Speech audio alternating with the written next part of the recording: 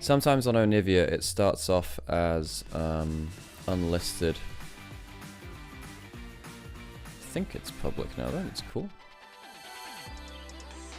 What are these? Oh, these are support champions? Enchanter supports. Well, Nico doesn't count as that. She's a mage, but she's not an enchanter. She has no buffing abilities. Wait, she's 5-0? Damn. That makes me think about what are the other champion stats in league in this right now.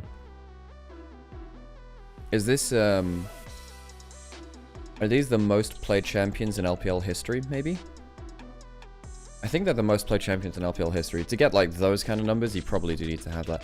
I was checking some stats the other day, by the way. Ezreal actually breaks the Leaguepedia search function because he has over 5,000 results. So yeah, he actually breaks the he breaks it a little bit. Well, here's our thingy, what's it call it? Our table. BLG take sole control of first place. AL and JDG both are 1-1 now because both of them lost yesterday. JDG unexpectedly losing to IG, but then I realized that IG have lost. No, IG have beaten JDG every time since 24 Spring, which quite funnily is when Vampire was on their roster. So Vampire has been on the losing side of the JDG IG roster for like 3 years now. Oh god. He's playing again later. JDG versus AL. That's going to be a hard matchup for JDG. Because I think that JDG... Well, I think they're very strong laners. And then they make... You know, then they kind of... I think AL are... yeah, JDG are very strong laners, but... then they... Yeah, then they kind of, like... Can have some issues in their macro. And that's where anyone's Legend are probably going to blast them. First series, though. Top Esports BLG. Top Esports, their jungle support is not good enough to compete at this level, I don't think. Now, I like Nio as a player coming through from the LDL, from Top Esports Challengers. Feng Yue also coming out that same team, but from a different era. But it does feel like weirdly, it feels like it's Cream versus the world, actually. Cream had a very good Silas game in game 2 versus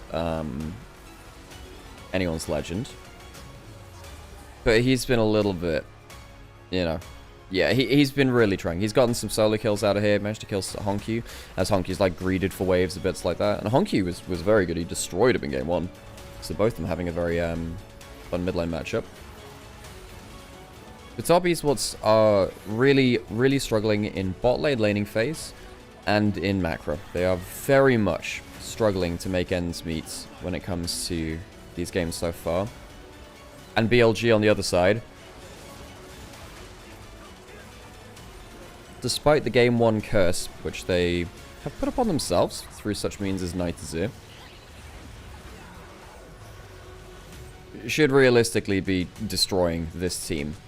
Now, the thing which I need to see from BLG is judging his early invades better. Early invades better. This guy's been dying way too often in some of these more high-pressure games. You know, I remember some games at Worlds, for instance, where he would lose the early game because he's been too ambitious with his early plans and it's not quite executed. On has been excellent so far. I actually think he's been, once again, BLG's best player so far. And a lot of people would be surprised to hear that. Oh, he got caught by the Kiana roll. That's what I didn't realize in that... That's what I didn't realize in that fight the last time I watched that replay. Got caught by the Kiana roll around the side. How did I miss that in the fight? Huh. I'm happy to see them making Knight play Azir, even if it's not his best. I feel like it's good for him to practice. I can see the logic for that. I can. And in fairness, they are winning the series. So I suppose it's not been at the cost of that.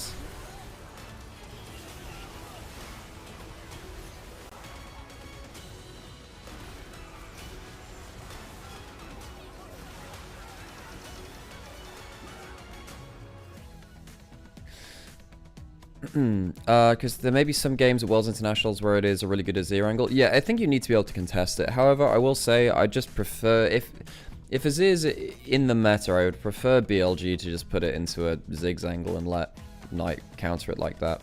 I feel like that's just better for them as a drafting team, because he's actually he is actually a very good Ziggs, and he's shown that before. So now we wait to see if they get when they'll get onto stage.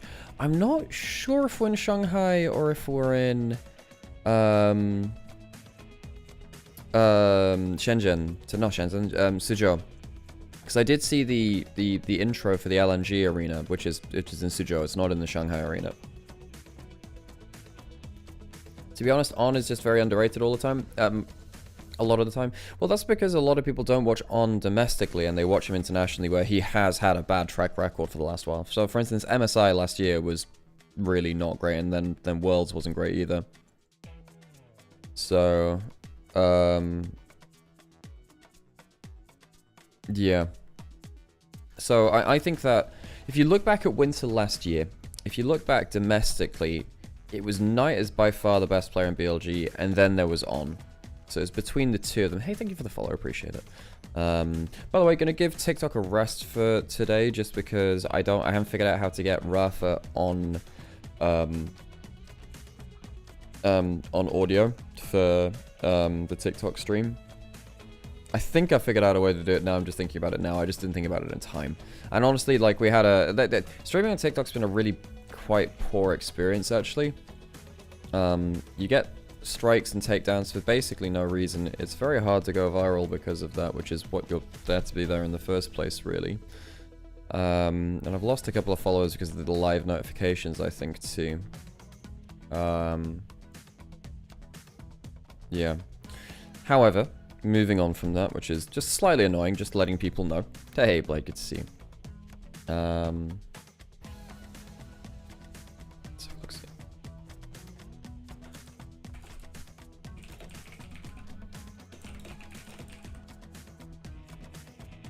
Yeah, so in terms of key matchups, wait, two casters actually predict top esports to get a game off of BLG?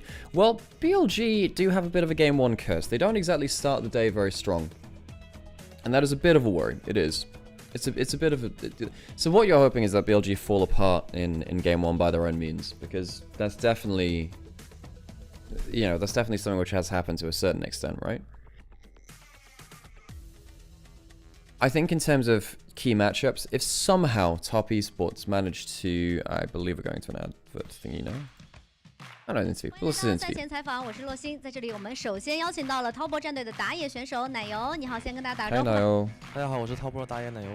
欢迎奶油，我们都知道你的职业生涯呢是从滔博的青训开始的，这些年辗转了不同的队伍，现在又回到了滔博这支战队。那对于你来说，你觉得现在最大的不同和感受是什么呢？最大的感受应该是在外面积累更多的经验嘛，然后变得成熟一点，然后想在滔博打出更好的自己。好，那回到今天这场比赛，你们将要面对的是节奏和实力都非常强劲的 BLG。那你最想在这场比赛当中打出什么样的自己呢？让自己变得更勇敢一点吧，然后让团队节奏变得更正常一点。好，要敢开敢打。那我们也感谢奶油，我们期待你们今天在比赛当中的精彩表现。Hell yeah, you drink that warhorse.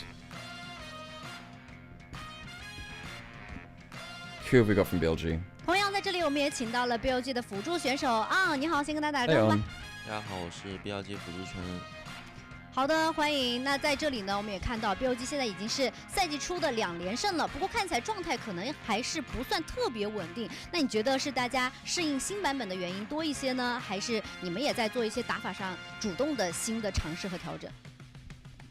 就是大家在比赛的时候还是会犯一些小失误嘛。那可以看到，其实这个赛季它的版本上面也有很多的变化。对于你来说，就辅助位而言，你觉得大家就是在这个整个时间段里面，哪一个时间节点是最关键的？就是5到6分钟打野的第2个河蟹刷新点，那不会影响到打野到6的时间嘛？那个时间点非常的关键。好，所以也要在比赛当中多多注意。那我们也期待你们在今天比赛当中的精彩表现。I do kind of want to see if they sell them anywhere in Europe, because I actually quite like them. I say that as someone who's not actually attached like the product in an official way. I actually quite like Warhorse. It's like a flat energy drink. I go through like a lot of energy drinks right now, which isn't great in general, but it's nice to have, you know, options, I suppose. Really cool sets of matches today. Yeah, I'm hoping so. I'm hoping so. Yeah, Top Esports, they are huge underdogs here. I think realistically, 3 of our teams today are our top 3, realistically. Hey, how's it going? Sam is not going to be casting today. Rafa will be later, though, and I'll just wait until he's around. We'll just see where he's at, basically. Let's cool. And yeah, just so we've got some stuff in chat. Yeah, as we go through today's stream, if you do enjoy yourselves, and thank you for the follows for people who are dropping in. If you do enjoy yourselves, please consider following our socials. Please consider joining our Discord. If you want to learn more about the region, more about the game in general, more about what's going on in our lives and our casting careers, you know, drop in and say hi. It'd be cool to have you as part of the community. I've met a lot of very cool people through doing this. And the esports world is a little bit scary right now in terms of trying to make things work financially. So if you do have any spare cash to chuck towards a subscription or towards the Ko-fi, it makes a huge difference to us, even if it's a small amount of pocket change to you. You know, we're basically, you know, buskers on the street playing for, you know, playing for scraps a little bit. Let's get ourselves into this first game of the day, shall we? Hey, Christina. Oh, it was so cool getting to work with her on LPL English and then working out in Xi'an with her. Actually, I managed to. We went out for food, but as a whole crew. It's very cool.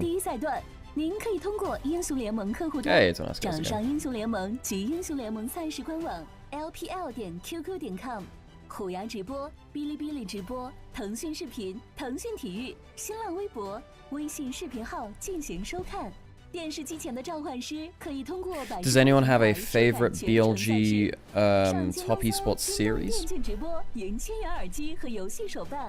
穿李宁日进斗金系列，祝你峡谷稳赢，马年旺到飞起。开一局吗？开就开！感谢提供全场保护的杜蕾斯，今晚持久战力开一局。Sky Motor 手机电动，快人一步，稳赢一路。 TCL 全屋智慧家电，峡谷英雄敢为不凡。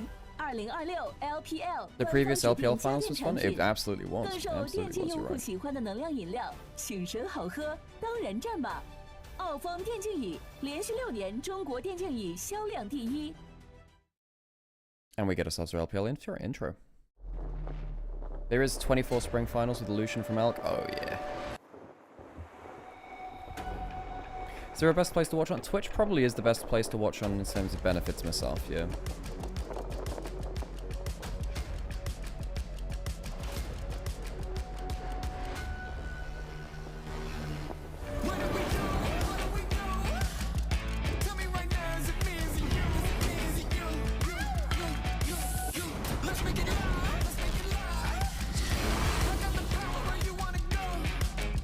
No worries, Blade. Thanks for stopping by.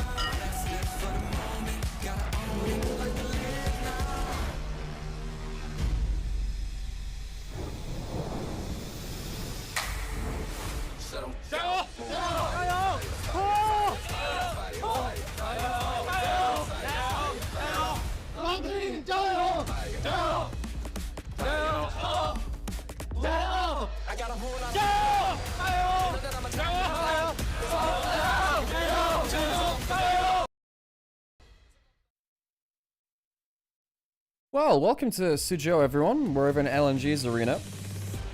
Let's kick off festivities, why don't we? Top Esports BLG. BLG and Top Esports have had a rivalry for quite some time, and BLG, last World Championship, were knocked out by Top Esports at the end of the Swiss stage.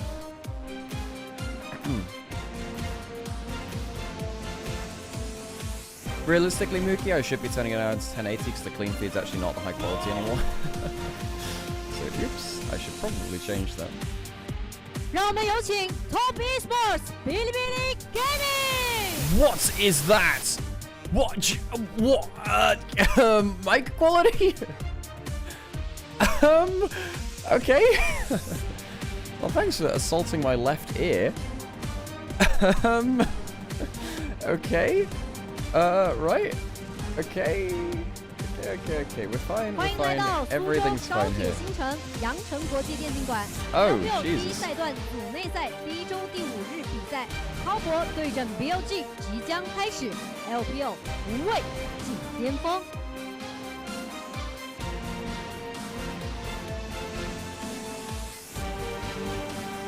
Okay. Closer towards stage time.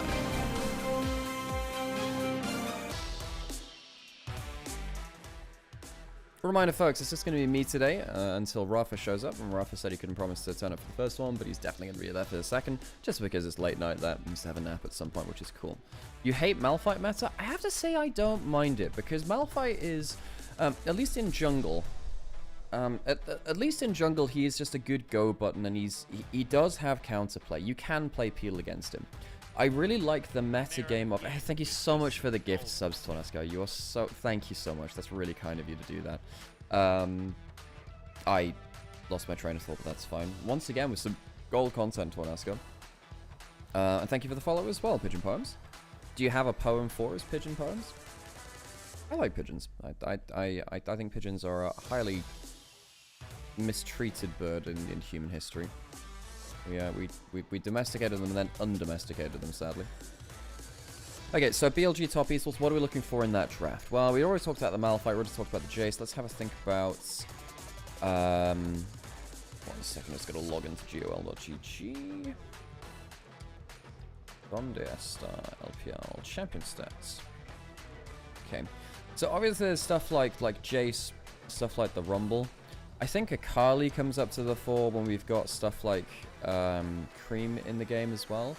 Cream last year. Also, by the way, Balat, thank you for saying hi from over in Onivia's chat. I hope you're doing well over in Onivia's channel as well. And if you're watching on any third-party sites, by the way, Onivia is the only one we actually have a deal with. If you'd like to support us and you're watching on another site, because I know there are a couple of sites which sometimes do use our stream. Consider watching through on this channel because it helps us keep running, and at the end of the day we can only keep this channel running as long as we get support. And Tornasco just did that as well, so I appreciate you an awful lot. So yeah, going back into that draft, we know what our power picks are now largely, right? Jace, Rumble, Nico, Orianna, Akali has actually been fairly high prio as well. Ambessa, Malphite. And then you start getting into AD carries, stuff like that too. We have like the ones which are permaban, Jace, Nico, Malphite does make it through occasionally, but is often on that ban list. Poppy, it depends against the team. Not every series we see that banned up, but we do see it here. I really like this draft track, by the way. I think this one's really cool. Hey, Katari, thanks for the sub.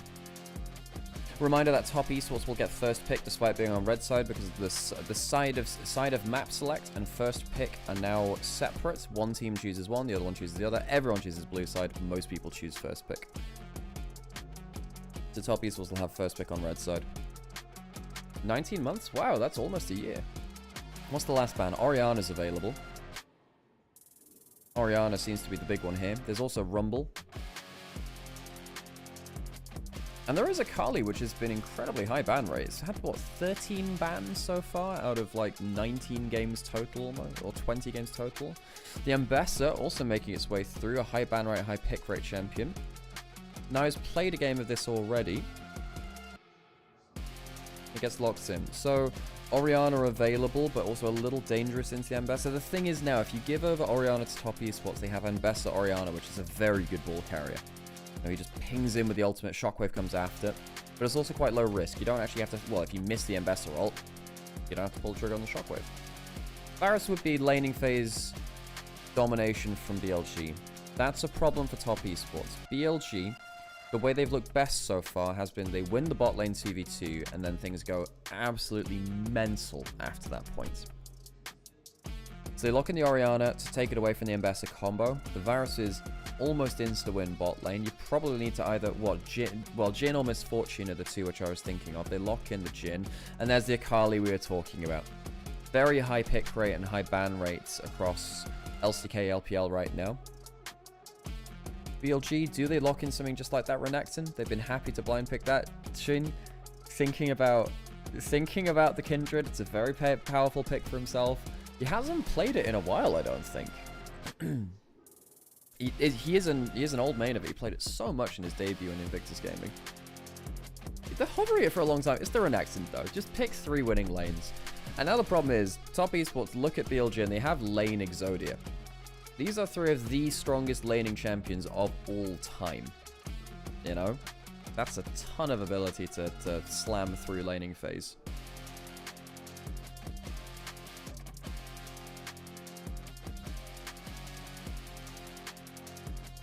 We're so screwed, top esports fan says in chat. This is the thing. Look, Cream is on Akali. He is one of the best Akalis in the LPL. This guy's really, really good. But I feel like they're already making concessions. Jhin is somewhat of a worse version of Varus. You're not as likely to get control of the laning phase. Going into our second round of bans now. BLG banning away the Sion. You could ban away 369 Cassante as well. Obviously a huge comfort pick for himself. Although if you did that, then... No, I think you ban away Rumble. Because I don't think... top esports don't have damage right now. Well, they have a bit, but they don't have a crazy amount of damage. Oh, sorry, Rumble's already gone. Okay, whatever. Ban away the Cassante then. Yeah, I forgot that the Rumble's already banned. I was not looking at it. There you go. 2 tanks away. What actually lanes well into the Renekton now? Well, Nah, maybe? Renata banned away from On. Yeah, just to stop the laning phase domination. If you really wanted to... Well, you could go something like Karma, which is banned away from On, and go Varus Karma, which is really, really pokey in lane. But I think you need some more engage. You're probably thinking about Rel Nautilus here for On. I think that's a pretty easy slam dunk, right? But, end of the day, you would have to... You have the counter pick in jungle, where the Ambassador is likely to go into jungle. You can't really take the Ambassador into the Renekton matchup. It's too hard, really. So they lock in the Pantheon. Pantheon Orianna, it's a pretty good 2v2. Really enjoyed watching Pantheon over in the LCK recently. Not the support game from Life, but, you know. Oh, we get On! We get On for the first time in LPL. We haven't seen... You know, it's a 369 special. They wanted a tank front line. And there's the Ral. I suppose On Akali, they play a little bit differently, of course, but they both do have that backline access, which they kind of slam into the backline. On did play a game of Shen support already. This is not a troll. This is not a drill. Alert, this is not a drill. Okay, thanks to the hype train, by the way, folks. It was very cool to have that during draft. I'm thinking about that Braum into quadruple melee composition. There we go. Braum can block the Ornn ultimates, can deal with the Rel and laning phase, and give an extra tankier member to walk into these fights for.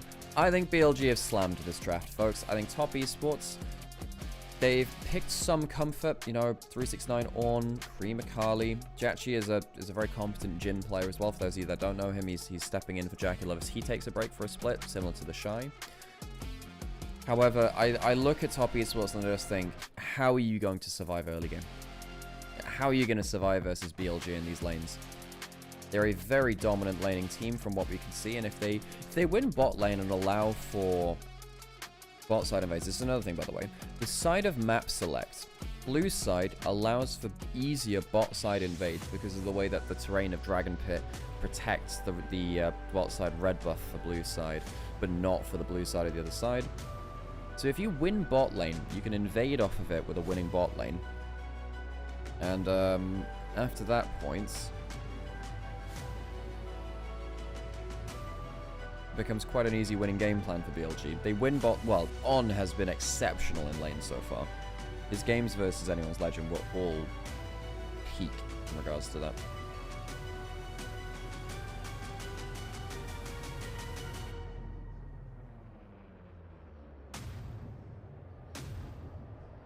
Danny not winning the light grey suit is so... Not wearing the grey suit is so tragic. He did wear that a lot. Of course, Danny is now the coach of BLG as well, for those of you that don't know. He was on Invictus Gaming last year, Weibo the year before that. long history of that player. Let's hear those gyros. Get onto the rift, all Demacia themed.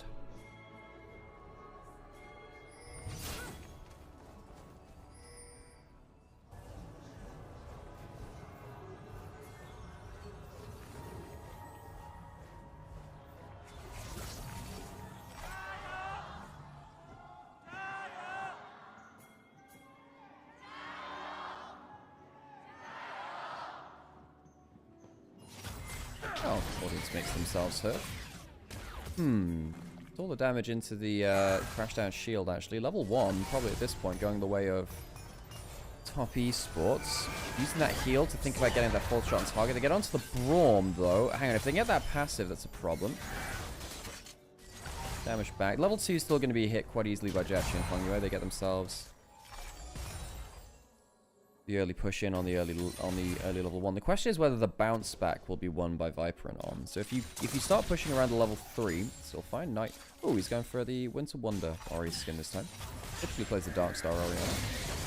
Crash down, not good from Fengyue there actually. Oh, sorry, Fengyue. Using the heal for sustain there actually. And again, there's no ignite in the laning phase, so it's not well. Yeah, I think that's fine. I mean, the heal's good for the movement speed, right? But don't always have to use it for that. Bin pushing in against 369, no surprises there. And we have a pause. You know what I need to do? I'm actually going to run 1 minute of ad break while we're in this pause, just because I realized that the pre-roll's really falling off quite low because I put my adverts on too early when I started up the stream. It's okay, so we'll do that now. And if you'd like to not see ads on Twitch, yeah, drop a sub.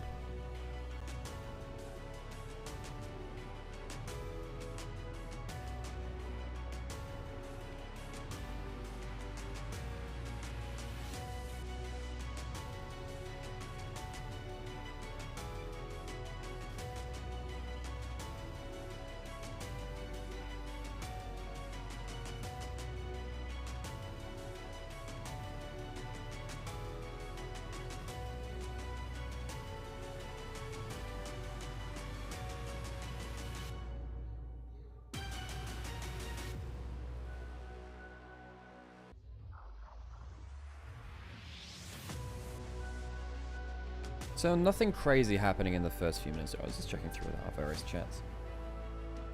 What's everyone up to today? What are your plans outside of LPL viewing? How's LCK going? I haven't watched that today. It's happening at the same time, obviously. I saw that there was like a huge game from Nongshim versus HLE.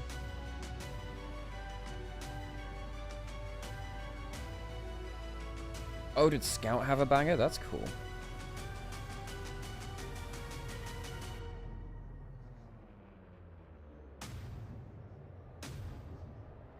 Dude, HLE, thought they'd be coming in with a bit more momentum than that.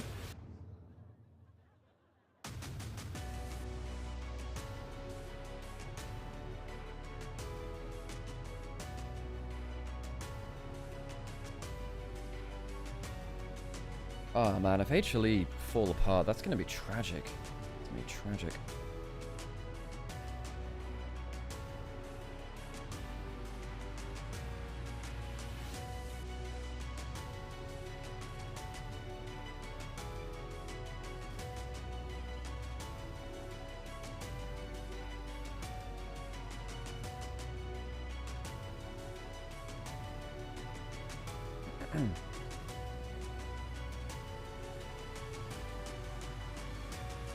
Let's have a look at some of the other upcoming matchups you've got in the week.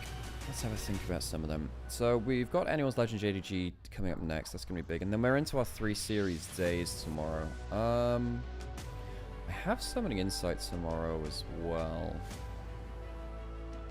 And then it's 2 game days from Tuesday and Wednesday, 3 game day on Thursday and Friday. What are our biggest games of next week? I mean, IG BLG should be fun. Anyone's Legend Weibo also should be explosive. AL Weibo's, yeah, that setup's be pretty good actually. JDG NIP. We haven't seen NIP play yet. Who's on the NIP roster right now? Hoya, Yuon, Care, Assume, and Draw. Yeah, Guon looked pretty good in Demacia Cup. Yeah, that could be a fun matchup. EDG need to get so much better at playing around objectives. EDG are actually quite a...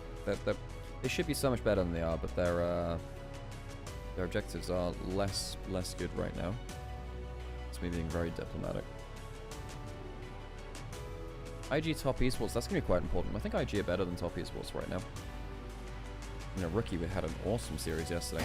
Back into game. There we go. Nice, back into game.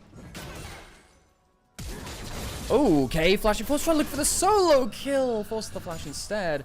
369 just about lives. And now he's got himself door and shield and a bit of heals. So it's flash for flash in top lane. 369, does he even lose any farm for this? I'm not sure he does. So Ben goes for the solo kill attempt. Doesn't really lead to that much. You see, if he had gone for the combat summon attack, gone for the ignite first, you know, perhaps it would have worked out better. Perhaps he would have got that kill. Cream losing out on a bunch of CS here. We did talk big about his Akali coming into this game. It was Durnby who called him the second best Akali in the LPL. Baylight's used by both teams, 45 seconds of vision. Knight with heavy push in mid lane could come down to help, but I think decides, look, let's not chance it. Choose to let the bot scuttle go in. Naya's going to go into the enemy jungle, maybe drop a ward. No, he doesn't have a ward, so he's going behind. He's going behind bot lane, but they saw him. Guys, you saw him. Please walk back. They're not going too far forwards. They're not going too far forwards. They should be fine. On has his stand behind me to move backwards anyway. Ben has tested combat summons in solo queue. That's good to know. Because we're seeing, so for instance, we're seeing some, like, cannons take ignite and then use the teleport from the roll quest. Shin could flash into mid lane. Great trading there from that Cream. You see there, the ball kind of corralling him into the wrong area. Good movement speed from Shin. Where's the E coming out from the, there he's trying to flash out, and he will do. So flash down, Shin using that E for movement speed, threatening that stun. Yeah, the teleport for the quest teleport is very high. It is. I do see the logic there.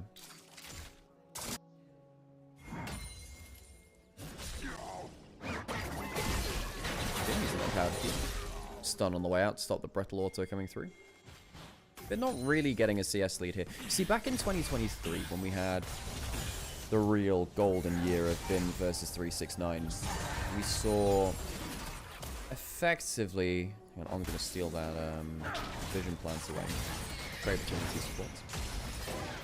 We saw Bin picking very heavily for individual lane. He does have a 10 CS lead now, so he's getting something now, which is good. But we saw the 369 would play tanks for the team. Bin play a lot more for the lane and individual carry potential. Keep missing. Ooh, good double stun. Stops on being able to get into range. Good crash down backwards to make sure that Fungua is also heading backwards there too. Nice trading there from Fungua. That was good. You know, the bot lane domination has not come out in the way that I thought it would do. On and Viper doing fine, but nothing special. Bin's the one with the CS lead. Well, Bin and Naya both really destroying their lanes right now. 10 CS lead apiece at 5 minutes is... It's something which top esports would have loved to avoid. Dragon is available. But that trade in bot lane is allowing for this dragon to go over easily. Hey, Montes, by the way. I did see you in chat earlier, but hey, let's go. Do they walk up and contest this? I mean, Viper quite low HP. Shun walking up with empowered Q.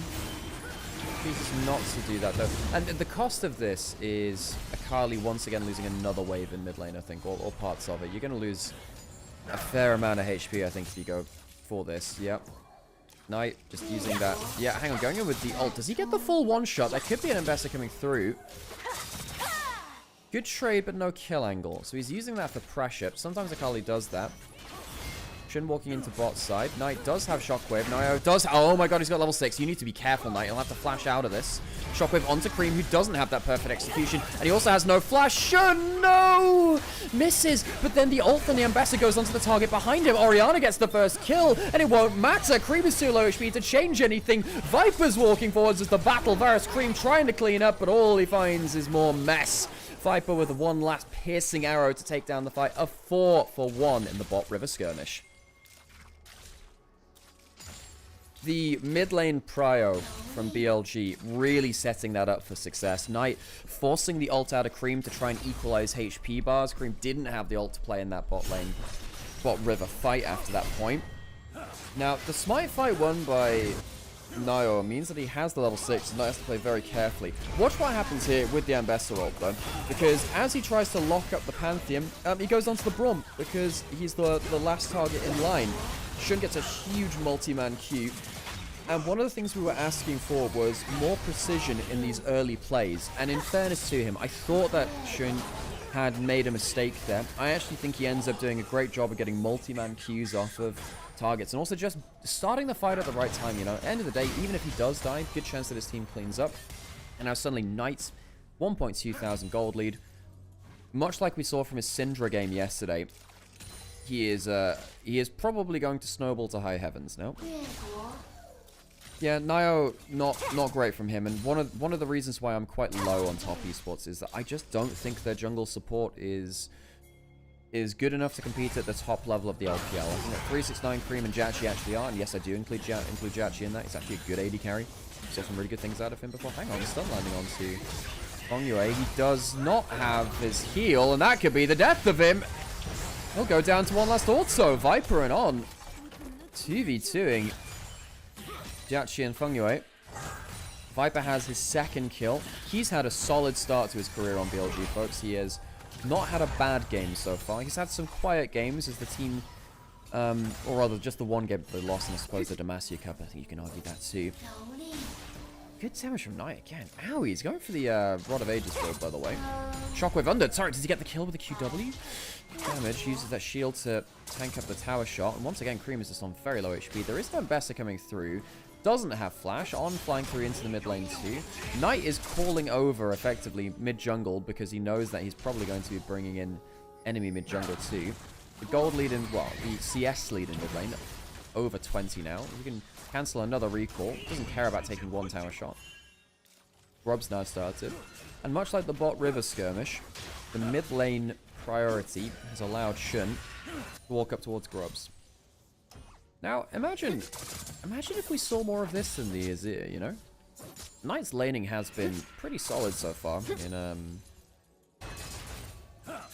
given the matchups he's played. The one game I think where he got a little bit blown up was the Talia versus Cassiopeia matchup. We start another one. Again, the bonus of going towards the Rod of Ages build is that you have a bit more HP to play a bit silly like this. Now, Cream has his ult, but he has too little HP now to fight back. If Knight is a little squishier, maybe. Can't really do that right now. Cream does have teleport to get back into lane, but... God, Knight's just going to stick around in lane even more. He's got a 30 CS lead now. Another QW hits. Airy Scorch. Another Q hits blind that time. Folks, one more Q kills. And Cream has to lose the cannon. Yeah, Knight is destroying him. Cream can't play the game. And this is the danger of falling behind early on with the role quests involved as well. You know, the more time you spend missing CS, the more chunk taken out against you, the later your role quest comes through. Top esports tried to bring in jungle support, and it just didn't work out. They did, hang on, ult going towards top lane, that's a flash, yep, that is perma CC. And 369 HP bar hits 000. Refusing to recall further back. So this is also something which was noted by Noah and Watley, by the way. If you recall too far behind mid lane turret, you actually lose out on your role quest a bit there too. It's a real pain. Cream is going to be probably, I would say, about 2-3 minutes behind Knight in the role quest now. Although mid lane doesn't matter when you hit it as much. It does matter for the power spike you hit with those boots and the fights you take around that point. But it's not like it's a scaling quest like top lane or bot lane, which in fairness Bin is going to be doing some great work with now. Very far ahead. Dragon's available. BLG did not get the last one, but they did win, well, every fight we've seen so far. Ghost popped by On from the Summoner Spellbook. Viper's over the wall, and he gets it all onto the engaged supports. Shun goes forwards. Great pick off by Viper on the off angle. Shockwave comes through. They're jumping onto the Orianna now, but he's got a Braum protecting him. Cream is very much going on a one-way mission, and it's going out. He does not have enough safety, and he goes down. Dragon goes to top esports, but every single kill in the fight, all three of them, go to BLG. Knight walking up, crystallization proc on mid lane. 3 grubs, they were taken earlier. Means that, by the way, the top lane quest and the mid lane quest completed very quickly. These are the fastest role quests I've seen completed in a pro game so far. I don't know exactly when they were completed, but I'd imagine they were early on into 11 minutes. The earliest I'd seen before that was 11:40, I believe, from 1xN, when they destroyed OMG the other day. Spoiled for LPL mid laners right now. Knight and Cream on one screen, Scout on the other. True, yeah. Playing on Nongshim. Wishing our LPL boys luck in their series versus HLE. But then again, Kanavi's on the other side too. And of course, Kanavi on top esports jungle for a very long time. Well, he was on JDG as well, you know, but he was on top esports for last year. Very competitive. One of our best junglers here in the LPL.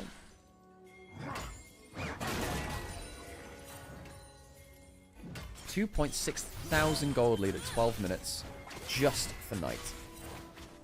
Has that Rod of Ages ticking up very early. Has himself the Empowered Lucidity boots. Hasn't felt the need to go towards... I think a Bandle Pipe's picked up on as well. It means the attack speed's up there. Extra 30% attack speed. Knight roaming over. Has 7 stacks on the Dark Steel. This is probably a Magi's game, folks. Full mid lane turret destroyed by BLG. Every role quest completed by them. Top esports waiting on mid, bot, and support. This is the worry. This is the worry about top esports compared, well, any team versus BLG, but particularly top esports today is that, you know, the one on the screen. Top esports laning phase is just not good enough across the board to stand up to BLG, because when it comes to the early skirmishes, it feels like, you know, one of the lanes will pop off hard enough to give BLG the better angle. Do you think the roster changes have strengthened or weakened in LPL internationally? Well, anyone's legend has stayed the same, but they've lost their coach, which is going to negatively impact them because Taro is so important to them, or was. BLG should increase their ceiling massively.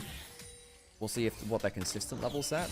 No, but Shane, he fixes the spirit of a team, as we've been saying. Even if he individually does go for poor invades, sometimes we've seen that already. You know, he's a guy which at least calls the skirmish as well, it seems like. BLG seems to be much more on the same page. On walking in, he's still quite tanky. Gets the Bandle Pipes active. Bromalt puts in, on making sure he's in range for the extra attack speed for that Pantheon. He does use it well. Flash away from the Shockwave. Top esports have to back off. And once again, they can't do stuff because they're too pushed back. There's no one coming from mid lane. So much early gold against him now. Oh my god, the attack speed on the Pantheon means he's putting out extra auto attacks very consistently. Didn't expect Braum Pantheon to be as strong as it was in this game. Opening up the curtains, EUs. There is a shield from the Orianna. I think they'll just walk out safely. Varasalt used to force the Ambassador backwards. Pushing in towards the bot lane turret now. Why not? And top esports throwing out ultimates defensively to try and hold on to their own turrets. 3,000 gold lead in mid lane right now. 3,000! Nio spotted on a ward here. Knight knows Shockwave, did use it in that last play, but I don't think he cares too much. Still happy to stick around in bot lane. Has 2 level advantage. That'll increase when the Rod of Ages completes in 6 minutes time, or just under. Bin has been left on an island so far in this split. We've only seen the 2 series from him. This is the 3rd, but seems like with the role quest, BLG have taken the...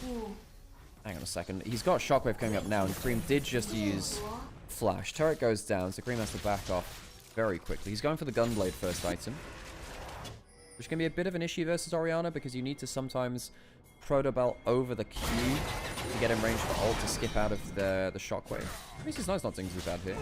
There is a Dominus, and Bassa flashing away from it. Horn ultimate used to clear the wave. On coming forward to so Shensu. Oh, 369. You thought you had the support of your jungler. You did. You just didn't quite realize that so did Bin. Knight teleporting up to the play. Another turret down. 15 minutes, 8,000 gold lead. This is more what we saw from 24 BLG and 23 BLG. An early laning lead, giving BLG an extra knife to shove between the ribs in an early skirmish. Walk forwards with a huge gold lead. Don't look back. Jachi, he might have his flash blown here. Presumably it'll be blown by the Shockwave. There you go. Another summoner down. Appreciate the follower there, by the way. Pretty good raid. Herald. Another prize for BLG.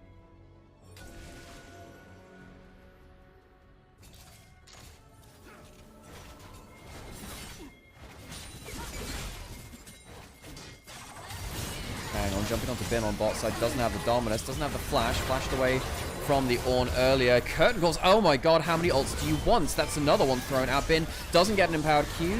Knight is going to escape the knockup, but as Cream flies in, gets the Braum passive onto him. He has his ultimate. Onn's quite tanky right now. Viper in a bit of a strange position. Not exactly sure that's the terrain for him. Bin goes down, but Top East wants to use 1, 2, 3. I said, well, 2, 3 ults for him. I think. No, 2. I counted wrong. Top East was big investment to bring down Bin for the first time in this game. He's still ahead himself, by the way, 1.5 thousand gold. Is Shun being back the reason for BLG's sudden stability? There's more to it than that, there is. I think that Viper and Onn are more consistently winning 2v2 than Elk and Onn were towards the end. In fact, that's something which has happened somewhat in last year, really. Compare it to 23-24. Elk and Onn were not winning lane as consistently for BLG. They're a bit more flippy, whereas Viper and Onn, I think that they're more consistent. I don't know what their more explosive potential is in terms of you win bot lane and the game is just over through the 2v2. Like when Elk was on Lucian or Kalista. We'll see whether Viper can match that. But on the typically lane-dominant champions, as BLG get their first dragon of the game, Viper and Onn seem to be very good at locking the enemy champions into bot lane. No, Feng Yue and Jatchi don't get to play the game. Not really. See that Knight has picked up the Magi. Good on him. Good on him. Top esports are bad compared to previous years. Sadly, they are. There's no Kanavi. There's no replacing Kanavi. Rocket Jump Enjoyer. Well, no Tristana today, but Jatchi actually is a Tristana player, interestingly. Yeah, top esports, they don't have Kanavi. There's no replacing him. Very little replacing Jacula either, you know. And while top esports has had a patchy history with supports before, some better, some worse, I do think that top esports are looking at a sizable downgrade with this roster. See whether Jacula comes back and at what point. And top esports might need that added reinforcements at some point. Almost certainly will do, actually. I want this BLG team to do well. I want this top esports team to do well too. But you know, as an LPL fan, you look at BLG and they are meant to be this team that could potentially change the fortunes of a region. LPL is downsized as a region. You know, we've gone from 17 teams in 23 and 24 to 14 now. We've lost 3 teams, including 2 international title holders in RNG and FPX. BLG are one of those teams which we think could be a rallying cry to the region, especially with Viper, the world champion, joining again. Harold put into a spotlight. Oh my god. But it was just 19 minutes and they're pushing in like this. There's a full court press. They're pushing in mid lane into an inner turret, pushing into bot lane, destroying that. Gold leads up beyond 8,000 again, jumping forward over the knockup from 369. Shun does have the E again, flash away from the Braum ult, and I think he had to there. Another summoner down. The summoner economy being won by BLG. They're very good at throwing out spells to try and get the summoner economy in their favor, and then we'll utilize that well after. Nio looks for the ult. It would have only been onto the Braum. Shockwave chunks them out in return, which means that top esports will have to back away from the defense of this turret. There is a wave coming in down the mid lane. It's a little slow. Walking up. 3 grubs. The pressure continues. This is a full court press, folks.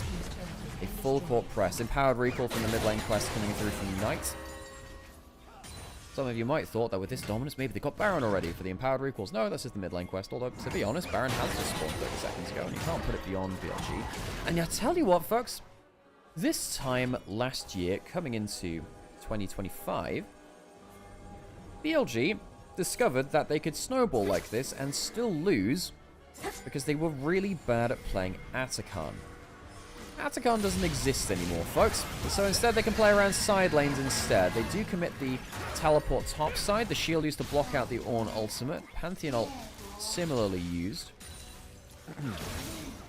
But yeah, one of the biggest buffs to BLG, there's no Atakan anymore. You can't throw at that objective anymore.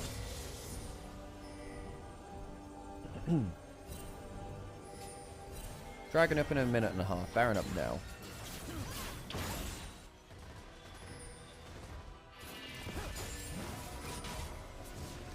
Cosmic Drive completed for Knight. 2 items for Bin, the Black Cleaver Shojin. Nasty call for the Renekton. Shin with the Black Cleaver too, so if he jumps forwards and gets that triple auto from the W, someone's effectively at 0 armor already. On the other side, I mean, Bin 369 does have, you know, an upgraded item, level 15. Once again, the siege continues. This would be the 3rd and final ads turret taken. There is a shockwave available. Gotta be careful. Shin could walk up for that triple auto. Again, that Black Cleaver doing some work. Jumping out of the Jin W. Another turret down. A couple of turret shots taken by Shun. Wow, that was a bad pronunciation. I'm trying to fix my pronunciation of Shun. Which is not Shun. I'm trying to do better, folks. I'm trying to do better. Oh my god, they pinged out so many walls. What do they do? No, they lost all their inner turrets already. And everyone is so self-sufficient that it's really hard to get kills. Now, Bin still has Dominus and Flash. Folks, you're not killing him. You're not killing him. You know, the Ornn didn't have his ult. It's not like he could throw that at long range. Would have had to commit like 3 flashes to have a hope of it. And even then, he probably flashes away. Bin might recall before the next dragon. There you go. Orianna doing the same. Now, something which 369... Well, 369 and Knight both like to do, actually, back on JDG in 2023, was walk to an objective, then teleport back to the side lane, rather than teleport into the flank. Hey, Raph, how's it going? You doing good? How are top esports still alive? Well, barely. It's 10,000 gold lead at 20 minutes. Knight had like a 2,000 gold lead at 12 minutes. Alone, individually. Flash forwards from Feng Yue. Knight does have that shockwave, and Viper's spell shield hasn't even been blown. On pops the Bandle Pipes, and now he's an enchanter. Feng Yue has been diffed by one hot bag of air, which is somehow also a musical instrument as well. Scotland, explain yourselves. The Ornn ultimate onto Bin, but they just don't have the damage. Where is the damage? You've got CC, but it doesn't feel like they have anything else. 369 holding the door shut. Shun has got on a one-way mission to kill down the Akali. 2 dead, he'll give his life for that shockwave dashed out of by Nio. He might live. On puts up the shield. Poor curtain call. It's just curtains for the game, I think. Before 24 minutes, BLG have inflicted an atrocity upon top esports. Another tower down. Dragon was taken in the midst of that, and BLG, Rafa, buddy, I think we were correct in calling this a ritual execution. This has been sure something. This reminds me of that BLG 23 summer, that BLG 24. This is a hell of a way to play out a game. And if you want to reignite some faith in you, this is how you do it. Incredibly powerful laning. Skirmishing off of pushing lanes. Transferring that into good objective fights. BLG used to be known as bad late game in 25. Look, 369, it's honestly pretty good. Oh my god. Get yourself a jungler like Shun, folks. What a guy. What a guy. I have very fond memories of running into Shun in the hotel lobby in 23 summer and taking a picture for Mazal and Shun, who's one of his favorite players of all time. Got very fond memories of that. Used to get like handmade noodles for breakfast in that hotel. Oh, it was so good. And yeah, BLG, turns out if Atakan is gone, they feel a lot more confident. Shun can happily jump into 1v3. Jumping out again. They're trying to put ults down onto it. I just don't think it's going to be that impactful. The shield blocks up the Ornn ultimate. And there's just nothing left for top esports. There's just nothing left at all. 2 die again. BLG protect every single member. Doesn't matter.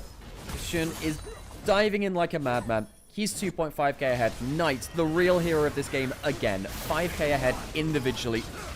Baron will be started. And it's not often that you see an Orianna able to walk in an Embracer. But, well, such is life. And Knight will take another kill for himself. 25 stack Megis. 4 items for the superstar mid laner. Baron will be taken at 26 minutes. And that will likely be signaling the death push. Knight, he doesn't have himself ultimate now, but the extra move speed from Cosmic Drive and from the Megis keeps him very safe. We saw this in the Syndra too. So what happened? This is what happened to the Jhin. Had to flash away from the shockwave. Has to do that multiple times this game. By the way, folks, yes, Sam's taking Sundays off this year, which I think is a completely fine thing to do. And Ruff is going to be joining us for, well, I see him in chat, so I suppose whenever we next get a break to chuck him in. We're yoinking him, folks. Going to be asking around for some play-by-plays to see if they'd like to come and cast some, you know, cool League of Legends. I hear some of that happens in the LPL. 14,000 gold lead for BLG. There's still turrets to take. Is this going to be a 20,000 gold lead game? I wonder. Viper, an immaculate game from the Varus as well. His positioning has been genuinely very, very good. His most important play of the game, I think, was that arrow over the wall. I want to say it's second dragon fight onto Fengyue. Impressed by every single member of BLG here, folks. Shun and On have been on the same page, bailing each other out of harsh situations. Knights laning, Viper's playmaking of fights. Bin's self-sufficiency. Nio goes unstoppable, but, well, you can't cleanse death. Greatest of all CC. Gold lead goes beyond 16,000 gold. That's a Pantheon ult onto the Nexus. He has a GA. He does not need to care. That's another couple of kills. Why not? Chachi has to cast his ult from the fountain. Normally the fountain is from where all hope springs eternal. A double shockwave and Eon to the fountain. Bin has a guardian angel to keep himself alive. A triple kill to Viper. 23 kills from BLG slammed into the hearts of top esports. That was not close. BLG are levels above.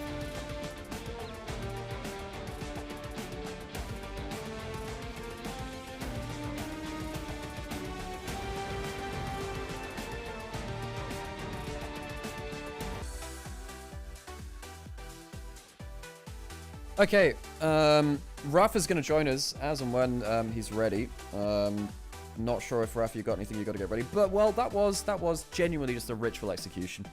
This is just not fair. There are levels between these teams. BLG looked fantastic, and one of the things that we were worried about for BLG was, well, do they keep this up for game one?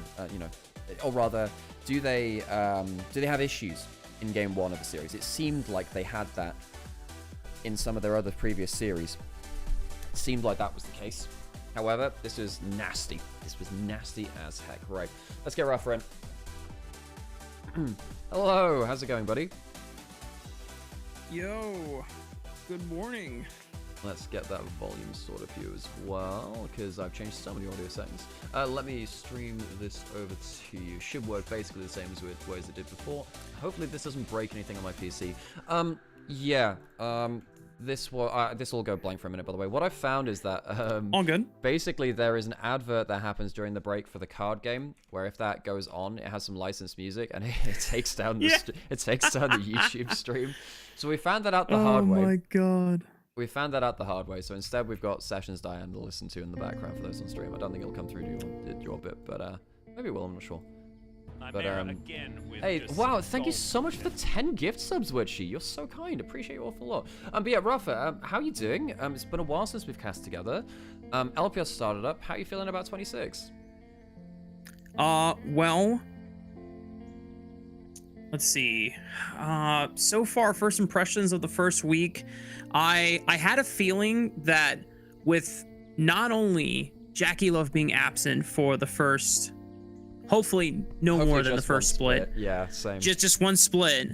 And I was curious how crucial Kanavi was to being the brains for this team. And within the first series, I was like, wow, this team absolutely has no idea what to do when they are behind. They have no direction whatsoever. And it's really, really sad because I like 369 and Cream, but I don't know if these guys are enough as leaders, or they just don't have enough authority to help kind of guide everyone. And then that puts a lot of burden onto Fengyue and Nio. And I know these guys as the jungle support duo were supposedly really good in LDL, I think like split 1 last year.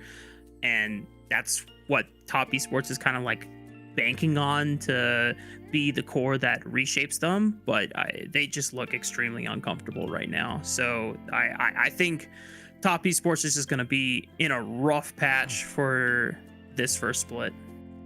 Yeah, when did they play together? Yeah, it was in split 1, because I always remember Nio playing with Niket, because that was the duo that was very successful down in top esports challenges. Yeah, Fengyue is kind of like the guy that's come up in that system afterwards. But top esports folks, they're going to be struggling to reach top 4 at this point. I don't think this is a top team anymore. The question is, can they get top 4, really? And then the problem is you have teams like, well, IG somehow pieced together actually quite an entertaining roster, which I think actually has a pretty high upper level. That is just some how do you get that much damage from such a short game? Thank you so much for the follow as well, which I appreciate an awful lot. Cream almost did less damage than a Braum. That's not acceptable. Ouch. Really. Yeah. On a signature champion too. That's. And we've seen a couple of. We've seen particularly Karis happy to give over Orianna to play the Akali. Some mid laners are happy to say, we'll give over the priority pick, we can lane against it. Cream is meant to be one of the best Akalis in the LPL, and I still think he is. I don't think you can do that against Knight, though. Knight is just... he's just a level above when it comes to the laning phase like this. And imagine we see more of this than his damn Azir, Rafa. What do you make of the Knight situation there, huh? Well, you know, that first game... We're just gonna call it a calibration. Yeah. Oh, right. The golden yeah. left hand can't always, you know. Did you really just hit us with the on. Garrus Mass Effect? I'm just doing some calibrations. I'll talk to you later. Oh, Can't God. believe you caught that. That's crazy. It is one of my favorite games of all time, man. Yeah. Oh, based. So I was actually just talking to Alk about Mass Effect really? just a bit ago. Yeah. Funnily enough, I mentioned it. fan. I was on Summoning Insight the other day, and I was mentioning it. You know, funnily enough, I was mentioning it in context of, I was asked what the most disappointed I've ever been in my life was, pretty much, and I said the Halo TV series. I said the Halo TV series. Okay. And the reason why this is relevant is because rumor has it that script was not meant for Halo, it was meant for Mass Effect, and it was rejected. So that's where the big dots come through, which makes it makes some more sense. I'm not saying it makes sense, but it makes some more sense. Because, you know, Jimmy Rings, like, sleeps with the Covenant sympathizer and stuff, and you think, okay, that I could see Shepard in some runs doing that, but not Jimmy Rings, you know. Right, I refuse to call him Master Chief. Oh my yeah. goodness. Yeah, but Garrus is one of my favorite characters of all time. The guy. I actually have a Garrus shirt somewhere from like years ago. But oh hell yeah. Yeah. But yeah, my partner hadn't played the games before, so I've been playing through the series with them over the last while. Actually, I modded out all the games, and it's been a really cool experience. Actually, it's a very good game series. Oh nice. Yeah, I didn't start playing Mass Effect until the third one came out, but one of my friends in high school was like, if you've never played Mass Effect, do it. You have to do it, and you just need to play it all the way through from the first and the second. And yeah, no, definitely one of the best story mode campaign games I've ever played. Did you play any of the multiplayer for Mass Effect 3 when it was still live? Because generally the online mode was pretty good. I tried it, but I would always just go back to Halo Reach or COD. That's fair. It's a very different. I was a simple man back then. It was just. Yeah. I was living in like North Carolina, so everyone either was only playing Modern Warfare 2 or Black Ops or Halo Reach, you know. And if you were playing Halo Reach, you were in like the nerdy theater crowd, and so I was like, okay, well, do I want to play with the jocks or do I want to play with the I feel like in like our generation, we were just on the tail end of like the super hype of like Halo 3 multiplayer, which was Halo 3 was really cool, because effectively Halo Reach was when it started becoming more. Well, of course it's night player of the game, no surprises there. True. Turns out he's very good at Orianna. Who could have told this? Yeah. Jesus Christ, 30% damage share, 201%. That, you know, actually that's even more impressive, because he got so much gold, he was still 200% gold efficient. That's the most impressive thing about that. Oh my god. He's 200% gold efficient whilst having the most gold in the game. I can't stress how crazy that is. An anathema. That is not normal, folks. Shout out to Top Esports for inflating our boys' stats. Yeah, well, you know, funnily enough, you know that in LPL, your salary cap as a player is partly determined by your individual stats. So the better you do, the higher you can get paid. So games like this, Knight's getting a payday. Just average ones, right? And you play literally hundreds of games a year, but Yeah. Yeah. Every time a game happens Could you like im- that, I'm like, that's pretty expensive. Yeah. Jeez. Could you imagine if a league like LCS that doesn't play that many games, especially my like God, yeah. post-COVID era, and you're like, oh yeah, by the way, your stats will also determine your salary. That's God, just that- insanity. Yeah, that's Every really quite Immortals funny. Dignitas player just crying and Oh, no. no money. Oh man, I need to start catching up again with LCS again this year actually, because I used to watch it quite a lot. It's kind of like just before I went to bed, but then honestly just the weight of LPL got a little bit too much. But now I'm like actually doing like all region content. I need to actually catch up with it again. Yeah, Katari, no TikTok stream. Oh god, we've been trying to stream on TikTok, and streaming on TikTok is a pain in the ass, Rafa. It's a pain in the ass. It's taken down for like tiny reasons. It's really annoying. Oh, that's rough. Yeah. So we'll keep trying it at some point, but it is, my patience is wearing thin with it yet again. Yeah, that's valid. Right, I need to put on How an ad heavy break. is it on your Oh yeah, go for it. I'm gonna get a coffee. I'm gonna I was put on an ad gonna break. Yeah, what's the question? Yeah. How heavy is it on your bandwidth when you multi-stream? We're currently running like, I think because we're doing the same encoder for 3 streams, it's not crazy because it's Oh, that's not too bad then. Yeah, so we're doing basically we have 2 different streams on YouTube because one is Onivia, one's on my personal channel. And like I don't get that many on the personal channel. I just like having that record there, and it's another place to watch and another roll of the dice to see if it goes viral. And then obviously Sure. Twitch as well. So that's 3 different ones for that, and then TikTok would be a 4th. What I do want to add in is I need to start doing YouTube with the vertical stream to see if it gives any more discoverability from from like mobile viewers and stuff like that. And then I want to keep doing TikTok because I want to see if it drives people through to the main streams. You know, just keep rolling the dice, you know, see if anything goes viral. Get the Sure. news out there. Okay, I'm gonna go get a drink now. Can you shoot me a camera? Or rather, would you like to send me a camera? Because I can get you on with Video Ninja. As long as it doesn't crash your stream, sure. Oh yeah, it's I fine. am, Yeah, no, they'll be alright. Don't worry about it. It's that like the PC's behaving quite well recently, so that's good. Let me get that coffee and I'll be right back. Yeah.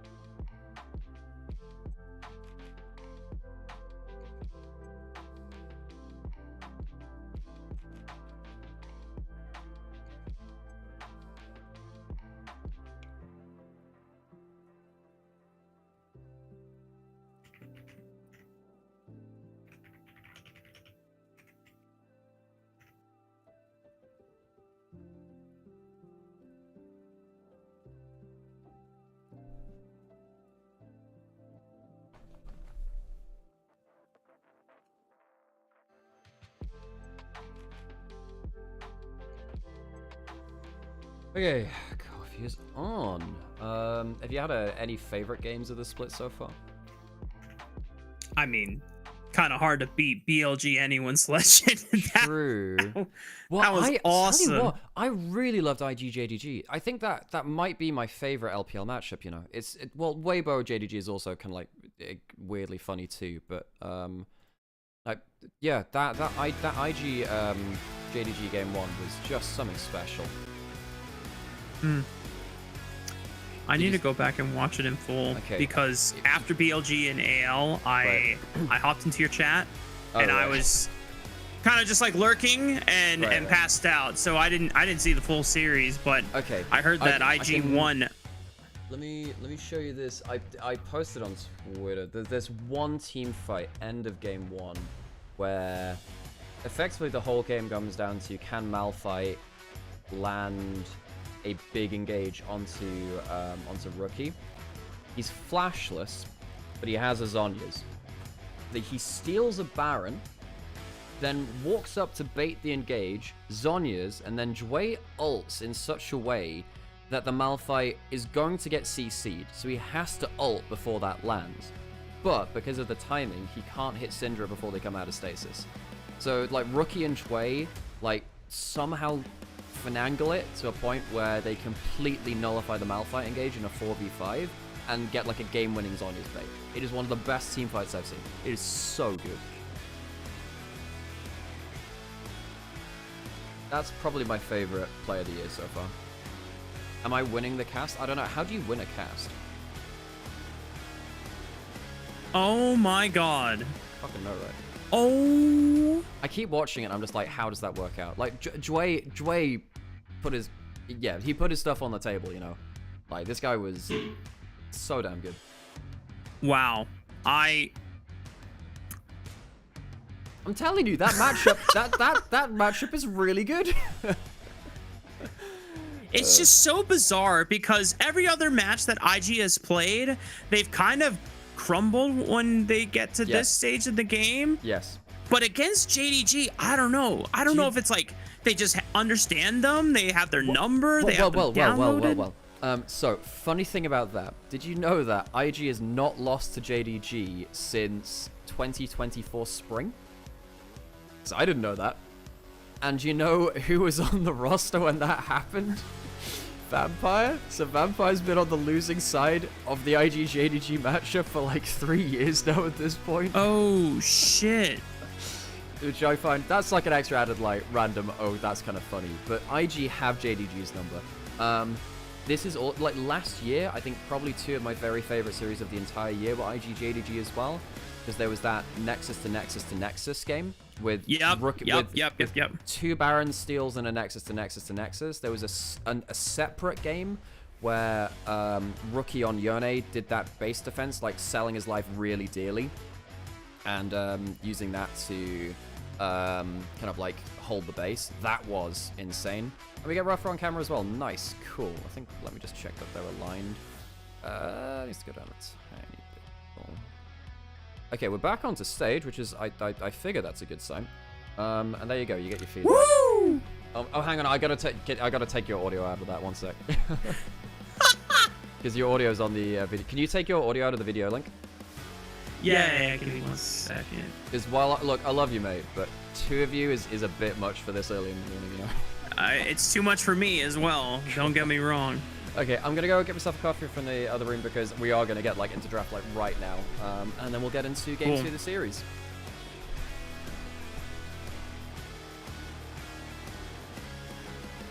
Gamers, I do not have. Hang on, I feel like I need to change my little panel behind me. Is this all I have? Pokemon LCS? I feel like it would be sacrilegious to throw up LPL English. Do it. Well, it just says LPL. You can't read the English part. Well, you know the music. Time to dance. Let's get in the draft. Woohoo! Right. Let me put you on full screen. Cool, Bam. Cool. So, now it's going to be a similar situation. Top esports on red side, but have first pick. Pretty much everyone with side of map select is choosing blue side, and pretty much everyone is choosing first pick. So that just tends to be the way that it is. Big picks which are still available. Rumble sticks out to me. Anything else? No, Nico's gone. Rumble's the big one, and Zed Jungle. Zed. Did not expect that. Did not expect that at all. Are they like getting scrim leaks that Nio's just been running a bunch of Zed jungle, trying to step into Kanavi's footsteps as best as he can? I mean, okay, so the two pieces of logic I can think of are maybe it's a niche Talia counter because that was a matchup that was played into in mid lane for a while, so it could actually be a mid lane ban. Maybe that's slim, and the other one is maybe they want to play a Trundle draft. Scion locked in. If that's the case, okay, now, do you lock in Trundle immediately as top esports? That's typically been the answer to the Scion. What's their answer? I guess it could be Sansei as well. Holy moly, wow. We're getting Trundle again in the year of our horse, 2026. Where are all my fun jungle picks? I guess we already saw the Ambessa this last game. And if Jace and Malphite continue to get banned. Okay, you know what? Side tangent. I'm going to save it for later. Yeah. Let's continue because Azir sets up a Cream standard control mage. With Trundle, you have some really good terrain control now, but we need a little bit of extra damage, and you're going to need some solid engage from top esports if BLG ever decide to start playing through range. But Shun Kiana, okay. Oh, wow, this is really going and to the contest. 6 counter! 6 come through as well. So, this is one of the big things which we've been talking about BLG for a while. We don't really want to see Knight on Azir, but we do want to see him on the Azir counter of Ziggs. He's a great player of this. A couple of other draft mine games got played as well, because you lock in the Scion, that baits the Trundle. Typically, Zed has been a Trundle jungle counter. That's what we saw Tarzan and Kanavi play, but they banned it themselves, BLG, so they didn't have that counter. Choose the Kiana. Kiana's also good into the Trundle, so you can go invisible a lot of the time too. And Shun had a pretty decent game on the other day. 369, this is a comfort of his. Mordekaiser, I hear it's pretty good on the new patch as well. I'm curious what items Mordekaiser's trying to use from the new season that he would do really well with. I mean, one of my favorite things was the Shy running Hex Plate with him as like a second or third item. That benefited it super well. Do you remember the game he did that, maybe the first or the second time, where he ulted a Lulu to finish the Nexus? Peak League of Legends. This is what peak League of Legends comes from. Yeah, this is what peak League of Legends looks like, and it comes from the depths of the Shy's brain. Banning up bot laners now. Technically, the Ziggs could go into bot lane. Most likely going to go into the Azir. So it is mainly going to go towards that bot lane. And I have to say, my biggest takeaway about BLG so far is, if they win bot lane 2v2, I think the game just ends. Because what happens is, Viper and On are so consistent at applying pressure in a winning lane, at least what we've seen so far. It allows Shun to constantly play the map with extra backup, which is the way that he loves to play. This is the way that BLG 23 played. This is the way that BLG 24 played. You can change the nameplates of Elk or Viper or whatever, but if they had a winning bot lane, that would be the way that they'd snowball through games. Jiachi and Fengyue need to have some way to contest in that lane and make sure that Fengyue can actually be on the map to stop this Kiana now from just running over things. Mans just wants to invade and steal camps from his jungle opponent every day, all day, here in the LPL. I can respect that. Yeah. And the fact that Viper and On is now giving you the best, most reliable bot lane win condition of doing that so far here in 2026, like, you can understand why BLG have made this change in hopefully raising their potential ceiling, not just allowing them to lead the league once again domestically, but to lead again on the world stage. Yeah. So Misfortune locked in. We talked about the importance of winning a bot lane matchup. This will help you with that. Now, there are some worries about this. Misfortune into Ziggs, kind of rough, because you open up your ult, center of that Ziggs ult is going to hit you every single time, and you got to move your ass. Sivir, it's pretty fine into the Misfortune. You can push for that Ricochet very early. You can spell shield. I actually quite like the Sivir here quite a lot, because it helps keep your Ziggs safe as well in a way that you don't often get to do. Thinking about going somewhere else, though. Viper will not choose his champion for now, the Alistar instead. I think they're trying to figure out what would give them the best push, because Shun would still like to have ways to be able to play through Viper and On, and whether it's Viper and On getting an early advantage, early push, so then On becomes unlocked like he has been so far here in 2026, and that has allowed him to leverage Shun as best as possible. You have to blind your support, and with blind Alistar and a Poppy still available, that does make things kind of easy for Fengyue. Yeah. However, fun thing as well, this is a conversation that I started last year around the Trundle meta, so it will be that Poppy locked in. Yes, it does work well with the Alistar in lane. Whole thing about this lane anyway is that the Sivir just carries your Alistar through lane. You ricochet your way through the lane, Alistar just exists. He just has to hit level 3, level 6 at some point. He's fine, the Sivir will push, and there are very few things you can do about that. The bonus of picking the Alistar here is what it does into the Trundle. Trundle is picked to deny the Scion value. What Trundle does is it removes your power to have tanks through resists. Alistar is not a tank through resist, he's a tank through damage reduction from his ultimate.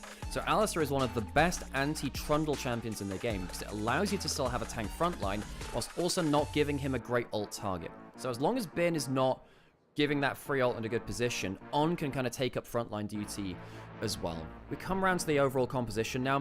I actually really like what BLG have put together. I really like this kind of frontline backline split they have. Sivir Ziggs is a nasty combination.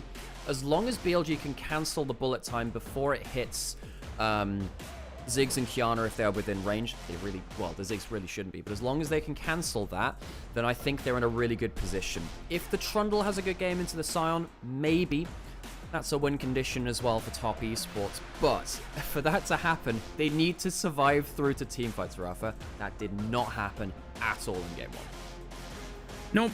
BLG, from what I caught, 17 minutes into the game, they had already kind of blasted them in the laning phase, and there was not a single winning advantage for any side of top esports. And I mean, here, at least going into game 2, as we hit Summoner's Rift, top esports at least have this Misfortune setup, which historically has always been a nice AD carry to try and guarantee some lane push.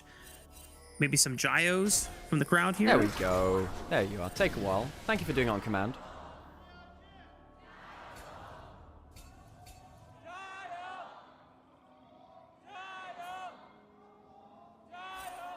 I believe we're in LNG's arena today, by the way. Over this week, we've had some more games in Suzhou. Yep, we had the intro for it. I think basically what LPL try and do is trying to ship some of the matches around to these arenas so they're not just used for home team arenas, nice. Especially when you have, hang on a second, barrier popped at level 1 and the heal. Exchange of summoner spells, just almost a common currency for both of these bot lanes to try and do here at the highest level in LPL and maintain that push. And even though we talked about Misfortune historically being able to reliably get pushed, I mean, this is Viper and On for a reason, who are trying to reestablish themselves as one of the best bot lane duos coming into 2026. And this is the bot lane which everyone has their eyes on. The carry duo of Knight and Viper on paper sounds like it could be, at best in the world. Nymaera spotted heading over to the other side of the jungle now. Qiyana will contest, and bot lane could roam up. Now, they've got the shove because of the ricochet. Shin's heading down. Trundle might try and steal away at camp, but I think Nymaera's just going to be found out. I think this invade's going to be a failed mission. And again, he has to just leave. It's a bad moment. He's wasted time now, and this Trundle needs to get some impact done early before these lanes start to become an issue from BLG. A quick shove into the wall from Fong Yue. Decent damage on. Going to take some trade damage on the way back to reuniting with Jachi, who is already below 50% HP. This is a tough position for top esports' bot lane. And as you called out, Nio failed on the invade, waste some time, lost a Raptor camp in the process as Shun was able to yoink that away from him. Already, one of the things when you are trying to beat Trundle early in this game, you don't want to always ignore your farm, because while yes, you skirmish really well super early on, if you fall behind, especially to something like Qiyana, I mean, her item spikes ever since junglers figured out, you know what, Profane Hydra and Axiom Arc are really cheap, and you can get those 2 items before Trinity Force junglers often get their first one. I see you're also an enjoyer of, Propane Hydra and Propane accessories. I hear that's a wonderful booming business right now. Yeah, and one of the big things about Qiyana into Trundle is that you can just permanently stay in Grassblade, and Trundle can't do anything to you. So in an individual 1v1, that's a problem. And even worse, there are some cases where the Trundle Pillar works against you for the Qiyana ultimate too. Shin has pushing bot lane, pushing mid, and somehow pushing top as well as Bin's coming there. Now it's spotted. This is starting going low. I think Bin might die here. That's why he's teleporting out. He's TPing out? Oh, but the flash from Nio so he could pillar and interrupt Bin's teleport. He flashes, trying to see if he can get anywhere close to Shun, but he's all the way in the depths of his own blue jungle, and it's first blood for top esports as Fong Yue is going to at least push Knight off the minion wave, give some reprieve over to Kareem. Knight being forced to flash away here as well. Fong Yue is going to try to get in there. The steadfast presence does interrupt Schwinn briefly. Hang on, this could be a flash thrown by the Poppy now. He does have to get away from that. Really good patience from Knight. Good discipline on using that on using summoners. He'll recall, come back in with the tier. He'll be full HP.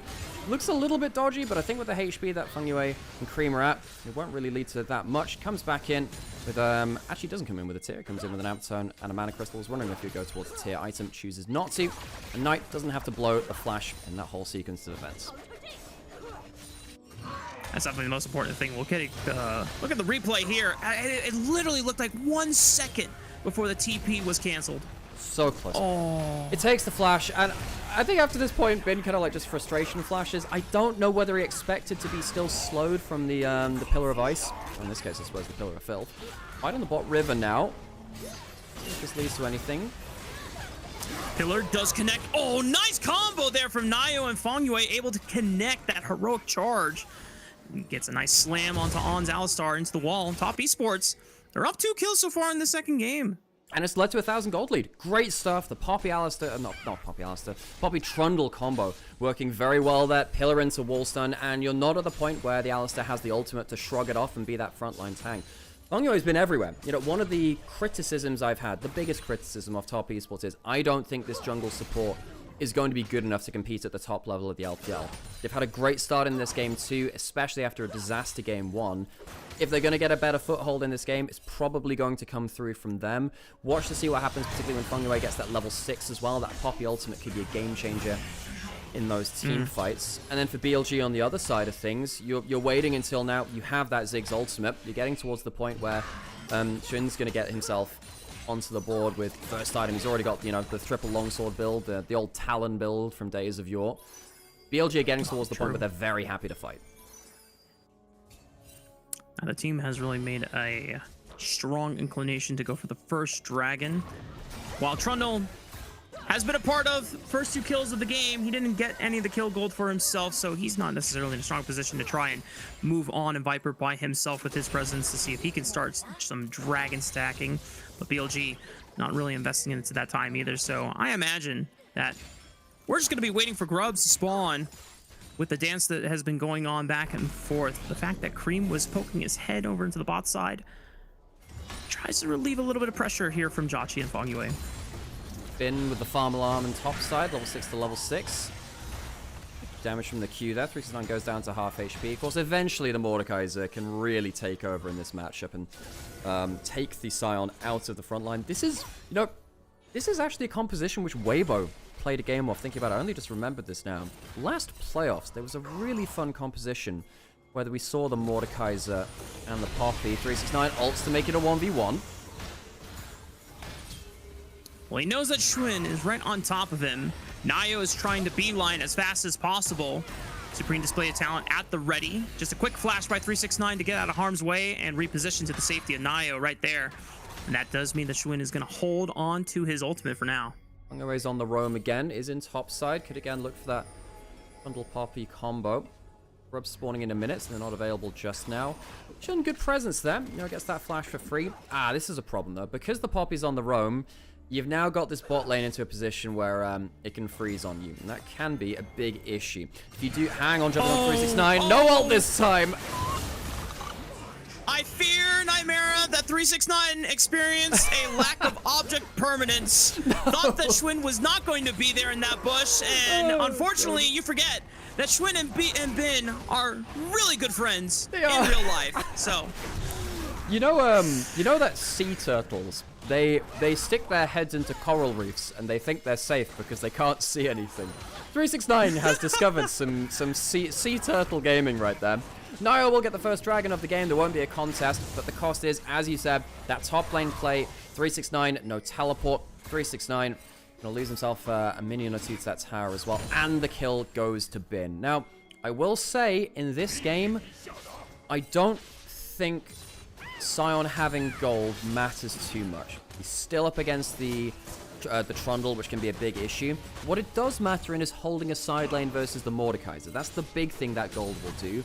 And we've definitely seen BLG want Bin to be able to survive on an island. It caused them a lot of issues, actually, against Weibo when Zuka was getting so far ahead of Bin in that first series they played.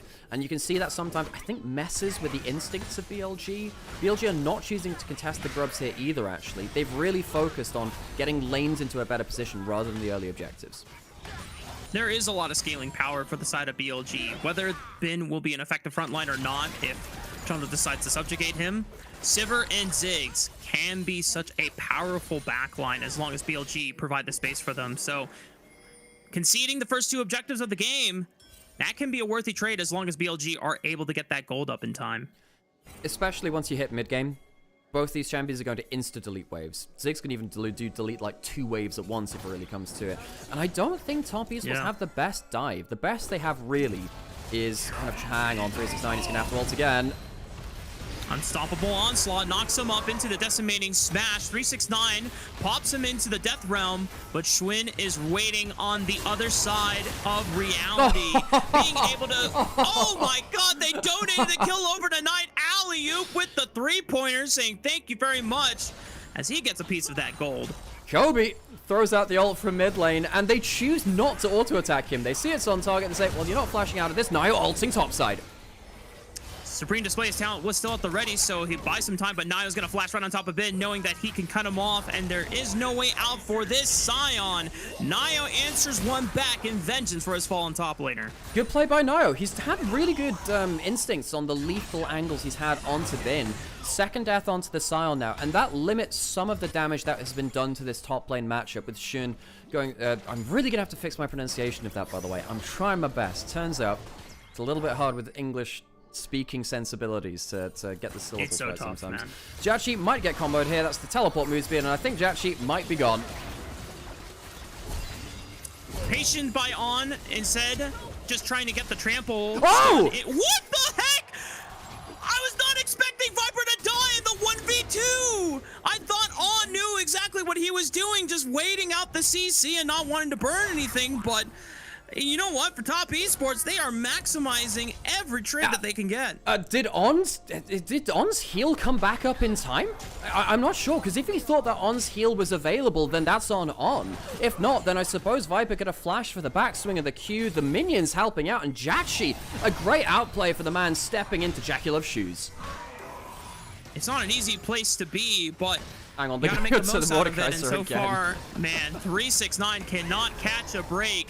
He just wants to have the 1v1 experience against Giga Bin, but Knight is ensuring that it's never going to be a 1v1 in this top lane. I have been really impressed with how Knight has applied force across the map in almost every game he's played so far.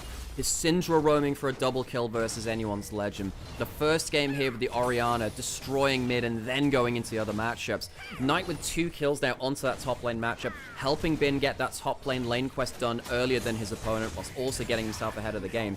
Knight has had, besides that one Azir game, an excellent start to 2026. Is this the effect of the captain's armband for 2026? Oh, Knight just true. feels this overwhelming responsibility, saying, well, if I'm the captain, I can't just be in my lane. I gotta be proactive on the map, baby. A satchel, look, the first satchel didn't do it, so he throws a second one. He gets himself first turret of the game and the individual gold there too. This is going to be a hyper-fed Ziggs, and I gotta say, I don't think top esports have a good answer to it. So here's the outplay on bot side. Viper tanks up the whole wave, and what happens with the heal? It's coming up now. When does it come up? It's still off from the teleport. The spell book being used means that On did not have the heal available at the time of death. He could have flashed for the backswing of the Q, didn't want to use it. They still get the kill, but a slight miscalculation from On and Viper. Great play from Jachi. Allows him to just maintain that slight advantage and still hit this Bloodthirster on time. This is still a decent mid-game spike that top esports are going to be hitting. Second Dragon of the game just spawned on the Rift, whereas Rift Herald is going to be coming up in less than 2 minutes. And I think top esports are in a good position to just take the second Dragon without any real contest. BLG, they might try, though. We'll see. I mean, you do have a Kiana. Ziggs is powerful right now, has an extra Fated Ashes on top of the Blackfire Torch. They're not immediately going towards it. Shun maybe looking for the steal. He's over the wall. Supreme displays down. Oh my goodness! How does he do it? Swin flashes out, and the rest of top esports want to punish him for his transgressions, but using the grass Q, pops over, but Fongyue with the flash slam into the wall says good night to the BLG jungler. On forced to flash over the Krug wall to make sure that he doesn't suffer the same fate. And Knight, all he could do is try to pepper in some damage. That was an expensive sacrifice just to deny the second Dragon of the game. Fongyue was even thinking about Hex flashing over the wall there. There could have been an even stronger play onto Cream, but On didn't get the clean combo, meaning that Knight's ult goes wide. Now going in towards bot lane. Fongyue, he's had a great game on the Poppy so far. You know, a new support coming up here into the LPL, a player who we thought might struggle, and in fairness has at some points.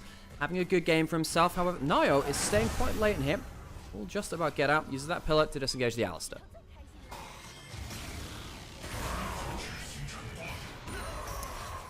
So, on the one hand, by denying the Dragon, you delay top esports from getting a super early soul point, but now you are down Flash for what is this, 4 minutes at this point?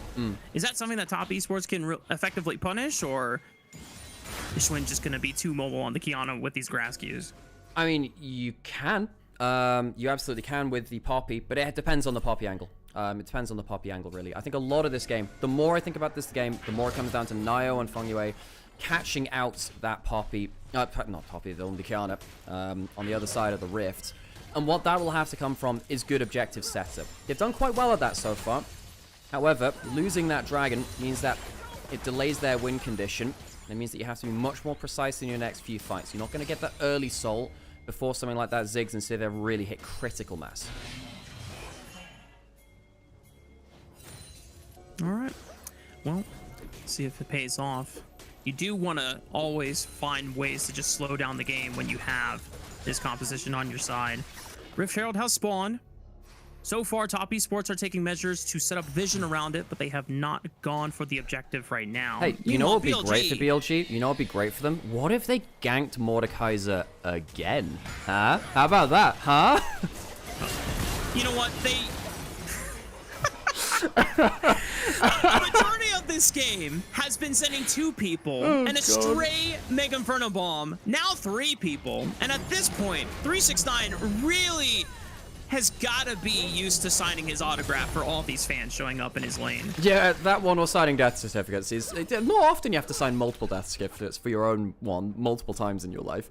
A mid lane turret does go down in favor of Top Esports. That has been the cost. Every time that Knight has gone to a side lane, there has been a better push in the mid lane. Knight now teleporting over to the other side of the map just in case there was a Poppy hex gating into his location. And indeed he was. So good instincts there from Knight. Problem here for BLG, Viper's been set behind a fair amount now, or rather, he's not pulling ahead at the same level as Jatchi, and this bullet time, especially if someone is trundle ulted in front of him, can be now teamfight winning. Jatchi is really, really scary, Collector in there too, so effectively, you have a free Last Whisper from your jungler, and then you put the lethality on top of it. This misfortune is gonna sting. Actually, a nice combo I didn't even think about until you just mentioned it now, Alex. That's why they pay me the big bucks in, you know, Twitch subscriptions and stuff. There you go. There you go. Dude, just leave 369 alone. Holy, this guy cannot catch a break. Forced to flash, and 3 members dedicated to the top side. Sure, BLG will drop the tier 1 turret, but they're going to try to do their best to see how many plays they can get on this tier 2. Knight using that fast fuse passive from the Ziggs to just do unreal damage to the turret. Now, this is going to be a split map. Bin is trying to clear out on the bot side. There is a subjugate thrown down onto the Scion, but it's not done that much here. Just trying to use it to force him off and allow Cream to get some free auto attacks in here. Schwinn looking for the screen display talent. Oh, it goes a little too wide. Oh, the grass blade for the flash, but the grass Q. They still find Schwinn in the middle of it, but the Mega Inferno Bomb right over the top. Both of their bot laners had flashed in, but there's not enough damage to fall. Viper! Here comes Viper in a 1v4. Finally takes him down, but at the cost of his own life. He gets a second one with the ricochet. Viper manages to clean up a fair amount of gold there. Credit to him. Look, if I'm the Sivir there, I'm thinking I'm scaling him behind the game. Viper clearly does not and says, all right, I've got the DPS. He does take down 2. Starts with a pick on to Shun. And we were talking about this. Can they find him out? Can they punish him? Yes, they can. He has the flash up, goes into the grass blade, and it is so close to surviving. Another half second, and he would have lived off that invisibility. Can't quite manage it. On dies for the attempt of saving his jungler, and then Viper just says, screw it, let's do the DPS check. And the ricochet kills Fengyue as the last auto attack kills Jatchi. I just realized this, but I think, I mean, maybe Chun still dies in the end, but when On came in to bail him out, it was the Q on the Alistar that I think then fired off of the ricochet into Kiana, which... Oh, God, really? Now, I know that happened later. I didn't quite see how it happened on the other side of it, but gosh, that would make some sense. Close run stuff. Bit of a tragedy. At the end, though, BLG are still somewhat even. In fact, they're kind of dead even in gold, so BLG are still getting to the point where they are buying time for the Ziggs, for the Sivir to scale up online. And while Top Esports have had a very respectable early game so far in this second game of the series, they are starting to run out of time to push that advantage further. It's the ultimate used by the Mordekaiser onto the Scion. He's down a decent amount of gold, but it is Mordekaiser into a tank, so he does bully about the matchup. Even still, you know, he doesn't have flash. He's just used his ult, and I think one of those fans is coming to his lane again. Hey, 369, can I get your autograph for a 5th time? Thank you very much. That's another kill for Kiana, and now turns it forward, pulverized flash. We're serving up Trundle meat, boys, and Fongyue is forced to flee. Looks like meat's back on the menu, boy. So fling the skill shots into the Kara corridor. Jack Shim to the tower. Viper takes his name, but loses his life in return. All right. The characteristic BLG is starting to come online now, with the item spikes rolling all in, matching Top Esports' mid-game power. What could have been a very, very uncharacteristic and a little bit of an underdog story is going on the bin. Be dashed away here. I mean, they're gonna look for him. A little too tanky at the moment. Cream is trying to do his best to pump damage, but here comes On. What is he gonna do here? Bin. Wait, they haven't got him. Finally gets a chance to walk out. Oh my god. And On interrupts 369 upon with the teleport, ends up sacrificing himself for the greater good of his top laner. And here comes Shun, and Cream gets intercepted by the supreme display of talent. Bin's back into chaos. 369 finally takes him out, and Nio's forced to flee. This is starting to devolve into pure clown fiestery. 369 once again 1v1 against Shun. Can he win it? Not this time. Riftmaker not enough, but Naya with a quick flash chomp, and we'll put it into the Kiana. Another teleport is coming in. Who is joining the battle this time? The new challenger is Fongyue as he slams Knight into the wall, setting up the bullet time for Johnson. Oh, Viper! Viper treats one back. The action never stops here, Nymaera, as I think On wants to look for an interception by taking the Hex Gates, but everybody's got to calm down now. We have been fighting for the past minute and 30 seconds now. Mate, for a little while, I thought the LPL had somewhat slowed down. A lot of the back end of 24, a lot of 25, the game seemed a bit slower. Seemed like we'd taken, put the gloves back on. The gloves are off now. We explode beyond a kill a minute. Initially, it's the play of the Poppy Azir using the wall to set up and make your own wall stun combo. And they can't quite kill Bin at first. This is a very extended fight because everyone takes so long to die. The juggling of HP bars, fairly successful from BLG to bring people into the play. Very close to a double ult from Shun into the wall. Doesn't quite get it, but they do get the Azir. Bin, has an unfortunate flash. I think he was kind of buffering his flash, and then the Mordekaiser E brings him out of range of the flash where he put his cursor to. I would imagine that's what happened. Looks a bit awkward there. But then because the fight just keeps going on, everyone comes back into the play. Hex Gates get used, teleports gets used. I'm not even sure who comes out ahead from this. I suppose Top Esports too? They do get Knight at the end of it, and he's probably worth a pretty penny.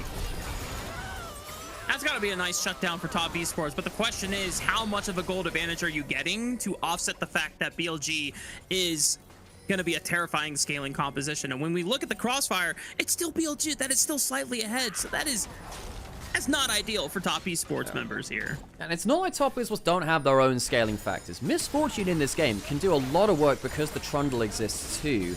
And of course you have an Azir. It's just I don't think it's easy to play out the Azir. By the way, it's a bring your daughter to work composition on the Rift today because we got the Azir and the Sivir. You know, like some family feud going on. Night, buddy. That's not the... Hang on, there's a wall stun. Oh boy, Fongyue looking for the prime target. Shun forced to flash away, but here comes shield. Occupying the back line. Bullet time forced off by Bin as he comes running in with the train, and Nio now caught in the middle of two frontline members. Another headbutt from On. Oh, how I've missed your peak Alistar gameplay, and he has delivered on it every single time he has brought it out in opening week. Fongyue tries to catch out Knight with the wall stun. He can't manage it, and then the fight is just simply outplayed by BLG. 369 has an ult, has flash. He's using the ult first. I'm not going to lie, Rafa. I think that number in the column is going to go beyond his name from a 6 to a 7. Oh, boy. Did you just... No, not intentionally. I only realized after. There's a dragon. Talk about the dragon, please. Well, it is the Hextech Soul, and BLG are going to pick up their second overall Dragon of the game, which denies Top Esports the ability to be on Soul Point. You know, we could have had the glorious situation of him not dying anymore, getting 2 more kills and a bunch more assists, and actually just matching his name. There's got to have been a game at some point he's finished with his namesake. There has to be. Potentially. This was a huge fight. Back at the replay. Yeah. Like the Poppy tries to go for the wall stun, and Shun completely outplays.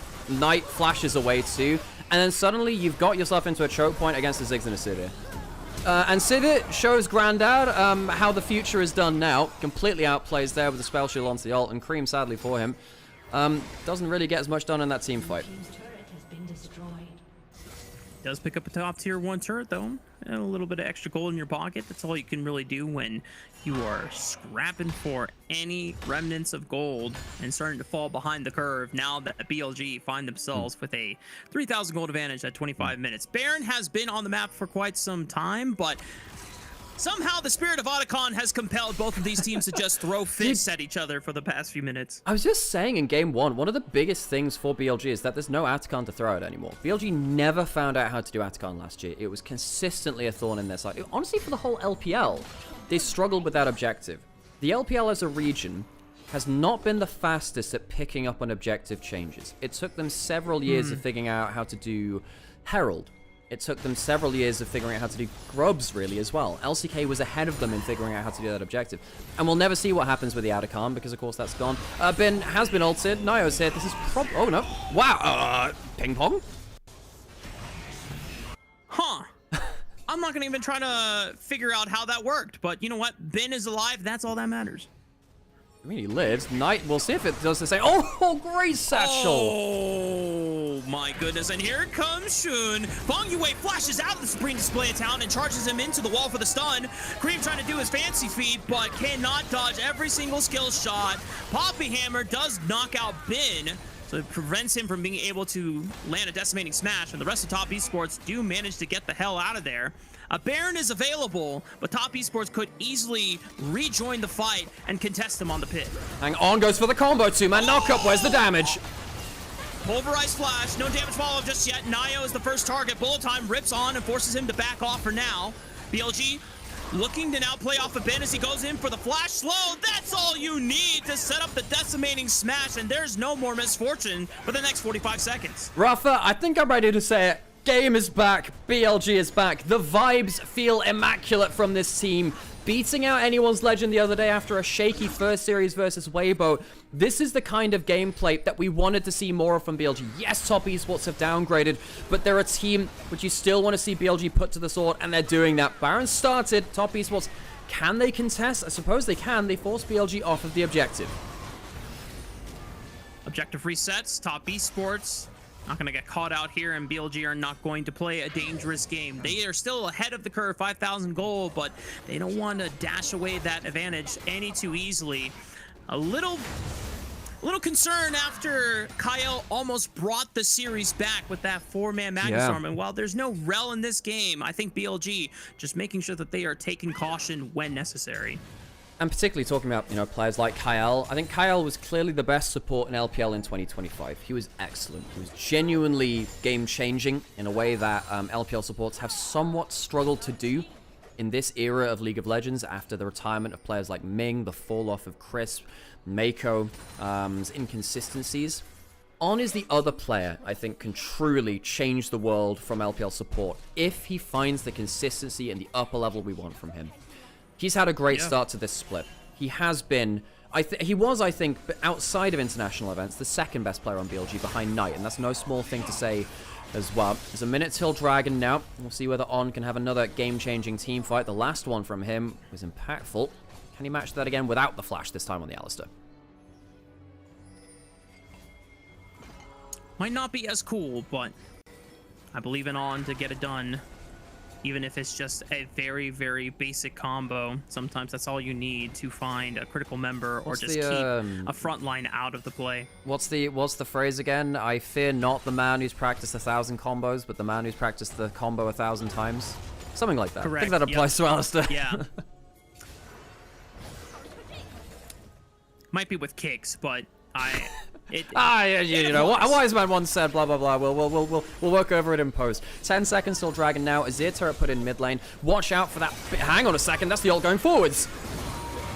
Yep, called out by the Supreme Display of Talent. Doesn't get a chance to wind up that Keeper's Verdict. Support is gone. The bullet time goes completely wide as it pushes BLG back temporarily and gives Cream a time to at least get out of harm's way. But that is the signal for BLG to pick up their third Dragon of the game for free. Third Dragon for free. Bullet time no longer a threat because it was used, as he said, in kind of like that standoffish motion. Didn't get the damage it needed. And Fongyue picked off by Xun, who's had a good game on the Qiyana. Now, he has been picked off a bit, but then again, that's sort of the risk of playing Qiyana in the first place. I think Xun, after having a rough first series or two, I mean, against Tarzan, you somewhat expect it, but then also JDG on Weibo gave him a bit of a runaround, actually. This has been a much more solid series from him versus Nio, a matchup which, you know, we expected to go somewhat in his favor. It's good to see him take that matchup and run with it, though, and be a genuine team fight threat. Now we see whether BLG can transfer what is now a significant late game lead into a game-ending one. On pop the Ghost from the Unsealed Spellbook, trying to see if he can find an angle. Flash is now available once again. You can see that On is posturing and trying to force Shachi to respect his presence. Grass Blade in. Bin is in with the Unstoppable Onslaught. Everyone is forced out of the pit. Nio Wood had to use his flash just to make sure that he didn't get caught by the CC train. That God. Holy Knight with the damage. Didn't even see that he had picked a Medjay Soul Seal at some point. Yeah, that is a scary Ziggs here, Alex. Knight is the most prolific Medjay's builder in the world, and I love him all the more for it. Knight is my favorite player in the world, and in a game like this, you know, if you keep yourself safe, yeah, you're going to get a ton of value out of it. Nio hanging out on this top side, Sweeper spotting each other out. On might have to ult, doesn't do it just yet. Two-man knockup so far. Bin is there temporarily just for where'd he go? The target is Fongyue. Good night, Poppy. 5-on-4 now in favor of BLG, turning on the 369 death round, but On able to flash out of the mace smash, and Nio, all he can do is just watch in horror and disdain. 369 completely devalued. Bin comes in and Schwinn with another flash, Supreme Display of Talent. He goes down, but maybe as a hero to set up the play. Jachi cut off for the rest of his team. Cream gonna be next as it's an alley-oop from Knight off the top of On setup, and Niall's the last man standing from the top esports roster. The feet on this cow are so slick this game. On outplaying 369 in the ultimate. It's backstepping the ultimate from the Azir as well. On is on fire. BLG will claim the Baron. I don't think it particularly matters that Xun is dead. Nio, I suppose, does have Smite coming up soon, but you can't get into the pit itself, so I'm not sure he can really do much about it. They put a ward down, but yeah, no flash, no chance, and being able to seal that one, and On even taking the Smite off of his spellbook just to make sure that he can secure for the team.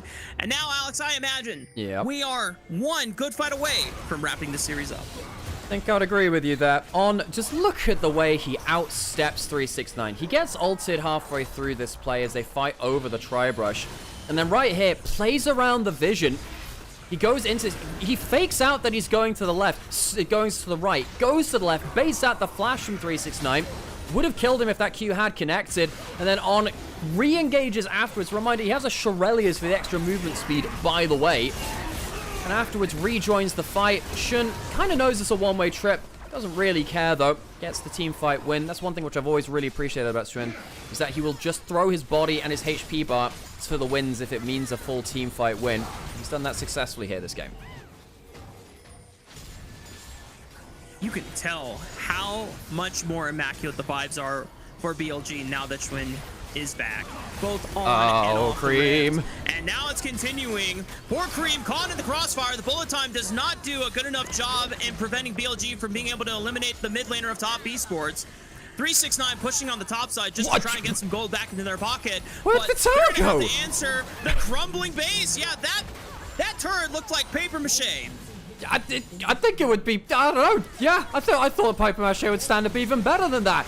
BLG dismantling top esports, marching towards the Nexus. Top esports trying to mount a defense. They might be able to keep their Nexus alive on this push, but they're certainly not going to be able to keep their inhibitor towers alive. Just one more auto attack, just one more satchel charge from Knight if he can just walk on over, but it's the Baron empowered Canyon minion that finally gets the job done. They're not going to continue and knock out the middle inhibitor. BLG will take their lead for now, but the gold advantage is overwhelming. 10,000 at 35 minutes.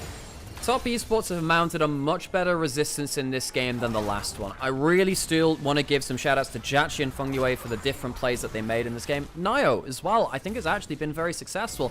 And those are the players that we had the most question marks about. Honestly, Rafa, I think the players we got the most questions about are the solo lanes of Top Esports who have been dismantled in this game. Knight is feeling particularly lactose intolerant today as he's had enough cream for a lifetime, I think. Oh boy. Been potentially trying to bait the rest of Top Esports into a fight around this Tribush choke point. That bomb! Jachi might just be dead! Oh boy! Jachi, the comment, he survives thankfully because he's using the Bloodthirster to sustain off the minion wave. Bullet time over the wall. 369 is the first one to fall. Schwinn eliminates Jachi, assassinates Cream, and he gets out alive and he goes back in for a triple! Oh, it's good to see you home where you belong, Schwinn. Back on BLG, and I'm getting nostalgia from the times of the 2024 golden era. BLG, Ace Top Esports, and we'll clean this series 2-0. BLG are back, dismantling anyone's legend and Top Esports in the last few days. I think it's safe to say BLG are ramping up. We were worried, I suppose, at Demacia Cup when they bombed out without Knights on the roster. But you know, gotta give them a little while to fix things together. We were worried, you know, after 2025 and the whole revolving door of jungle situation. Well, they brought back the jungle they found their success with. I'm really excited for this team. I can't help it. There are so many players on this roster which have such high ceilings. BLG may well be truly back in a way that 2025 never showed their best side. I think they're going to be a huge threat. The more I see this team continuing to play and show how dominant they are this early in the season, it makes me more upset that it was broken apart in 2025. I completely agree. You know, whatever happened in that offseason after the World's Finals of 24, that heartbreaking Game 5 loss where they were this close, so close to becoming, you know, the first 5 Chinese roster to win Worlds, the first LPL World Champions in a number of years since 2021 EDG. There was something special about that year. There is still something special about BLG. 25 is a year that they'll want to forget. I think that they've got something really good going on. Of course, they changed the that's obvious. That's milquetoast. You know that already. But the big thing for me is that On looks fantastic. We know that BLG have had issues with their support being mercurial. That's the best word for it. He's both the best and worst support in the league at the same time. The series which he's shown so far, we've only seen the good side of him. He's been fantastic. Yeah. I think that Knight's laning has been some of the best that we've seen in a while, and his teamfight positioning has been excellent. He is applying himself across the map. All of these things are good markers if you know the history of these teams. They feel like they have that creative playmaking potential again, and they've already beaten anyone's legend who did keep their roster together. You'd expect anyone's legend to be coming in at a better level at the start of the year, and BLG would have to build up to that. They've already beaten them, so where's the ceiling? Exactly. Anyone's legend was de facto the team to beat going into Split 1, and BLG have already done that. So they have another round robin match against them at some point this month. It might be later in February before we get into Knights rivals and eventually playoffs. But BLG are on track to already be favorites to defend their title and be back-to-back champions again. And they need to have this level of uptick, right? Because BLG were an embarrassment at the World Championship. They were. Yeah. They lost on home soil in the Swiss stage as a team that were in finals the year before. That is not acceptable for a team that has the aspirations, the lofty aspirations of BLG. Now, Top Esports are not the strongest team anymore. They're absolutely not. They are firmly mid-table, I think, in LPL now, without Kanavi, without Jacula, without Hung as well, who is actually very good domestically despite his international failings. That's not the series which will give you all of the litmus test that you need. What I really need to see them now is against a team like JDG and see, okay, how do they deal with what could be the strongest other lanes within the LPL? And then, of course, the big test will be, if they make it international, can they do that against the LCK teams? Which I'm not going to lie, I've been catching up with LCK, Rafa. I think LCK is look, they always do, but I think that the entire cohort looks really terrifying right now. The playmaking across the board, the macro across the board is really scary. BLG will need to show that they can make it stand up, make their stand on the international stage. That's always been the big thing, right? They've made it so close before, never made it to that top position. It's harsh competition right there, but that is the goal they've set themselves. A huge, I'm not going to call it a last hurrah. We don't know what happens with off seasons and stuff. This is a big investment though, bringing over Viper, bringing over Danny, choosing to let go of Elk, who's been in this roster for so long. It is ambitious. They need to find results. Yeah. This is their best attempt to push this ceiling farther than it has been before. And considering that the farthest that this organization has gone was World's Finals against a T1 that could have literally one Silas performance difference of having a completely different timeline, right? And for BLG, I really hope that they can continue building upon this great start that they have. Obviously, there have been some mistakes and a lot of over-eagerness to get some things done. I think Schwinn is recalibrating, coming back to this roster. But with each series, he's getting better. And we know what his peak can look like. And I think I'll defend him in the case that I think you gotta F around in order to find out what you could do with this roster again. He was on JDG. He had to play with Scout. Yeah, he didn't have that anymore. Oh god. You know, after we get done with the stream, I'm just gonna have to go find just one of the many Garrus clips of calibration, and we will make a BLG meme out of this. We will, don't worry. I guess we'll leave things. There'll be some highlights on the stream. There'll be an interview, and then we'll run an ad break now, and then I guess we'll get ready for what should be a much more close affair in the second series. Now, I know that both AL and JDG both lost their series yesterday, but on paper, they should still be two of our top 3 teams by my eye.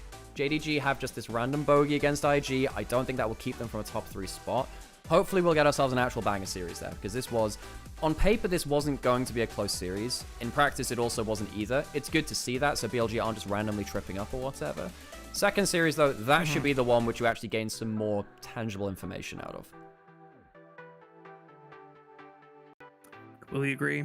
And for me, I think the race also has to include Weibo to some degree. I don't know what their ceiling actually looks like, because the late game discipline errors that they had against BLG were really tragic, because that was definitely their series to win against BLG. We'll leave it with interview for anyone who's Mandarin speaker in the chat. I'm going to put on an ad break. If you want to see the interview, subscribe. I'll be back in a few minutes. Okay, Rafa, I'm going to go grab myself a drink. I'll be back in a few minutes. And again, let's see speak Mandarin. There is an interview for you. 第一局就是3路对线都是优势，然后我们节奏比对面好，可能快就能拿下了。所以从这个方面看起来，就是这支全新的 BLG 的磨合其实也是非常的不错。你自身的感受是怎么样的？就是觉得赢比赛挺简单的，没什么压力。哦，对于你们来说没有什么压力啊。那可以看到啊，现在这个全新的版本呢，对于各路的生态都有所变化嘛，尤其是上路对于你来说也有非常多不一样的。那想问问斌哥，你对于这些改变个人喜欢吗？最喜欢的地方是哪里呢？我觉得今年这个版本就是英雄联盟有史以来最好的一个版本吧。哇，那就说说你最喜欢的一个版本了。那其实有看到非常多网上的，不管是观众也好啊，还有一些主播也好啊，都说这个版本对于你来说是加强的，你认可吗？我觉得说的没错。是因为你自己就比较喜欢这种对线，还是什么原因呢？因为我觉得对线才是一个游戏的精髓，换线就不是就是一个不好玩的游戏，对线才是好玩的游戏。就对线就是要硬碰硬，对吧？那对于你来说，你个人认为1v1的话，你自己的自信是到了多少？就是一直都是100%吧，一直没有变过。一直都对自己非常非常的有信心。好的，那刚才还没有回答问题，关键的一个是你最喜欢的变动是哪一个？最喜欢的变动有2个吧，第一个就是上下路做任务不能换线，第二个就是上路可以升20级。哦，好的。那如果说要让你推荐新版本3个最好上分的英雄，你会推荐给召唤师们哪3个呢？鳄鱼武器青钢影吧。哦，那金刚影有可能上我们的赛场吗？这个也是大家很期待的。有点难吧，我觉得，就是可能要PO5的第4局、第5局有机会上场。哦，所以说大家也可以等待一下，斌哥这个说法是有机会，但是目前暂时可能还比较难，再给大家一点时间。那么下一个问题要问问啊，因为今年的话呢 ，BLG 也有一些新的变动，那想问问新加入的这个 Viper 选手呢，之前在采访里面有说，虽然说斌哥看起来可能有点不太好接近，但私下相处起来是非常的搞笑和可爱的。那你对于新加入的 Viper 选手，你觉得你们之间大家相处的怎么样呢？是否融洽？怎么样的？我觉得 Viper 选手他性格也是比较沉稳，也比较好说话的一个人吧。然后就是他也是一个非常有实力的 AD 选手，我们都非常喜欢他。好的，大家都非常喜欢新来的 Viper 选手。那最后一个问题，你刚才也说到比较沉稳嘛，那前天也就是16号，也是斌哥你来到 LPL 的6周年。那想问问，从6年时间，你从最青涩的阿斌，再到现在成熟的一个斌大哥这样的一个角色，自己也有很多的改变。那你今年之前有说到了自己由内而外也有一些很多的变化，那你自己觉得最大的改变是什么呢？就瘦了一点吧。好，瘦了一点。好的，我们也非常开心，斌哥能够来到我们的赛后采访。那对于自己之后有一些什么样的展望呢？现在已经来了6年了，可能后面还有7年、8年这样子。就是希望至少可以打到10年吧。好的，我相信各位粉丝也都非常的期待和你一起看到你有更多的高光时刻。好，再次感谢斌哥来到我们的赛后采访。那今天的第1局的赛后采访到这里就告一段落了，我们稍事休息，一起来看看刚才精彩的 spotlight 吧。He looks skinnier. He does. Yeah, he does. Okay, now I gotta do that thing where I mute the stream probably before the random advert which, like, shuts down YouTube comes on. Yep. Let me do that just in case I forget things. Tell you what, one thing which I have been impressed with, the actual turnaround time between series hasn't been crazy. Like, when they actually go between series, it's felt like reasonable transition times now, which didn't used to be the case way back in the day. Any particular? Okay, well, who's your dark horse? You were talking about like battling for 4th place and stuff, and you talked about was it Weibo? Yeah, because I think Weibo was surprising in a lot of just the creativity they brought into team fights, because it's not like any of those members are new, and I think that's what you're going to get when you have a lot of smart creative individuals. I think obviously JJ was taken off the IG roster, but I didn't even think that he was necessarily a problem. Maybe he just didn't fit with the overall style that they wanted, and Wei gives a better click for them. But it's really nice to see Zika on a team that it was not LNG 2025. I feel like I personally think Zika low-key showed Bin the truth of AP Jax, and once he started bonking him with the Dusk and Dawn, Bin's like, that looks really strong, I should try that as well. It's like that's so yeah, I mean, I saw Raz make a tweet about like Bin's AP Jax, and like, my dude, Zuko was the first one to do it. LPL, he did it really well. I think he's catching up on those VODs now, actually, because like obviously everyone looks to Bin because, and by the way, that's not flaming Raz. It's like everyone watches Bin's games because why wouldn't you? Everyone wants to check on BLG. I think people actually will have to watch Weibo now. I think they will have to. I mean, yes. I thought that they had the potential. Like, they obviously do. You've got Zuko, who I think has contested for best top in the LPL at points. 2023 springs to mind, 23 summer. It was him and 369 and Bin. It was kind of between those three. Maybe even Arla, actually. He was up there too. But Zuko was in the conversation. You have Jeje, as you were saying. I don't think mechanically he was a problem on IG. I think it must have been some kind of cohesion, really. Xiaohu, who occasionally shows us exactly what his pedigree is. Not all the time, and again, he's had, like, the series he had against BLG was like 90% good, and then a couple of just straight int moments. And then you have a bot lane of, you know, Elk and Air. That could maybe be the weak point, because Air, I think, does have a lot to learn. But you still have Elk down there, and Air still has some upper level and stuff like the Nico, as most supports do. The problem I have is most of these players have not played together before. You have Xiaohu and Erho, and they're the only players who've played together competitively before. Everyone else has to build synergy. There's a lot of ground to make up there. So I didn't think they'd start strong. Yeah. They've actually started stronger than I thought they would. So I have a lot of hope that this team will be a competitor for top 4. Yeah, I mean, like we talked about before, that BLG series was Weibo's to win in every single game, and it literally just came down to one error, whether it was Aurora flanking way too early ahead of the rest of the team in game 2, or when they overstayed on top side, and Erha tries, like, kills himself trying to salvage Xiaohu, and then they greed for blue buff after. It's like, all right, guys, like, we're not rookies. We should know kind of better on this, but maybe that's the trouble of trying to get the cohesion down, and maybe you're just communicating, yeah, this is totally fine, and you're just kind of trusting blindly, because it's like, well, this guy also plays League for quite a while, so he should know what he's doing. And it's like, oh, okay, maybe we shouldn't have stayed on blue buff, maybe we shouldn't have done X, Y, and Z. So Knight gets himself another player of the game. Look, for that last game, yeah, no, I do get it. That Ziggs was disgusting. I think actually player of the match gets interesting. Oh, wait, I thought they'd go to another graphic. I was wrong. I think for player of the match, this is the thing, like, the last series versus Anyone's Legend, I felt, look, realistically, Knight was the player of the game in the wins. Oh, On was 1 vote off. They voted, okay, there's 1 for Shun. Okay, in fairness, Shun put his body on the line. I don't hate that, but that's a very tight vote. But for the last series versus Anyone's Legend, I thought in the wins, Knight was the player of the games.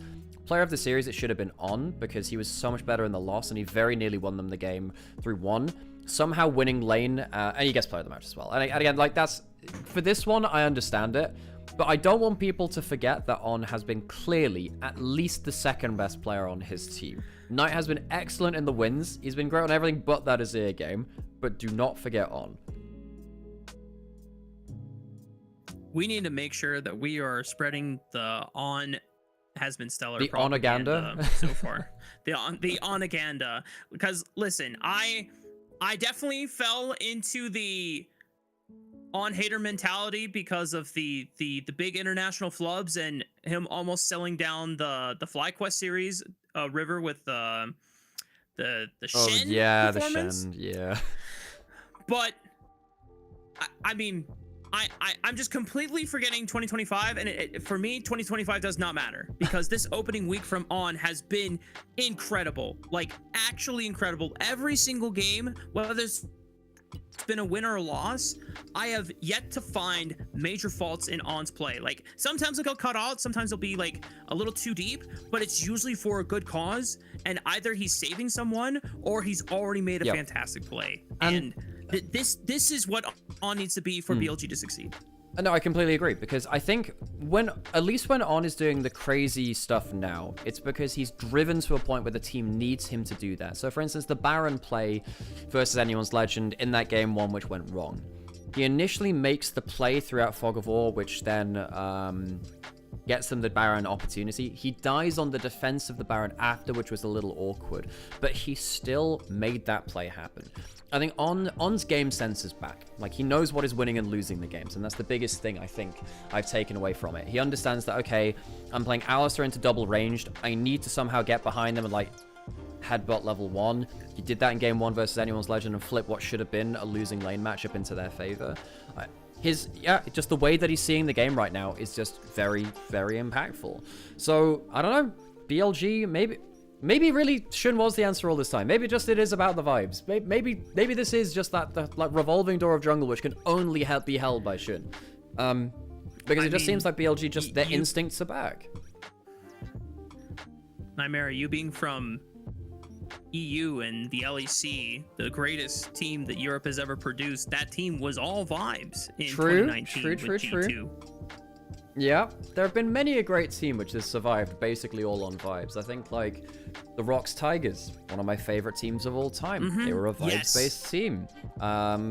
Who else is up there? Well, that's the big one, really. Of course, BLG is up there too at some point. There have been plenty of teams which just don't make sense and have still somehow cobbled it together.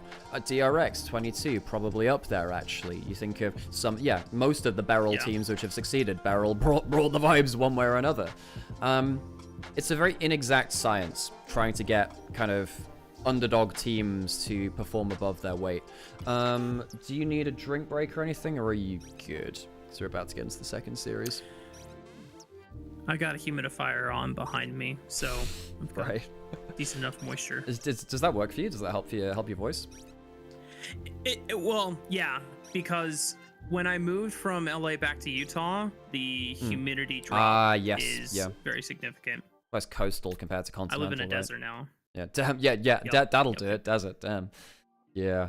I've been living in the UK, which is basically the whole thing's a giant island. Everything's coastal, so it's one of the reasons why UK winters are really cold. It's because it's so humid, despite the fact that the temperature isn't actually that cold in terms of Celsius Fahrenheit, but because it's so humid, the heat transfer is so much more effective that you feel very, very cold. It's yeah, not my favorite, but hey. Okay, let's think about AL JDG. So I think AL come in as favorites, although JDG on it's good. Obviously, I think a lot of people will be looking down on AL now, on JDG now, because they lost to IG, a team which shouldn't on paper be as strong. I do just want to remind you again, IG just have some dark magic that they throw at JDG. They just get under their skin. Doesn't even matter if the roster changes. It's just this is the way that it happens there. JDG on paper should still be, at some point this split, a top 3 team. I don't know how long it will take to get there. I think that, Demacia Cup Finals definitely helps them. Got some of that cohesion together. Losing a Demacia Cup Finals doesn't help them.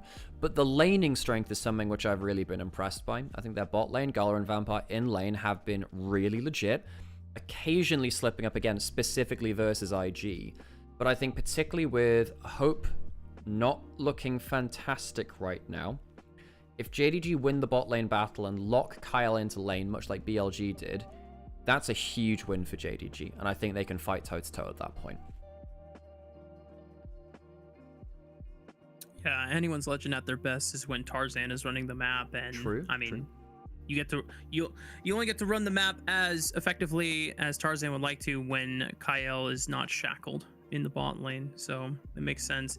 Something I'm curious about is the evolution of Xiaoshu in 2026 now that Tabe is behind him. Now, I don't know if Tabe will help coach him to play more champions effectively outside of Renekton and Cassante, but his Jax is pretty good too, but yes. Yeah, I like if he gets either of those 2 champions, then I'm feeling confident about topside priority.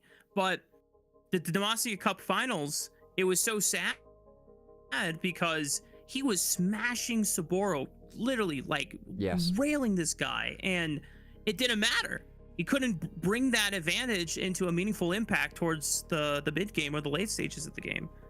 What is this advert? I don't think I've seen this one before. Maybe I just haven't watched. Is this like merch stand and stuff?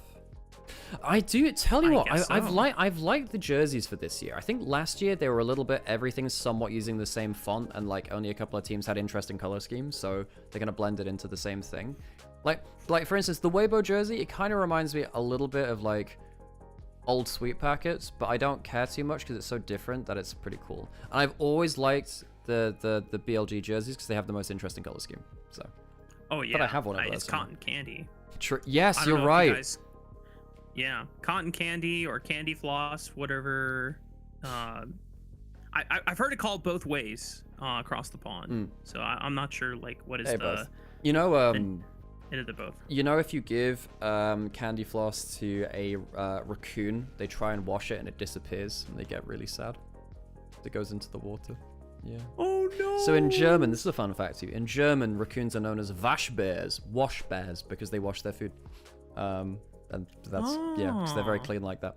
I had another fun fact about them too, but oh no, I had another German fun fact. That was it. So this is a little German lesson for you. I really wanted to learn what Sion screams in different languages when he ults. So when he screams cowards in German, it's Feiglinge. I've learned that one. I haven't figured out the one for Chinese yet. I don't know if anyone else has got any other interesting languages they'd like to, teach us how to speak Sion in, but that one I know. Yeah, I have some German. So I was casting LEC, and I kind of like, look, it's me. I screamed that out on an LEC cast at some point, and I had some German friends who were just like, "What the fuck, Alex?" It's like I was like studying for homework or whatever, and I was like, "Why is there German on my English LEC broadcast?" My caster is role playing. Yeah. Oh, Jesus. Okay. Honestly, I'm here for it. It helps for the immersion. Yeah, I know. Sometimes, yeah, you just got to get into character, folks. If we can't help you get immersed, then honestly, who can? That's what we're here for. Anything else in terms of the storylines of AL versus JDG? Well, the big thing is Tabe versus Zolt team. Tabe kept the roster together, then jumped ship. The traitor! He's jumped ship. Tabe is this one guy that will keep rosters together and then just completely leave them afterwards. Somewhat happened for BLG going from 23 to 24. Knight joined, of course, and they went to a World Finals. Tabe had already gone off to Anyone's Legend. Not Anyone's Legend. Yes, he did at the end of the year. He took spring off and he went to Anyone's Legend in summer. Yeah. So he stayed in Anyone's Legend. Still had Xiaohao, I think, on it, right? Yes, that was... Or Croco? No, that was Croco at that point. It was... Croco Kyle was there. They brought in that... It was kind of like piece by piece. Start of that year, they brought in Shanks and Hope from WE, who were there in 2023. Summer, they brought in Tabe. I'm trying to remember if at that point they had Croco and Kyle before that. And then... God, who's top lane? I'm losing track of timelines a bit because it was a little bit like building pieces piece by piece. Like over that while, but then basically they built up into a real behemoth because Anyone's Legend were never relevant. Never. They were very much at the bottom of the pile. I'll actually put the actual stream volume on, by the way, now, because I think we've done away with the danger advert. Hey Sam, how's it going? Sam's gonna say hi in the background. How you doing, buddy? Hi Sam. Okay, well you can have you can have that headphones on for a bit. Go on then. Hey baby, how you doing? I swear to God. Damn, you just risen me up in front of your brother like that. That's crazy. I don't get that many opportunities these days, dude. I'm gonna take the opportunities when they're there, man. That's how it is. You know what? Shoot or shoot. Fair play. Fair play. I was actually in here, Alex. That's when you want me to get you a coffee. I would love a coffee, actually. That'd be great. Do that. So, Rafa, this was me just doing a little flyby, making you feel good about yourself. Now I'm going to leave you guys to enjoy this incredible series. Can I have a Red Bull as well, please? I'm actually going to go buy a coffee to make you a nice one. Okay, before you go, can you get me a Red Bull? Can you get me a Red Bull right now before you leave? I'd like that instantly. Thank you. Thank you. Red Bull on demand. Oh, bloody hell. Sam, you almost dropped your glasses in my coffee. Now, Rafa, this is our very professional LPL English cast. We're very good at being professional. And yeah, Sam did almost drop his glasses in a cup of coffee. It's okay, it's fine. I don't know where to go from that. We were talking about the lineage of Anyone's Legend. That was it. Anyone's Legend yes. Joined in LPL Spring 22. They were 13th. This is their rosters. This is their results since then. 13th, 11th, 16th, 16th, 11th, 6th, and then 5th, 6th in 2024 when they have Arla, who was their top laner, Croco, Shanks, Hope, Kyle, and that was when Tabe came into the roster. They were perennially last place. They used to have Xiaohao back in 2023, and that was actually one of my favorite storylines to ever come out of the LPL was actually around that 2023 roster, because that was the start of Xiaohao's career, and they went on such a loss streak, finally won one series, and he broke down a series on stage. Fantastic moment. Quick interview there, the Mandarin speakers will shut up for a second, 好的，那么 and 在 then 新赛季 we'll 新 come back 版 in a 本里 second. 面，你个人感受变化 Don't 最 know what you 明 make of 显的是哪 these 个部 interviews, 分呢？ but they're 새 시즌 메타 패치되고 나서 Interesting. 개인적으로 느꼈을 때 가장 많이 바뀐 변화는 무엇인가요? 일단 라인 복귀 속도가 좀 빨라진 것 같고 부시안의 시야초가 좀 많이 큰 것 같습니다. 我觉得最大的变化就是回线上的速度变快了，以及有些草丛加入了精灵世界。回到今天你们和 JDG 的这场比赛来说，对面可以说对你们是非常熟悉也很了解了。那你们在赛前讨论的最多的一 Oh, I 点 think 是什 they're 么呢？ talking about Lunar New Year. Oh, that's coming up on the 17th of February, so yeah, coming up soon. 대회전 제일 많이 털어냈던 Yeah, 부분은 I 무엇인가요? picked out 저희 新年快乐 스스로 할 and I was like, 것만 oh, wait a minute, 얘기- recognize that 얘기 word. 잘하면 이길 것 같다는 I really 얘기 need to 많이 learn some 들어요. Chinese. I need to learn 就 some 是 Mandarin. 把我们准备好的东西打出来，就是可以赢比赛。好的，我们也期待你们今天在比赛当中的表现。 Have you ever had Warhorse, Rafa? Have you seen? Look, this is a little No. strange. They get every 那我们 player 也 to do 有 this. 请到了 Warhorse is like a JDG 的 flat 中单 energy 选 drink. 手 I 黄 have to 票， say I 你 kind 们 of 先 dig 跟 it. 大 I 家 have 打 a 个招 couple of bottles which I don't open. Oh, not bottles, cans, but I got them from Shein. 好的，欢迎。我们也知道你之前在 Flat LCB energy 赛 drink. 中呢 So, 也 like, 是 no 非常突出的 carbonation 选手， whatsoever? 现在真正的来到了 LPL 之 So 后 is it just 你 more 个 of a 人感 juice 觉 then? 变化最大的是什么？ Well, it's got a shitload of 最大 caffeine, 应该 so 就是 not 这 quite. 个兑现实力吧，然后还有 Right, 整体 but 的节奏 if 就 it's 是 flat, 感觉 like, 赛区 I would not there's no describe it as fizz juice. to it. 嗯， I would 那 not 你自己觉 describe 得 it as 身 juice. 处目前这套 JDG 的体系里面，你自己还需要尽快 It, 适应 it, 的 it 是 is 还有 like 什 a 么地方 rocket. 呢？ It is. It is a 尽快 crazy Oh amount of my to energy. God. 是跟队友的配合联动上吧，因为其实现在还没有 God, 到 that 非 just 常 that 熟 doesn't 悉大 compute 家 in 的 my 打法。 brain to have something Yeah, that it like, didn't for me amps 期 you 待 either. up 你们 and 在 there's 今 no 天比赛 fizz 当中 to 的 it. 精 And 彩 then 表 I 现。 we did like 5 best of 5s back to back in 5 days. You know, like the whole finals into regional finals. And that was kind of what kept me on my feet. It was, dude, that stuff is like rocket fuel. I have so funny. Actually, I'll go show you because I have some in the background here. Let me go find where I put them. 1 second.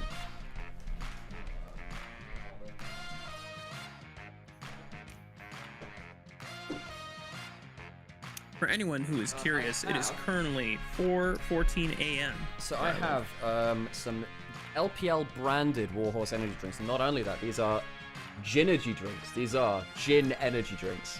Oh, Sure. oh I have my God! I have gin energy drinks. This is from 2023 LPL. See if it focuses on that. Yeah. So I have and I have and of Nice. course, so I took 4 of these and I have 4. So I have 4 gin energy drinks, which I'm not going to be eating these. Not eating. But I'm definitely not going to be eating them, but I'm not going to be drinking these anytime soon because I kind of want to keep them as a memento from my time in LPL 23. Players are going to come out onto the stage, and I guess we'll welcome NUS legend JDG to the arena. I don't know where they're playing. I'd imagine they're playing over in Beijing in JDG's arena. Tends to be. So we get the big old crowd.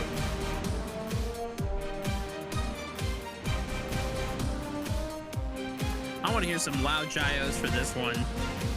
I don't know what the gyos were like in game 1 of the Top Esports BLG series, chat, but when we heard the gyos in game 2 of that series, I was like, man, these guys do not care. They already know BLG is going to wipe the floor with Top Esports. Like, it was a little bit. Yeah, it was a little bit silent, that one. However, one thing I'll say, my favorite thing about JDG, you gotta know this guy, right? The guy that leads the Ching Dong! Yes, every so often, I do just reference the fact that like he is an Elden Ring NPC. It's like, curse you, fantastic voice. I would pay that guy to narrate my life. Where's my gyos? Like, oh man. Just wherever you go and you want someone to announce that you've arrived, Nymaera! Nymaera! Oh, it needs to be that guy as well. You know, I need that in my life. Okay, anyone's legend JDG. These are both Tabe teams. They are both very strategic. They think about the game. These are teams which try to get ahead of the meta. Tabe's not been in JDG for that long. Their drafts at the start of the Masia Cup were kind of ass, Rafa. They were kind of ass. They've been getting better at that. I really want to see what comes out of the drafts here, particularly in the last games that we saw from JDG versus BLG. The single threat, versus IG rather. The single engage comp of the Malphite did not work. I need to see JDG avoid draft flaws like that again, where it's just Junjia trying to go in and engage on the Malphite. Again, for those of you who are tuning into the LPL streams again and again for these first few games, might be a little strange to see JDG changing roster so much again. They brought over the CFO mid-jungle. I think individually, they've been pretty good on the whole. Junjia's had a couple of issues against some of the top-tier LPL junglers, but I don't think the drafts have helped Junjia look his best, personally. Sure thing.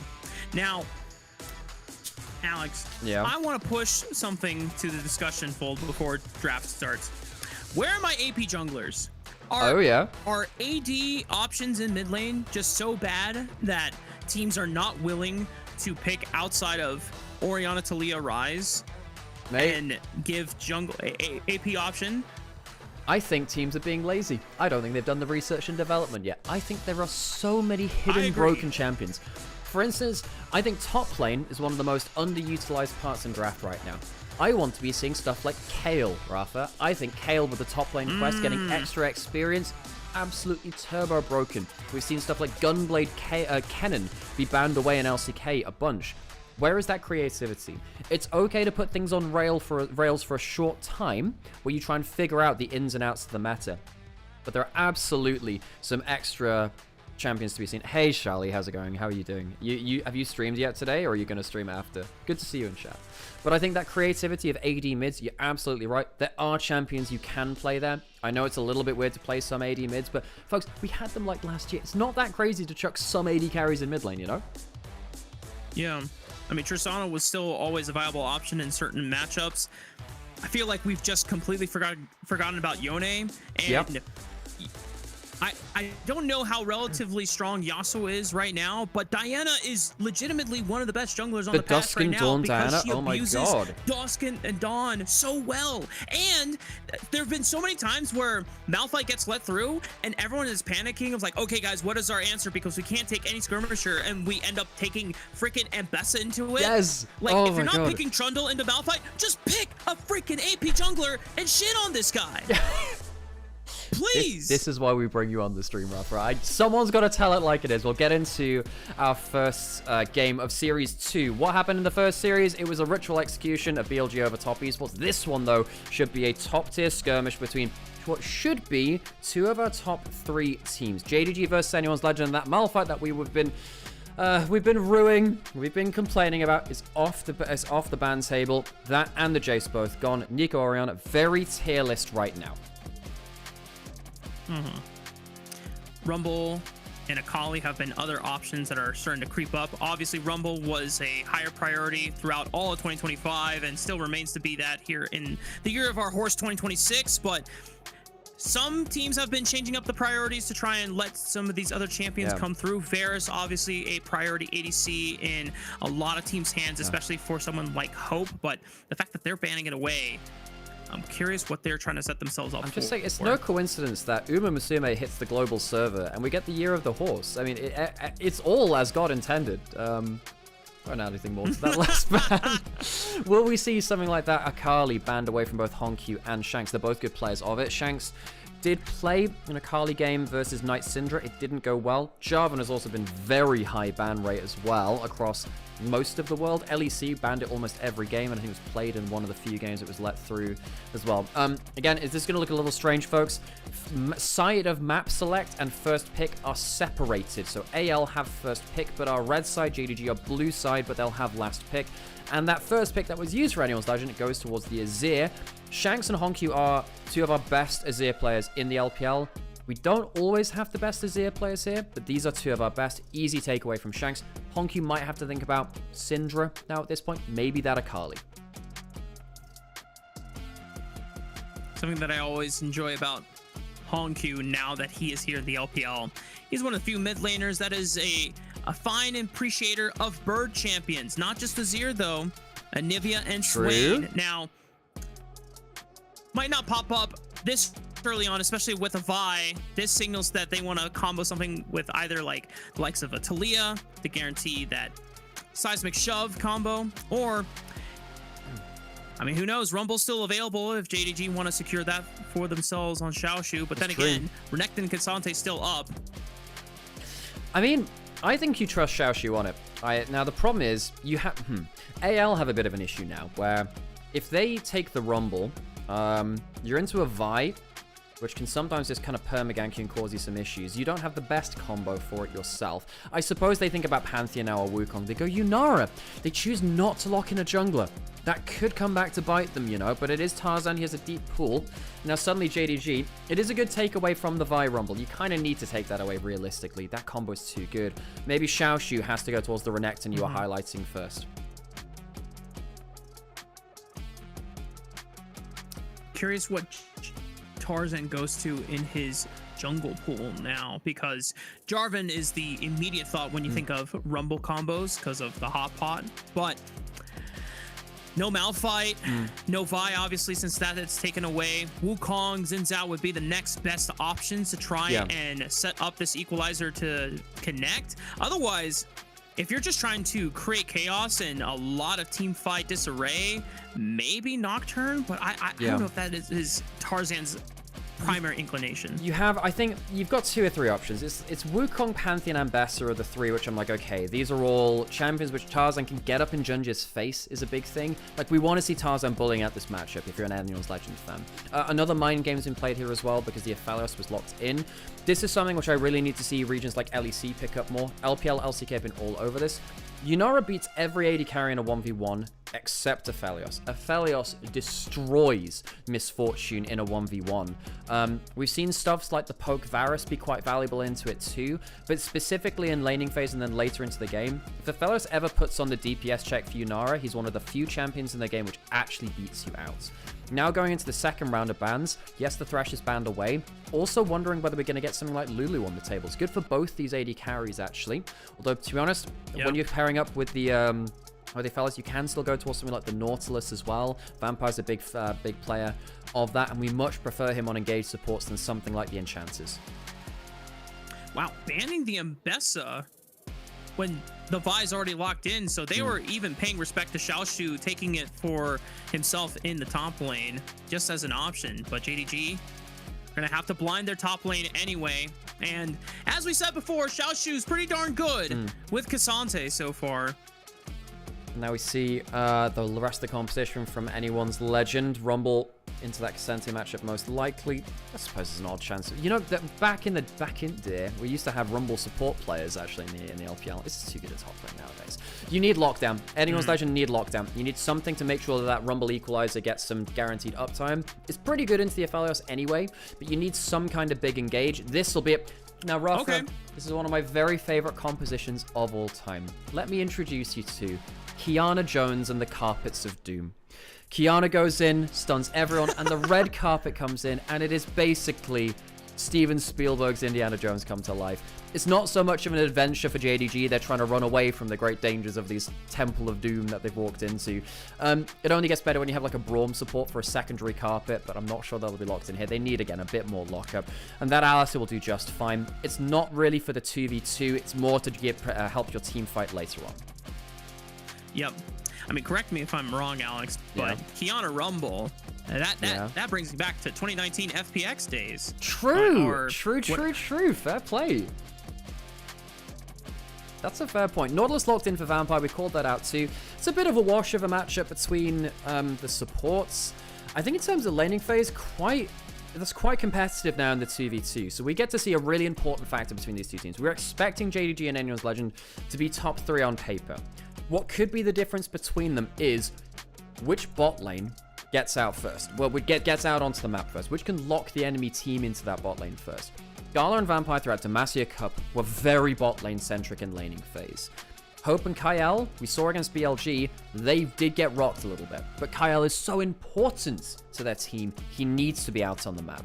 If they lose this 2v2 to Gala and Vampire, that may well set Tarzan behind on the map, who is the most important player on Anyone's Legend by far. You highlighted that already, because Kyle isn't there to support him. That will be the make or break of this kind of series, I think, Rafa. Let's watch that 2v2 and see where the pressure flows from there.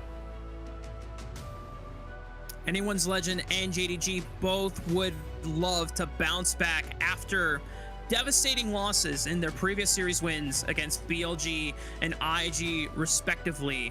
Both of these teams have great expectations, not just because one of them is a returning roster, but the other is a full-on rebuild destined for domestic greatness and returning to the world stage once again. Not just a coincidence that both of these teams have also had some tutelage of Tabe behind them. This is going to be such an exciting clash. Our first one between Anyone's Legend and a new JDG of 2026. Let's hit the riff for game 1. Come on, Jing Dong guy. Where are you? Let's hear those gyros.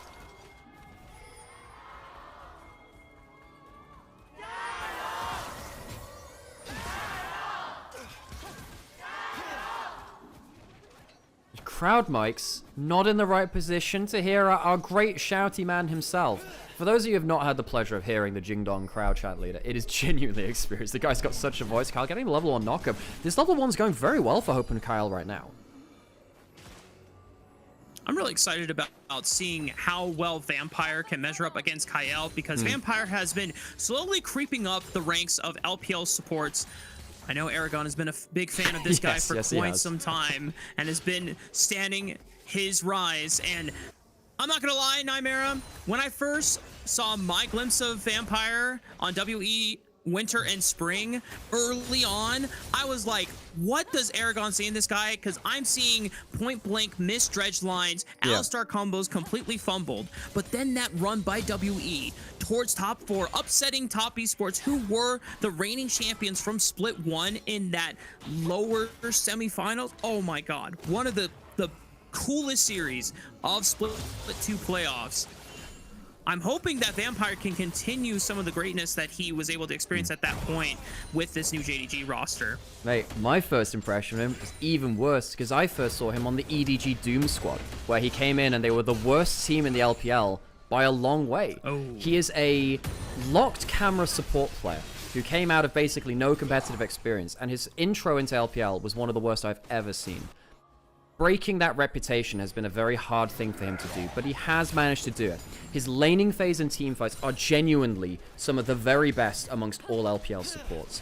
What I need to see from him next, because you're right, he's evolved over the last few years. I need to see that macro get better. They hit the level 3 first, the hook lands, it's only onto Alistar who pops the aftershock, should be fine. It's a decent trade for JDG, but Kyle knows his limits there, keeps his AD carry safe. I need to see Tabe, and also the assistant coach in Xiaobai, get them that bit of those macro chops on top of them instead of just that laning and team fight. Level 3 hit now from Hope and Kyle, but I think the bot scuttle will already be taken by Ginger. Oh, Kyle, no! Available. Kyle! Oh, tries to look for the pulverized combo, but oh, puts him away. no! And now Kyle gets sold out because Tarzan had to flash away from the dredge line.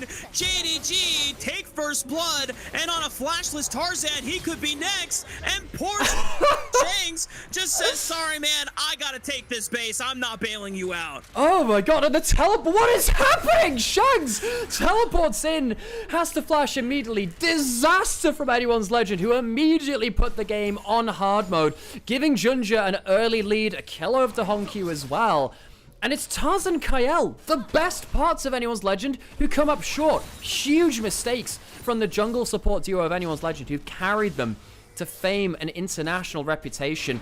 Kyle just completely fucks up the combo. What else can you say? Yeah.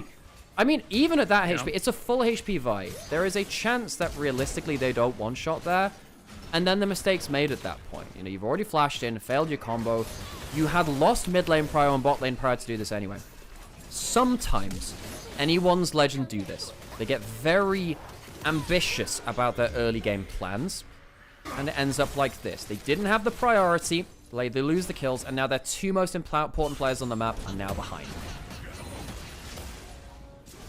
Getting flashbacks to early Split 3 regular season where Anyone's Legend, off the back of a couple international events where they were dominating over there, they come back and they looked like a shell of their reigning dominance.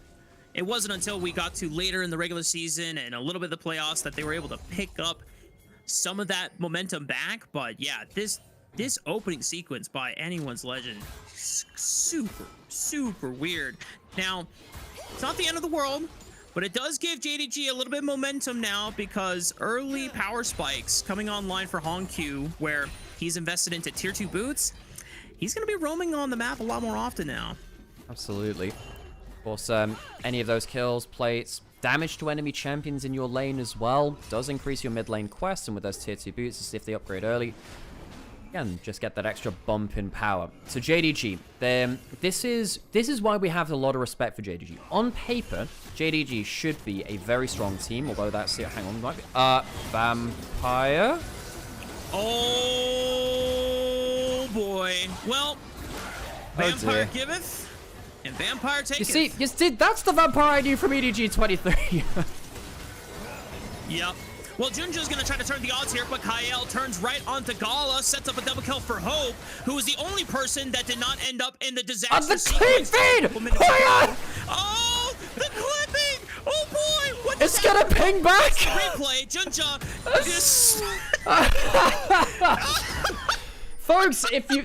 This is what happens. This is what happens when you don't have an official broadcast, folks. We have to deal with stuff like this. Occasionally, Hoya has a bit of stutter in the feed. It'll ping back, and then it'll ping forwards again afterwards. That comes to what I believe was a 2-for-1 in the bot side of the map, with Hope picking up both kills. Top side, we saw Flash burst. Is this a solo bolo? I think it was just the Flash taken out of Flandre. First Dragon now taken from JDG. So now both supports have had a big misplay in the early game, Rafa. You know, Vampire, good first hook in that bot lane skirmish, then hooks the wall and immediately dies after. Both supports will need to stand up and have a bit of a better get. Tarzan, where was that Q going? Both these supports were expecting better out of them. They're very important parts of their compositions, big parts of that front line and engage. Yeah.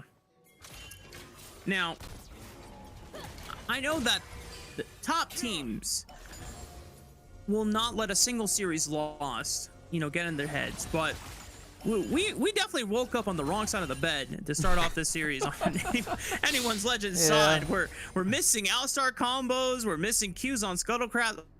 I mean, this is like Rafa level of play. Come on, Tarzan, you're my goat for a reason. We gotta lock in, buddy. Yeah, like I have my pay to do, you know, Nymaera charm, you know, just the where was that going? Bot lane, I mean, it's still... The thing is, Hope is now really quite far ahead. Now, he has a cull as well. Did get it slightly after Gala. Now, we have talked about how the... Hang on, level 6 is up there. You can go in for the very bursty trades if you want. No, level 6 is for the supports, though, which makes it a little harder to stick the landing on those plays. But yeah, back to that matchup. We do expect Aphelios to be a really big point of threat into the Yunara specifically. The problem with Yunara, and this, so folks, this is the meta play pattern basically. The best laners for a long time have been Yunara in bot lane, Orianna in mid lane. So what we saw after that was Syndra into Orianna, because she can actually win the early lane in a way that basically no other mage can. And then Aphelios into Yunara, because he wins the DPS check against them. The thing about both those champions, and this is relevant to what's happening in this game too, is that then you get yourselves like 2 immobile carries. And that's why we see so much Malphite coming out of the jungle, stuff which punishes those immobile carries. All of this has influenced the drafts that come through in our current picks and bans. So when you see stuff like the Malphite ban, it also opens up the Aphelios back into the Yunara, because the draft research and development has led to this kind of situation. Yeah, and you can even tell that the Aphelios was pre-planned with the Jarvan initial ban as well. True, yeah, that's a good point. The draft phase. Tabe doing his homework and leveling up the draft so far as we are getting further and further into the first split of our 2026 season. Vampire on a roam here, trying to cover mid lane and play through Honku, but Tarzan is right there with the supreme display of talent, and Vampire says, my bad for breathing and stepping there. Meanwhile, Flandre, no flash on this guy. Cease and desist, it's too easy. And that sets up JDG. Rumble, why is he so loud? Why is that Rumble sound effect so loud? Just tiny screaming yodel flying out of the mech. Hook onto Kyle, doesn't have the ult yet. Oh boy, level 5, forced to flash away. Junja, no cease and desist to follow up, and Tarzan keeps him locked down thanks to the ice cues. But JDG now have health bar advantages in trying to play for these grubs. Vampire's in a lot of threat here. That's a great hook over the wall. Kyle has to pop the ults. Oh! Kyle barely gets level 6 and hits the damage reduction, but only has 1 combo to contribute before he gets bitten. And ends up killing him, and Tarzan is forced to flee the pit, trying to stay in as long as possible. But JDG, off the benefit of Shanks selling out his support, are now up 6-2 in this first game. Much better positioning around the grubs on the top side from JDG. Stationing the Nautilus in that one brush, that banana brush, allowed them to just throw hooks to the first target in. When Alistar first got hooked, didn't have level 6, couldn't be that tank frontline, and then manages to get onto the Kiana just after. 2 good hooks in a row from Vampire. are to the benefit of his team. You know, this is already after the most important pokes happened, because Alistair is basically 0 HP. Has to pop the ult defensively. That Shanks goes in, and I don't get this one, Shanks. You are ulting, well, you're shuffling in for, realistically, a half-health Nautilus who's already used his hook. That is not a valuable shuffle in. Bad fight from Shanks, poor positioning from Anyone's Legend. That early game is well off the boil here, Rafa. We expect better from Anyone's Legend, who we typically refer to as our strategists, our thinking person's team. They're meant to be approaching these fights with more poise, but they're losing the early game now, and JDG are just approaching the terrain better for most of these fights. Yep. At this point, Alex, I'm just waiting for Anyone's Legend to take a chill pill and just say, all right, guys, have to concede the They first chilled. few There you go. seconds of the Nocturnal. Yeah. They knocked out the cameras for a quick second. Yeah. It's like, all right, let's Don't take a look, I'm reset chilling. Right because we know that at their best, Anyone's Legend are the team that come up with the creative pincer, multi-flank angles all simultaneously and just overwhelm a team before they have a chance to be able to react and respond and neutralize all these threats. Now, this is the second dragon being started up at Anyone's Legend. They have ultimates available. Can Junja contest? We'll see. Hope is stacking up that Q onto the objective. Where's the hook from Vampire? Kyle has ults again. Junja, I think he has to give this up. They've got too good positioning. Dragon goes to Anyone's Legend quite easily. Still playing aggressive in the river, forcing Kyle and Hope to pick up the minion wave. There might be an opportunity for JDG to move in and establish some vision control, maybe look for some camps to steal, but unfortunately for Junja, all the good stuff has already been taken by Tarzan before that dragon even spawned. Junja he's had a mixed intro to LPL, but currently 303 looking for the shuffle into Honky. Can't quite get it. Yeah, can't get in range to find Honkyu, and he's forced to flash away from the unraveled earth. Honkyu doesn't even throw out the seismic shove. Well timed and well patient, and now they're looking for Tarzan. Great timing of the supreme display of talent. He gets over the wall, but now he loses his red buff as a response. He will do. Takes a good chunk out of them. Vampire has no flash still.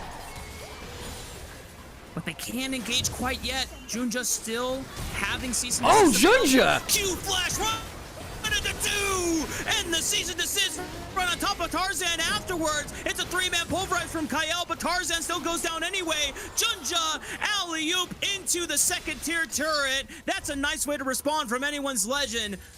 But JDG really showing their aggression and their boldness in this series so far. Vampire roaming topside. Flandra has flash. He might have to use it. Vampire doesn't have the ult. Where does he see that hook coming through? Discipline there from Flandra. Escapes that one. Tell you what, though, that jungle fight, Kyle saves it from being disaster. If he doesn't end up getting that huge combo, JDG would have walked away with a massive win. It's a little too aggressive from Vampire. He has to use his ult quite easily, although he manages to retain a lot of his HP bar. Junja, insane Q flash onto 2, very nearly wins the fight by itself, but then Kyle pops the ult, becomes that annoying tank frontliner, and allows Shanks just free time to hit on the first pick Azir. Kyle saves the fight.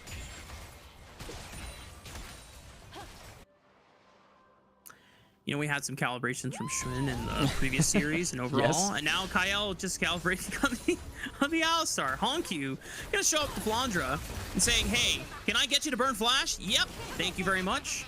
Not gonna lie, I actually don't know if he needed to flash that. I feel like he could have walked his way out. Let's be honest, he probably would have been teleporting back anyway. Summoner down for 3. So he won't have that to escape something like a Nautilus hook later, or let's be honest, well, you look at something like the Aphelios damage starting to ramp up now. Interestingly for Gali, he's gone for the Stormrazor first item, of course an item that was added back into the game. It's that kind of like slow on auto crit AD stat stick. It's not been as popular as the heyday of, Season 8, everyone was building Stormrazor on everything. Yeah. Partly because Infinity Edge was kind of ass back then.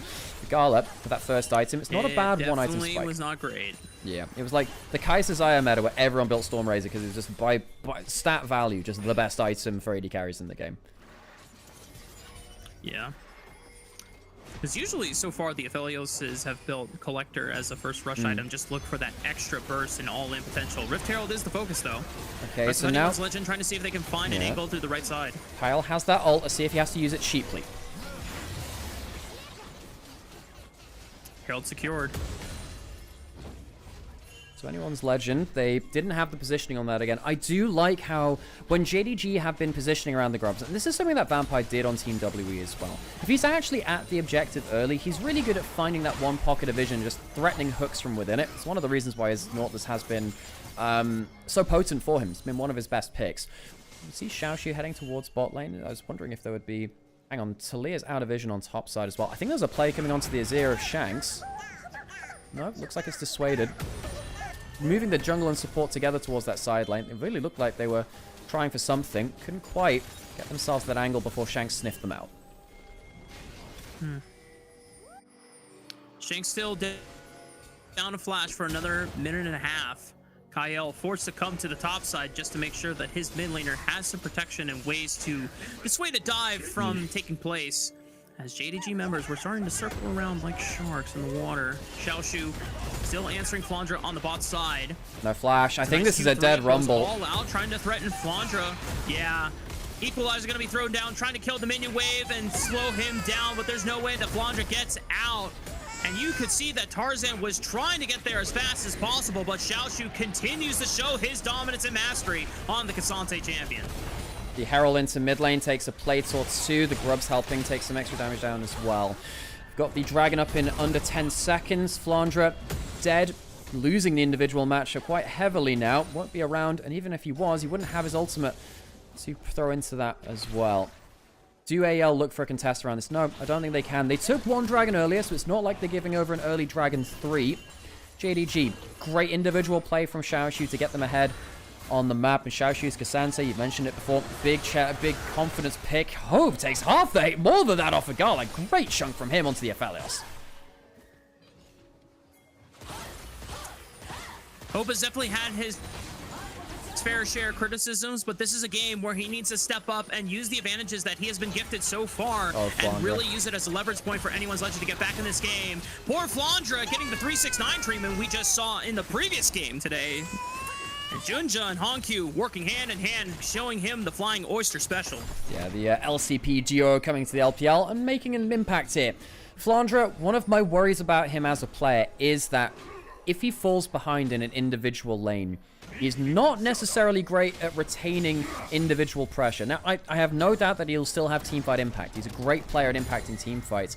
But of our top-tier top laners, he is the player that is most likely to fall behind in an individual matchup, and that could be a huge win condition now from JDG. Xiaoshu's K'Sante is one of their best scaling options. Come on to Vampire. I'm not sure what Tarzan's doing there. Tarzan!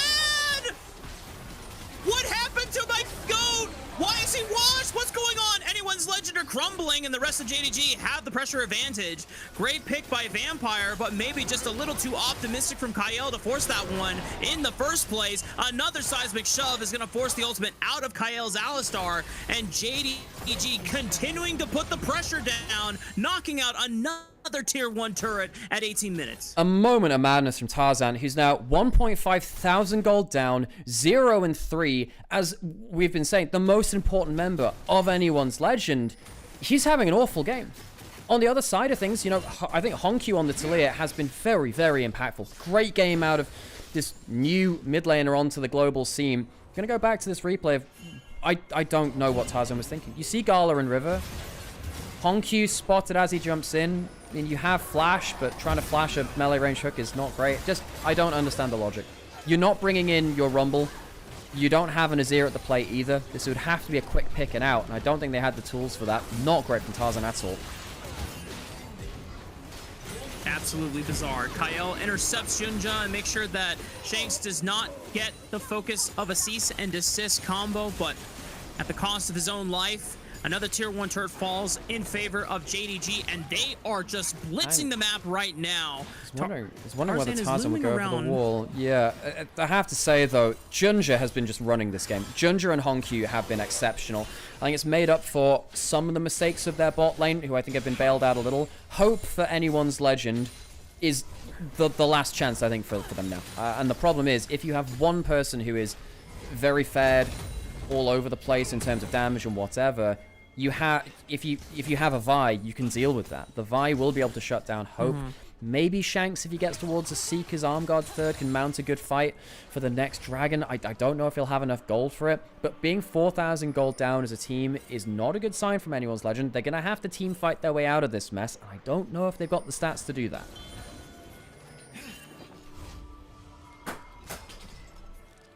They really have to hope that JDG are gracious enough to give him a freebie and catch up in gold. Flandra down a second item, while Xiaoshu is effectively a very strong tank at this point with both Unending Despair and the Canic Rook turn. Tarzan, thankfully for him, he's at least able to pick up some very cheap items. Teleport behind. Try to do his best to impact the fight. But this is a massive flank. Flash from Kael or someone else. And now the rest of JDG are trying to corral members of anyone's Legend before they get out alive. Xiaoshu on the right side flank. Supreme to play his talent. Only hit one. And look at anyone's Legend trying to chase away Junja. But he's led them all into a smoke. Corral choke point. Tarzan the first one to fall. Flash dredge line deployed onto Kael.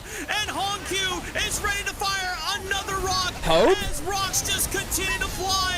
And Hope is trying to do everything he can, but he's caught in the middle of it all. And JDG completely steamrolled the Pandas into the ground. JDG wait for the teleport behind. The classic teleport flank of Tabe teams. The opportunism shown by teams led by him tends to be to their favor. Beating out the team which he showed that to last year. Xiaoshu, excellent fight from him on the Cassante. And despite it not being an...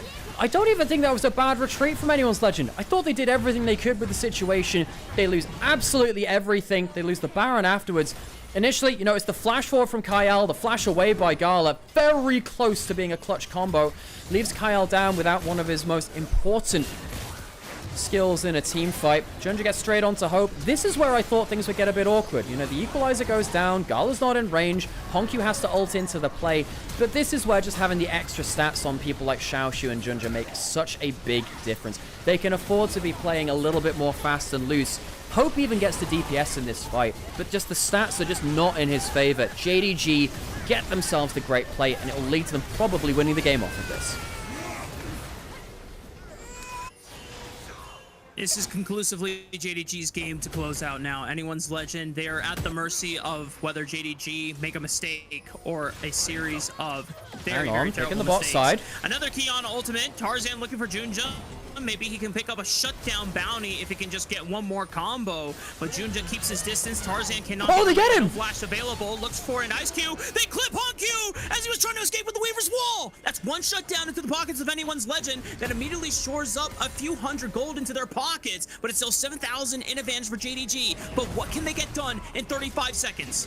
We'll see. Kael forced the flash out of Xiaoshu. Junja has no ult. Used that in the pick before. Hook goes wide. Anyone's Legend successfully diffusing the Baron situation. There's no push on the map from JDG. At least they don't have them in the sidelines now. This isn't a bad response from anyone's Legend. Dredgeline though, right onto Kael. He intercepts it, pops the ultimate. Xiaoshu getting broad, critically low. Gala? Quarter of his HP is what is left. Gala with the Moonlight Vigil goes a little wide. Might have hit in my fridge back at home. I'll check on it after this series. And the rest of anyone's Legend continuing to fight on back despite the massive gold deficit. Excellent response from AL. They managed to pick off the mid jungle in the bot side of the map. Junja doesn't die, but he does lose his ultimate and most of his HP, so he can't start the fight. Here's how it started out. It's the Water Blade into the ultimate from Tarzan. They fly in with the Azir as well. Hongq comes down to try and rescue him, but then he just puts himself out of position. Anyone's Legend, well, credit to them. They're starting to try and think their way out of this mess. Should have started that a little earlier, sadly. They're very far behind in gold still. JDG 6,000 gold up. Even with the negative power plate for now, it will probably go into the positive after this tower. Anyone's Legend are still on the back foot.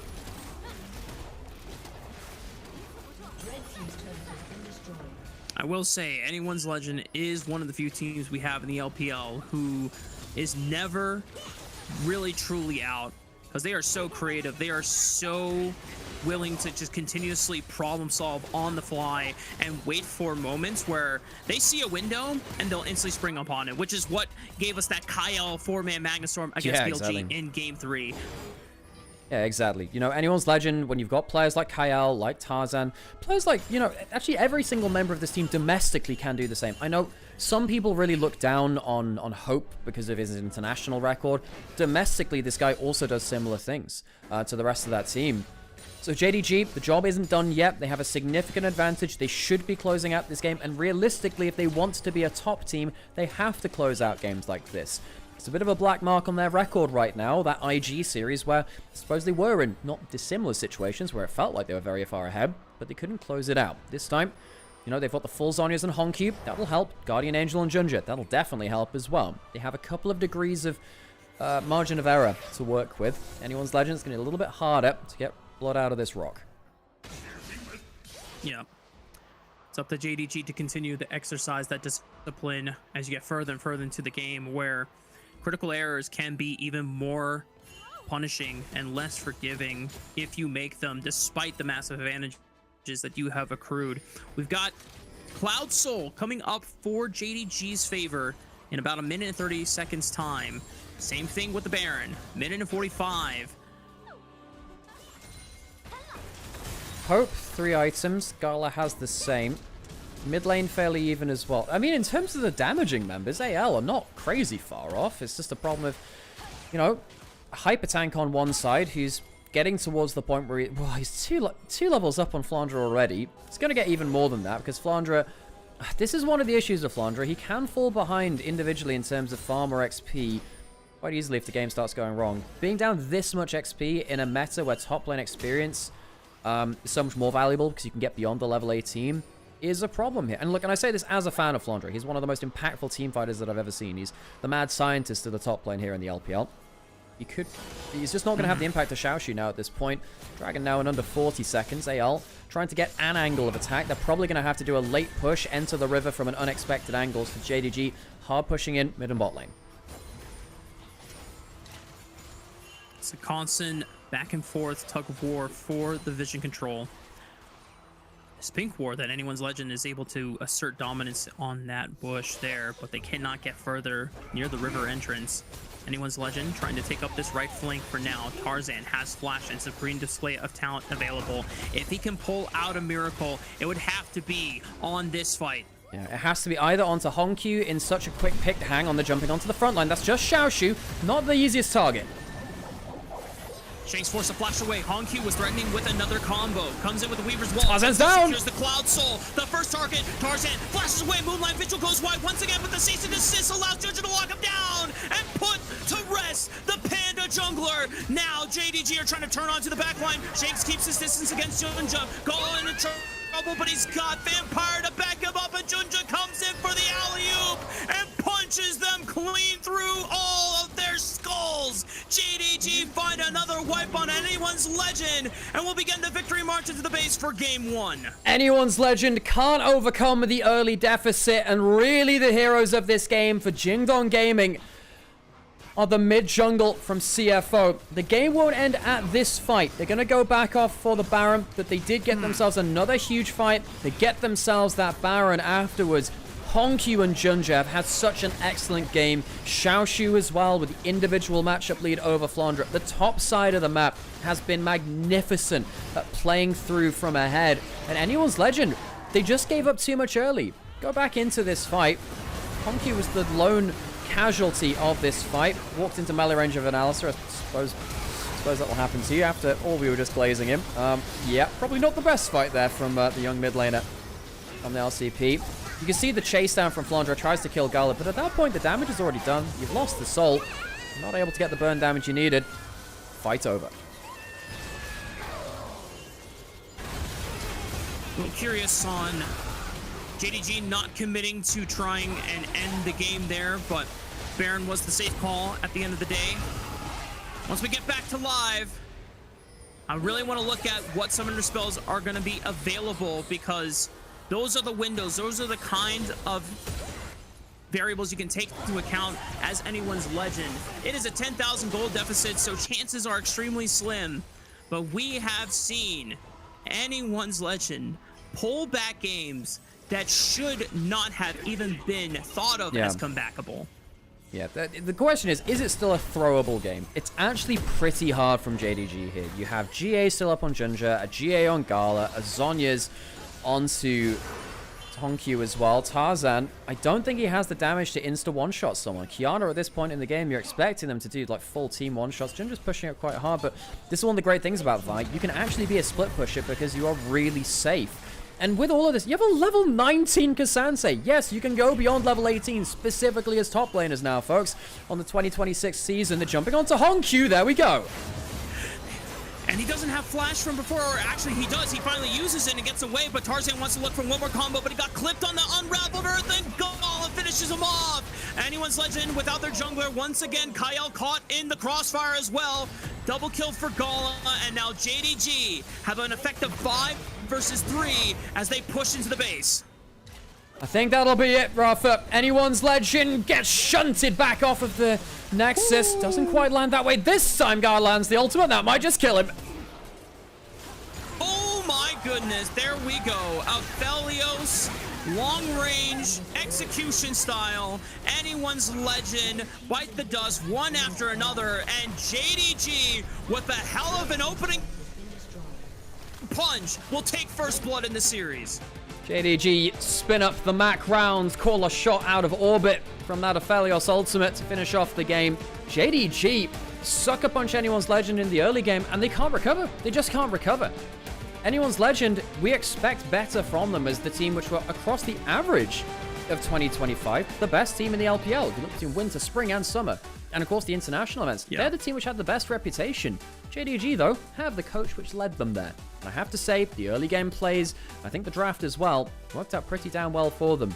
It says a lot that they got champions like the Azir, the Rumble, Yunara, all very, very high tier champions, and they couldn't make that draft work.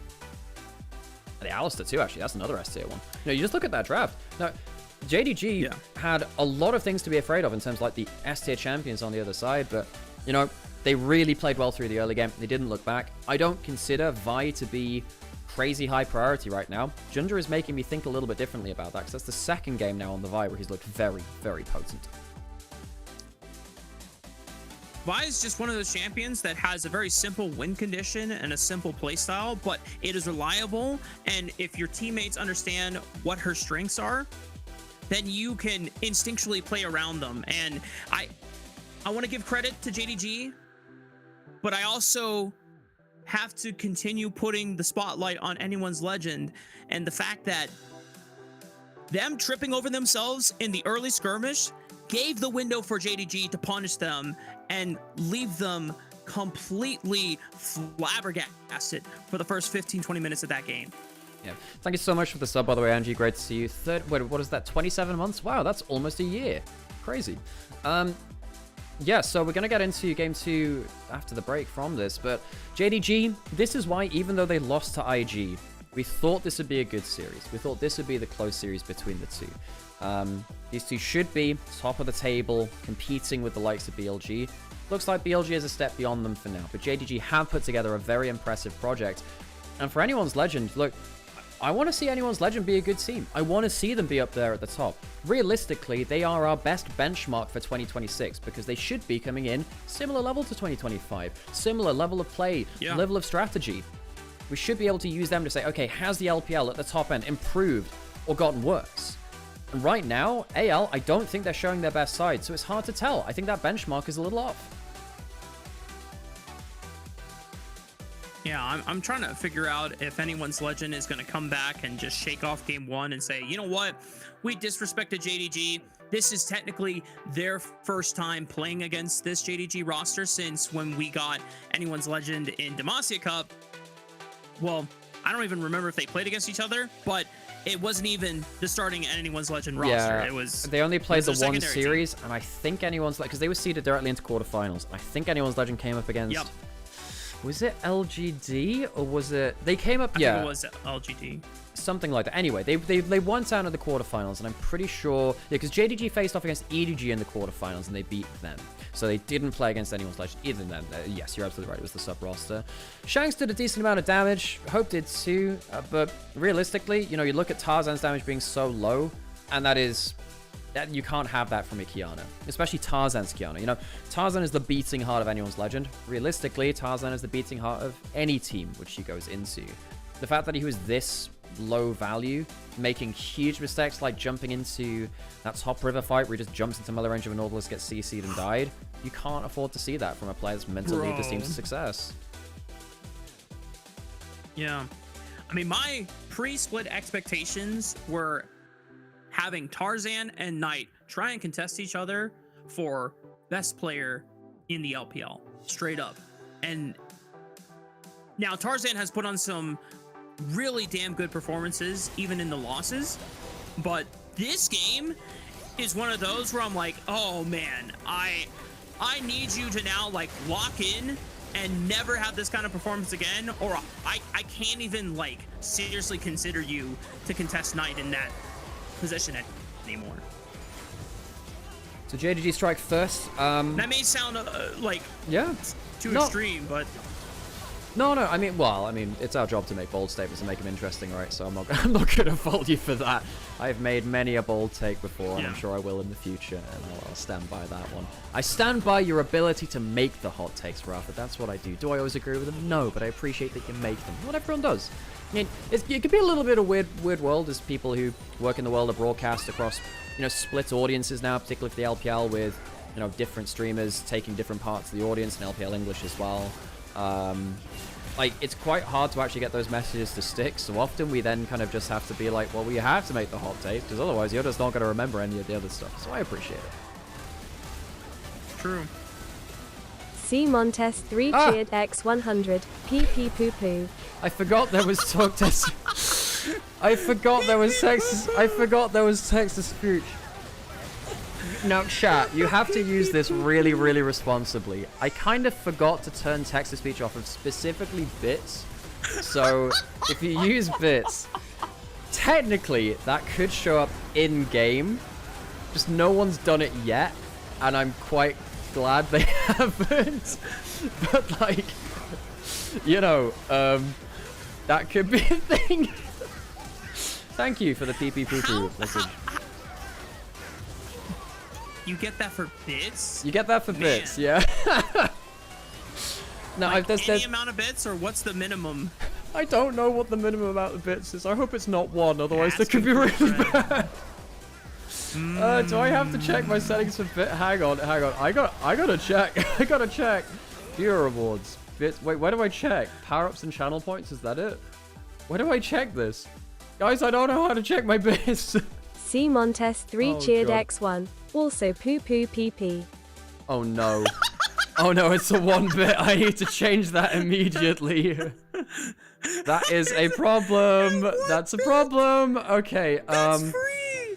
How Chat, before he changes it, you gotta get how do I 1 change that though? Of degeneracy in. How do I? But how? Oh god. Oh shit. Bits and cheering. What's the minimum? I'll put it to like minimum 100. Minimum. Yeah, I'm so sorry. I gotta. Okay. It's on 100 now, so you have to do a minimum 100. Junja, player of the game. Easy. Nice. Okay, I figured it out. Good job, everyone. I'm glad I changed it away from 1 bit. That could have been a problem. maybe on like a special milestone, we'll put it back down to 1 and you can go wild. Maybe. Can you make it 50? Sure, I can make it 50. Sure. Minimum bits 50. I don't know. Yeah, sure. 50's fine. Rafa casts cheered X100. Wow, Alex is so handsome. That's crazy dog. Wow, I wonder who this Rafa guy is. I'm gonna send 1 bit to hear the full "It Starts with Success" monologue. Wonderful. I mean, maybe, maybe. So I also know you can do like you can actually change this to different voice. You can choose the voice which you do it as well. So there's like a Halo Combat Evolved speedrunner called Sloth I follow who has like Obama and Joe Biden. There's different voices. And like you're just like people alternate between them. Very funny, honestly, very funny. Okay, I need to go put on an ad break. God, that almost the first time that actually gave me like a freaking heart attack, folks. I'm gonna go on a quick break. We'll leave it. I need to probably mute the stream, otherwise there'll be that one advert which turns up and crashes the YouTube stream. True. What is this? Wait, there's this. Wait, did we get like a hype train from Bits? That's actually kind of funny. Honestly, that's kind of peak. There we go. Okay. All right, I'm gonna go on a quick break. I'm gonna go take a quick break, and we'll be. Wait, what is this? C Montes 3 cheered X50. Dino Dance, you're welcome for being the comic relief. The funny thing, I need to find out. 07. Where is the text to speech for this stuff? Is that on my overlay? That might be on my overlay actually. I need to figure out a way to do that with different voices, because I need to get specifically the SpongeBob one, because if you make SpongeBob say some really strange stuff, the voice mod just goes wild. Okay, right. Be right back.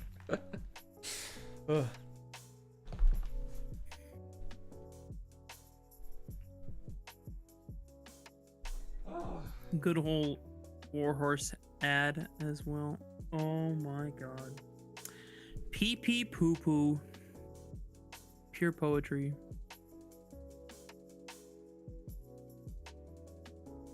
Oh, it's Freak. I wonder what they're asking Freak.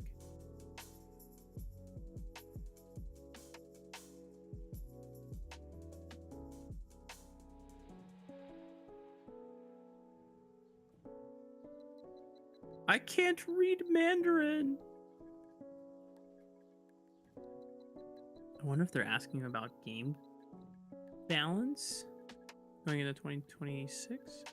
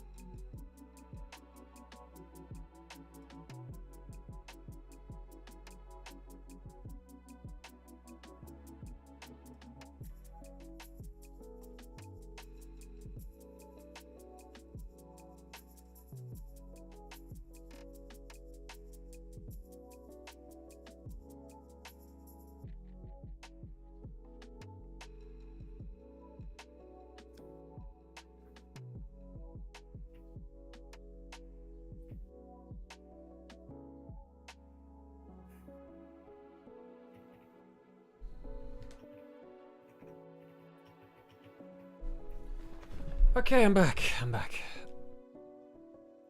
Pee pee the poo poo.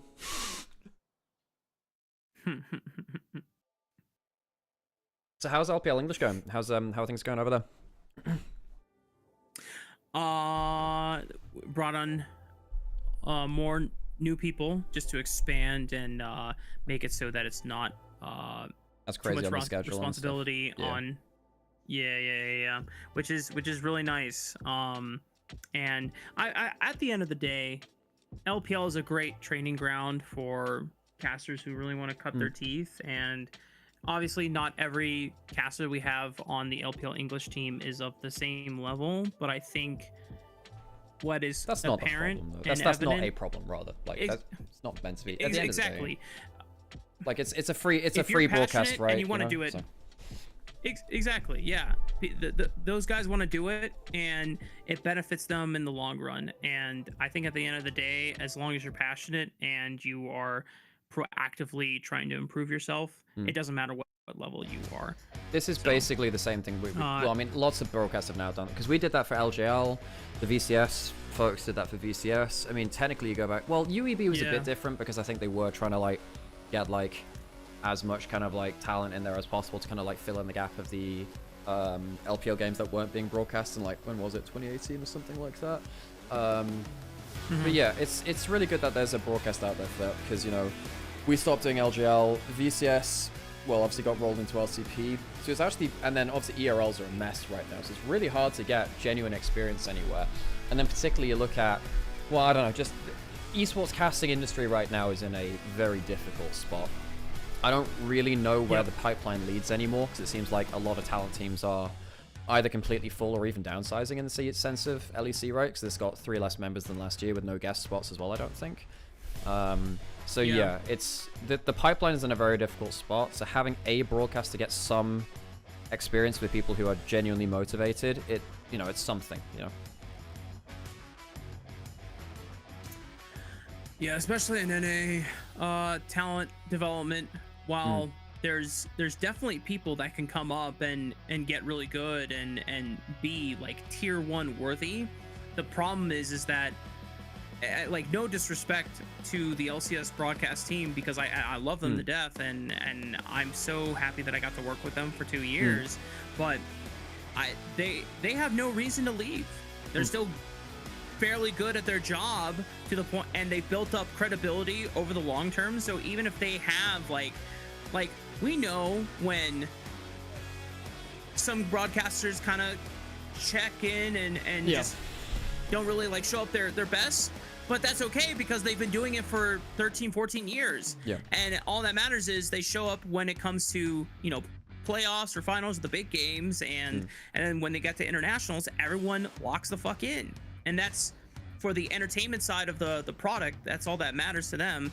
But also because we're in a different landscape with co-streaming, it has changed what people want in a traditional broadcast product as well. So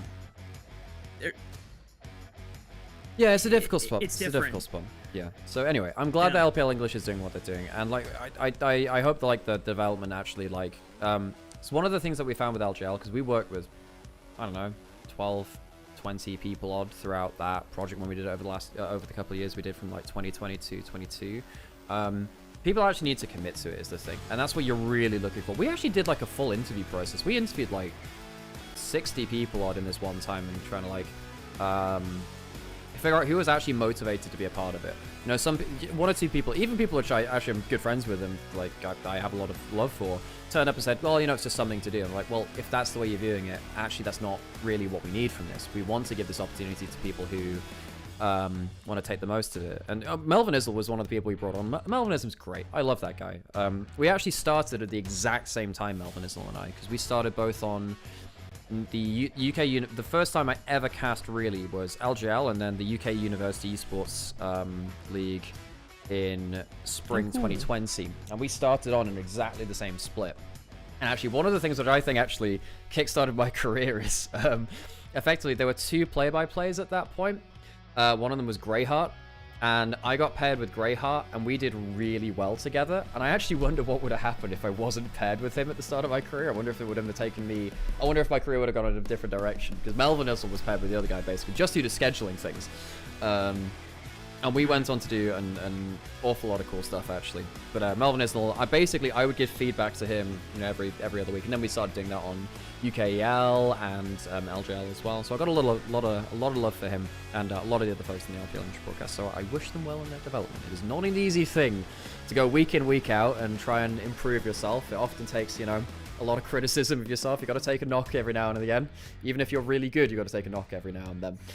Let's look back into the game though. We're going into game 2 of JDG versus Anyone's Legend. Anyone's Legend looked kind of pants in the early game in game 1, and despite some clutch playmaking, they couldn't overcome that. Junjie was player of the game. He was excellent on the Vi. Very, very good game from the Flying Oysters jungler alongside Honky in the mid lane as well. And I think the draft from JDG, despite giving over so many S-tier champions, it worked out very well for them with the Vitalier and the Nautilus for the extra point to click as well. Let's see if they can match that in draft numero 2. The one. Español. Sí, hablo un poco español. Estudiado por 5 años. Yeah. 5 años. Not bad. Not bad. Well, we're returning to simple, reliable execution ultimates from the jungle pool that is being banned right now, with the Malphite and the Jarvan once again being taken away from Junja. And something tells me here that Anyone's Legend, having been coached by Tabe already, maybe they just have an insight to what Tabe wants to drill them on first as he opens up the 2026 season with this new JDG roster. Jarvan gone away again. Seems like that is just not going to be allowed over. In terms of our jungle pool, we're then looking at, well, Jason Malphite are gone. We're looking really at Pantheon, Wukong, Shinzao. Those 3. Those are all on the table. In terms of carries, well, the Orianna's gone, the Azir's gone. We're looking, I suppose, at Ryze is a big one. Akali. Jax banned away. Now that's quite interesting. You don't normally see that in the first rounds. First pick will be Anyone's Legend on red side once again. Jax ban definitely a little strange, but it would make things like Xin Zhao a lot easier to pilot if you do not have to worry about a Counter-Strike being a possible deterrent. JDG contemplating maybe another jungle option, but Nico had somehow crept through all the bans until that very last option, so good spot by JDG. Varus, easy lane pressure. One's going to be easily locked in. So Gala and Vampire, do they have an answer to this? Typically, Gala goes towards something like the Misfortune into this, because it allows you to have that sustain against the poke. You can threaten with your ultimate. Your early laning phase is good. Wouldn't surprise me to see Misfortune plus an engaged support, maybe Rel, Leona. That'd be normally your go-to. Leona, yeah. Oh! This was banned away from Vampire before.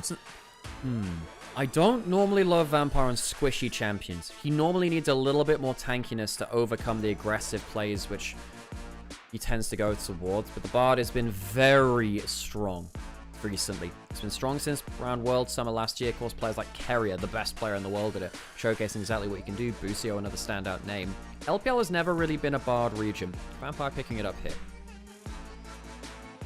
I like that JDG are waiting to secure their AD carry option because more than likely, this Varus isn't going anywhere else other than Hope's hand, so there's no reason to pick up another AD carry that you would think would get stolen at this point, but JDG prioritizing one of the powerful junglers that Jax probably could have done a number in, but Anyone's Legend looking across, seeing a Bard, and saying, you know what? Let's think about a range support for Kyle as well so that he can help continue asserting lane dominance and get pushed, because that was one of the things that was lacking for Anyone's Legends game plan early on in game 1. That is a very strong bot lane. That's a very strong laning bot lane. Now, it doesn't give you much engage. You're going to have to play around pick from the Varus ult right now and find your engage elsewhere. Now, if you pick something like that Sion with a Karma Shield is basically unkillable. And you've already locked in the Xin Zhao, so unlike earlier in the day, where we saw top esports try and play Trundle into the Sion, which has typically been the Sion counter, you don't have that now. Xiaoxi will have to find a fine matchup into that Sion, which is going to be a little difficult. You can't play the Cassante into it. Maybe you go Ambessa. Ambessa's not bad into the Sion. It's a bit of a wash, and you just try and dive beyond them. That would be my pick for JDG. I'm not gonna lie, I'm not sure how I feel about Sivir as the option into Anyone's Legend, and here's why. Neither Xin or Sivir are great Serpent's Fang carriers. That's true. And shields are going to be a huge problem going for Anyone's Legend against JDG. So unless you can bring it in the top lane or the mid lane, but then you would be potentially risking a full AD composition into a Sion, which is not ideal either. You can't do that. Funnily enough, there was some really cursed tech on Zyra, where you'd go Zyra Serpent's Fang thirds. Now, obviously, Zyra does basically no physical damage, but the text of Serpent's Fang as an item says any damage dealt. It's not just physical damage. True. So if you get a plant applying the burn, let's be honest, Zyra only needs 2 items. You need like a Leandries and a Rylai's, you're fine. So then that burn would continually apply, and then Serpent's Fang would just be easy to apply. So there were some cases where Serpent's Fang was legitimately very, very good on Zyra of all champions, especially because it avoids something like the full AD matchup. It never made it to pro. It never will make it to pro. I'll give you a spoiler there, but I just wanted to throw out the side case there. Ambessa banned away from Xiaoxi, removing some of those top lane matchups.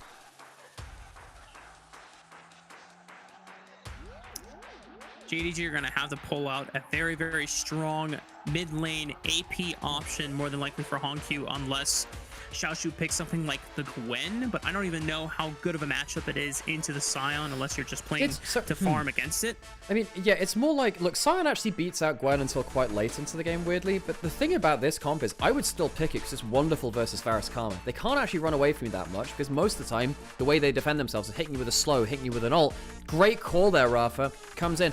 I don't even think it's because of the matchup into the Sion. I think it's great versus Varus Karma. Great pickup. Gives you that AP damage as well.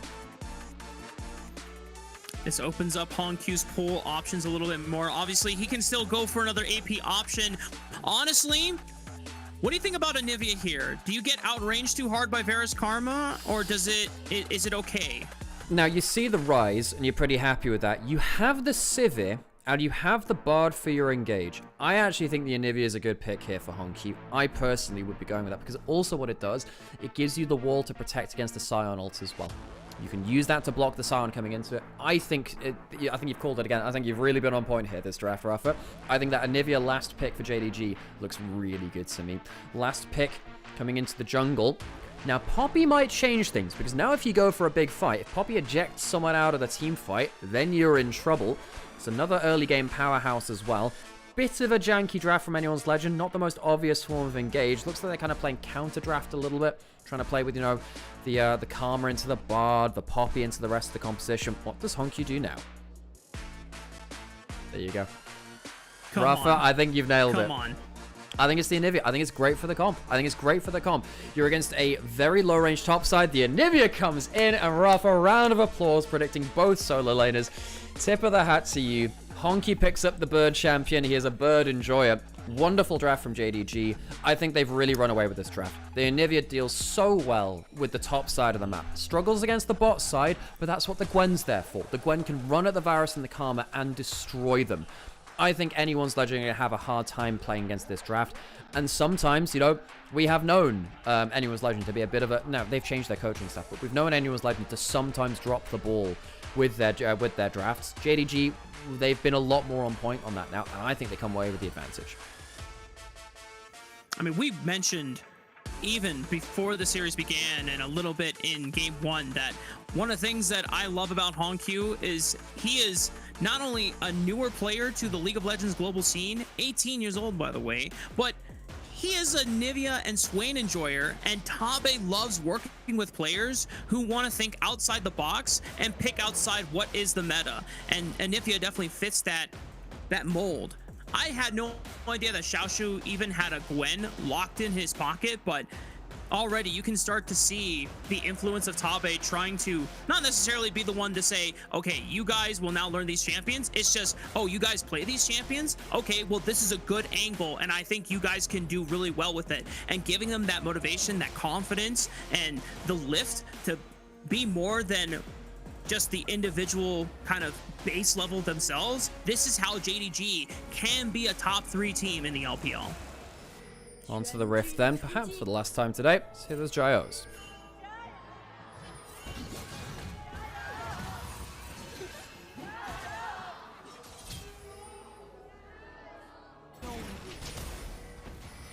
Stun landing at the level 1. Heal used for a little bit more poke. Not sure about that one. Does the arrow land? No, it doesn't. Bit of a wiggle back and forth. The heal used very early, though, from Vampire to get that Q on target. Trying to get some extra poke at the level 1. That one I'm not so sure about. Everyone's getting feisty before the first minute of the game. I have to say, it has been so weird to adjust to a new League of Legends game state where everything starts pretty much at the first minute instead of 1 minute and 30 seconds. It's yeah, it means the level 1s are much harder to organize, and yeah. Cubby has called this game TikTokified in this modern era. Yeah, I somewhat get it. You know, it's like how, you know how Netflix executives are like, oh, you must restate the plot like 3 to 4 times in dialogue, otherwise people won't understand because they're watching on their phones. That's the League of Legends that we live in nowadays, folks. I'm not sure I love it, but I mean, in some ways, I think the permanent fighting and the return of combat summoners to solo lanes a little bit more, that's a cool thing. I also like that, you know, like there's the ability to just like flip the map, go hit a crystallized turret on the other side of the map for really good split push pressure. I like a good swathe, a good amount of this new season, but some of the pacing does feel very, very fast. It's going to definitely be something that everyone has to adjust to over the course of the 2026 season. Xiaoshu taking the more aggressive runes with the Conqueror, while Flanja just trying to rely on grass stacks to give him an ever-increasing health pool with the Soul Furnace. We'll see how well JDG's top laner can pilot in this matchup, because as you said, Sion does pretty darn well into Gwen, but the Gwen is not for the matchup. It's for eliminating this backline that is the Karma and Varus. And I really think that, you know, Xiaoxu, funnily enough, I think Xiaoxu might have been in my first ever LPL cast. I think it was Rare Atom versus LGD, 23 Spring. I seem to remember that was the matchup, and I think Xiaoxu was their top laner at that point, Rare Atom. And he was a huge Gwen player back then. He stormed onto the stage as a Gwen, Cassante, Jax player, the Renekton as well. Those are the 4 champions I would consider his go-tos. And I think, you know, Xiaoxu's Gwen has been actually very good over time. See Flandre losing the early shove, some of those early trades going against him, and I feel like I've maybe overstated this, but it is worth reiterating again. Flandre in individual matchups does worry me for anyone's legend. It was one of the reasons why they had a losing matchup versus top esports for a lot of last year, because 369 would just bully him in lane, and they could actually make a win condition out of that. And right here, you see Xiaoxu probably getting a little much out of the early lane against the Gwen. Sion's actually very good at level 3 or whatever. I don't think he should be taking those kind of bad trades. We have to track that. It could be an issue. Decent damage from both Hope and Kyle as Vampire was trying to help Gala get the wave pushed in, but a lot of HP that he had to sacrifice. Thankfully, he's got not necessarily hot cocoa, but he's got his W's. What are the W's called when it's not hot cocoa? I'm always used to that. Wait, Xiaoxu? Oh, I thought he was just going to go for a solo bolo on the Flandre. Yeah, same, buddy, same. I was sat there thinking, oh, bloody hell, he's charging up his Q again. Vampire roaming mid, looking for the flash. Shanks flashing late! Q flash! Shanks still gets clipped by it, but the wall, even great placing, not enough, as Shanks is able to speed on out thanks to the use of the Ghost as well. Yeah, Shanks really disrespectful there. You are stood right next to a wall against a Bard. Come on, you don't need to be an expert to know what happens there. However, the cost opportunity for this is allowing a push in towards bot lane. Hope's going to get that recall, has the teleport. Shanks being down flash is huge for JDG though. If you wall him off, that could be a kill. This could just be a kill. Wall into Q, and Hong Q showing the mastery on the Onivia. First blood for JDG here in game 2. Instant punish. Shanks no flash. Vampire burns the summon of the enemy mid lane. Hong Q gets the first blood, and this hot shot new mid laner onto the world stage gets himself ahead of one of our best mid laners here in the LPL. Doesn't even blow the egg, doesn't blow the flash either. That's a great early game again from JDG. Anyone's legend, come on, your early game has been really suspect here. We expect better from them. Tarzan and Kyle, let's see if they can be the pieces that help recover it now that it hasn't been the early disaster that we got in game 1, but this place seems all too familiar, Alex, from where that hang on, there's a disaster realm in war game potentially 1 to all be used started. here. Shanks could go over the wall. Where does he want to go with the ultimate? Realm Warp trying to cut off Gala now. Gala is forced to run over to the left side. The shield guarantees that he doesn't get stunned by the wall slam. Hong Q is here, ready to cut off anyone's legend back off from the river entrance. Trying to force Tarzan into the Glacial Storm. Vampire takes the magical journey back over to the left side. And wall stun. Q and Junja might be in trouble. It's a flash from Tarzan. Junja claims the grab for his life, but that Crescent Guard isn't going to stop himself from dying anytime soon. Shanks evens up the scoreboard, and anyone's legend are ready to fight back. This time, the early game ambition of anyone's legend at least has a bit more sting to it. The flash wall stun on Poppy, something which I really forced a couple of years ago as a narrative. Look. Yeah, it is still true today, by the way. Better learn this one. Poppy only needs level 3 to be full build Poppy, folks. You hit that for full complement of regular abilities. This champion is nuts in the jungle. Gets that wall stun. Junja does hit that level 6 by getting that crab. You're absolutely right, but doesn't quite save his life in that one. Anyone's legend do get onto the board, and the kill goes over to Shanks as well, which is nice to even up that lane matchup a little bit more for him. You can see that CS difference getting a bit out of hand. Shanks needs a bit of help here. Yeah, this bird is starting to get out of control fast, and we know that in this world where Rod of Ages and Seraphs paired with a spanking new item called Actualizer that really takes advantage of those high mana costs and just extra damage, that is something you don't want to be on the receiving end of. Vampire taking a lot of damage though from Hope and Kyle. I really want to see anyone's legend try and leverage this bot lane pressure that they've been exacerbating so far into meaningful advantages elsewhere on the map. Yeah, I think that Hope getting ahead in this bot lane matchup, you can see the 10 CS lead, that could be a problem. Worth noting that basically the role quest for mid lane, it doesn't matter if you're delayed on that too much. If you're delayed in your bot lane quest, it really does. So Hope getting a 10 CS lead, getting a plate down in bot lane, that will get him that a little bit quicker. I suppose on the top side, it matters for top lane. See, we saw that affect Flandre negatively in that last game. Hope, if he can get an advantage here, he needs to be worried about the Gwen, but he can actually answer the rest of the composition fairly effectively. He will be at threat from the Bard ult later into the game. The Karma shields will have to keep him safe for that move speed. Actually reminds me quite a lot of, do you remember the Game 5 Worlds 22 finals where it was Bard into Karma Varus? Actually a very similar draft here. The T1 lost, but they were trying to use that Karma shield to get out of that Bard ultimate. That was the plan for it, and I suppose anyone's legend will be doing the same here.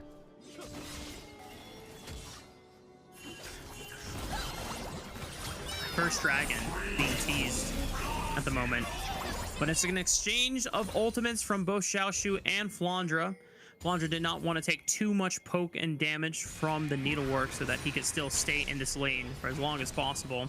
Grubs have spawned for 50 seconds now, but neither team has gotten a chance to set up for it. As I say that though, the push from JDG, getting mid prio shoved in, Vampire escorting that mid wave.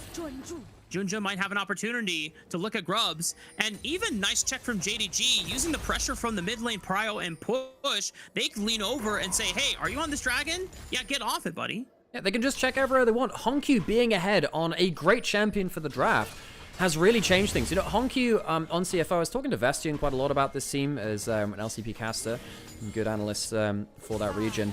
Honkyu's creativity is a big part of why CFO was so successful. You talked about the Swain, we talked about, of course, the Onivia now. That Onivia is changing this draft a lot. John just walking down has a level advantage. There is a Poppy ultimate to eject him from the play. He might have to flash over it. All flashes available for JDG. That could be important. 1K. And preps up Tarzan to secure the first dragon of the game. Pressing guard immediately just to make sure that no one from anyone's legend can look for a punish. Chain of Corruptions, tags Vampire.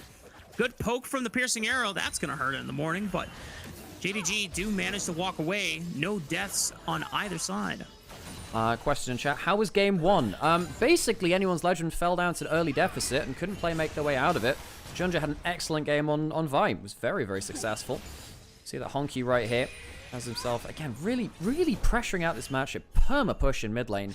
Top lane's been a bit of an island, as I suppose you somewhat expect. Xiaoshu getting a decent amount out of that. Haven't seen either of them really make their way into the play. Shanks might be in trouble now. The wall almost back into that ultimate. Again, the Frog and special. You put down the ult first, and then you use the wall to keep them in it. Good old... I miss Froggen. I miss him. The greatest Onivia player of all time. Kuya Feed is... doing who you feed things. It'll reload shortly. Get a Nocturnal. I really hope this comes back soon. There we go. No! God damn it! Okay, what I'm gonna do real quick, actually, I'm just gonna refresh this just real quick, and hopefully that will be fine. It'll jump forwards just a little bit now, folks. Again, this is the problem of having, bootleg broadcast. We don't exactly have ourselves an official broadcast anymore. It means we have to, all of us in together, having to deal with this choppy feed. Sorry for this, folks.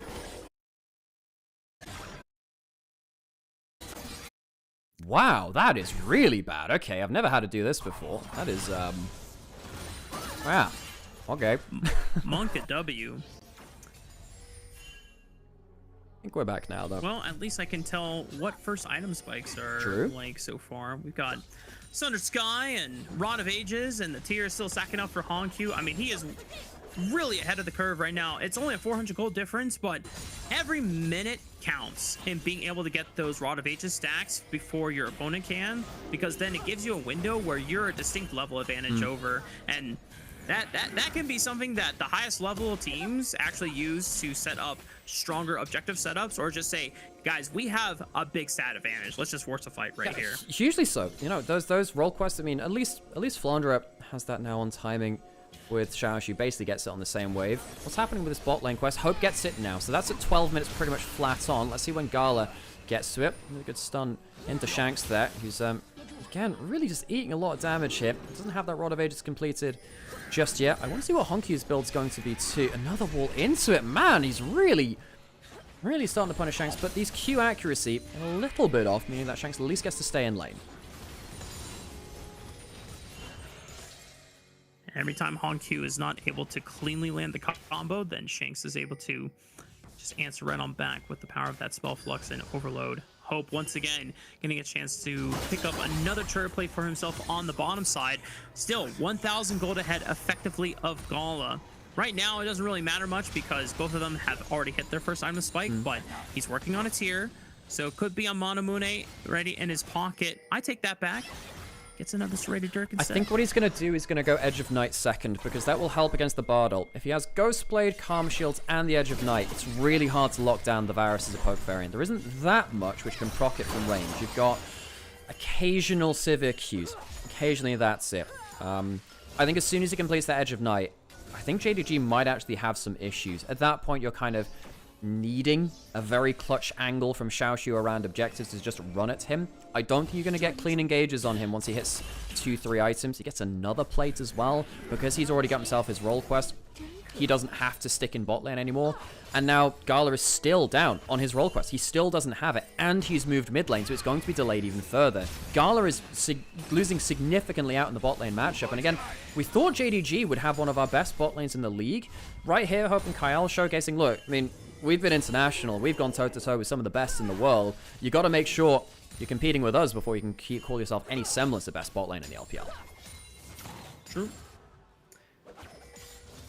Still got quite a ways to go, although having the Pentakill Prince as one half of your bot lane is it not definitely a bad helps. way to start the 2026 season. Yeah.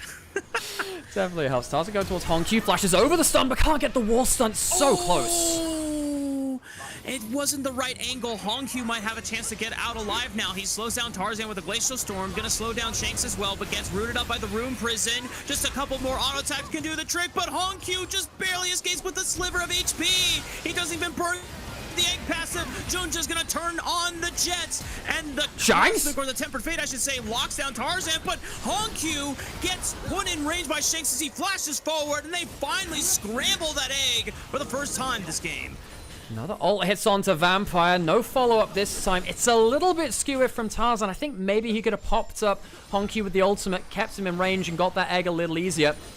Great flash over that stun to make the play happen, and Hope gets his 2,500th kill within the LPL. The 12th highest of all time, encroaching on that top 10. Started in 2018. Dragon started, will be taken by anyone's legend. Xiaoshu currently below the health bar, but just like that, already puts Flandra below a third and a fourth of his HP. That Soul Furnace Shield will give him a little bit of reprieve, but that is the nature of once you throw out the Needlework paired with the Riftmaker and the Omnivamp fully stacked up. But let's take note of where anyone's legend is right now. 5.5 thousand gold ahead, not a huge gold advantage, but every single member has hit their role quest. They've got 2 dragons of the game. I think Void Grubs are all JDG, if I'm not mistaken. Rift Herald is available. Hang on, this is going to charge up. He's going to put the W up. Flashes immediately. Bit risky there from Xiaoshu. Don't think he expected everyone to turn up on the location of the teleport. Tarzan and River. Vampire doing his best job to just keep him away. Rift Herald was started up by JDG, but they back off immediately. It's the farm alarm from the Scion Ultimate. Not going for a fight anywhere across the map. And now we get to see a much more interesting game than the last one, I think, because JDG played out the last game from really far ahead at this time mark. They won the bot lane skirmish, they won the Grubs fight, Tarzan started to lose his mind a little bit. Anyone's Legend now actually have a platform in this game. Falling behind a little bit of gold now. Hongq is very strong. However, Hope, on the other side of it, is actually doing very well too. Gala got that first turret, so he's caught up in gold. But Anyone's Legend very much have an ability to play this out in a way they didn't last time. A Poppy ultimate, he can go over and steal it. Oh, Keeper's Verdict from Fong, and he just walks up and says, thank you very much for the leash, but someone's got to pick up the eye. I don't think they're going to. Okay, it doesn't last no one's that gonna long. Get the Rift Herald eye. So they end up denying it. And what that means is that they can hold on to mid lane turret a little longer, I think, now. Now, Varus can just sit in mid lane, wave clear for forever. The eye won't be claimed, but it keeps Anyone's Legend territory safe. They lost that bot lane turret, but because they deny that Herald, it's no longer just instant killer that mid lane turret.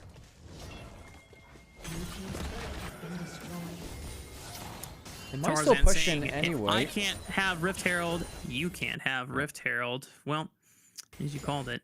Uh-oh. There you go. Hoya. Thank you, Hoya. They had a little stutter there. Really showing us the wave clear in mid lane, the most important thing which can happen here. But what it means is this mid lane turret doesn't instantly die. It'll come back now. This is just the wave that we saw again. It'll ping forwards in a couple of seconds.